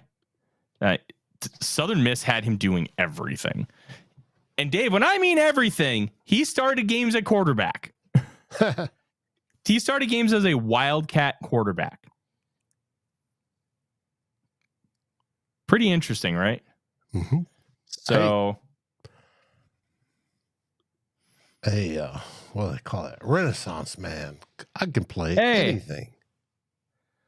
Hola, Agil. I think I hope I pronounced your name right. I apologize if I didn't. Will you guys be doing the 2-man wiggle dance in celebration? No, we will not be doing the wiggle dance. But yeah, TJ or Jeremy asked if I prefer TJ Tampa or Cam Hart. I was not a fan of TJ Tampa. I understand the vision, why people are high on him, but I love Cam Hart. If the shoulders check out, I'm all in. Well, we have ended day 2 of your NFL draft. Vikings did not move up. They are sitting at 108, which is the 8th pick tomorrow. And we'll be back then. Who do you want them to pick at 108 with all that's available right now? Who's next on your big board, Tyler? Jarvis Brownlee Jr. is top of my big board. That's the guy who I'd take. I do like Brandon Dorlus good amount. He's a little farther down on my big board, 73rd overall, but I like the utility he has. Fabian Levette, I like him as well. Yeah, just a lot of good players still that a few that I'm surprised are still available. So, well, we'll be back tomorrow night. Or not tomorrow night. When does it start tomorrow? Saturday. 11, I think. 11 I think o'clock it's either 10 or 11, or I'm going to have to double check. I think it's 11. We'll be back tomorrow for day 3. Hopefully more guests and more commentary as the Vikings actually have picks. So. No, Anthony, I haven't had the worm and the tequila in ages. I tend to drink better tequila than that. So, just to let you know. With that, any last words there, Tyler? Man, it's been a long couple of days, but I'm just grateful. Grateful to be able to do this, and really excited for day 3 when the Vikings can add to their team. There's a lot of really good players left. Surprising amount of good players left, especially for how weak this draft class is. No picks on day 2 is kind of weird, but I thank you guys for joining, hanging out, having fun. We got to learn a little bit about knees with no ACLs. Yes. And we had some really good conversations with Luke and Arif, and hopefully we'll have some more tomorrow. And we learned about the song Are You Ready? Sung by Rap. Yes, we did. And thank you guys for joining. Make sure you tune in tomorrow. And the easiest way to know when we're live is to like, subscribe, and ring the bell. They'll tell you when we go live every single time. I'm Tyler. He's Dave. Thanks for watching. SKOL Vikings. SKOL Vikings. Thanks for watching Vikings First and SKOL. Please like, subscribe, and ring the bell, and share this episode with your friends and even your enemies. We'd love it. We are part of the Fans First Sports Network, and we appreciate each and every one of you. SKOL.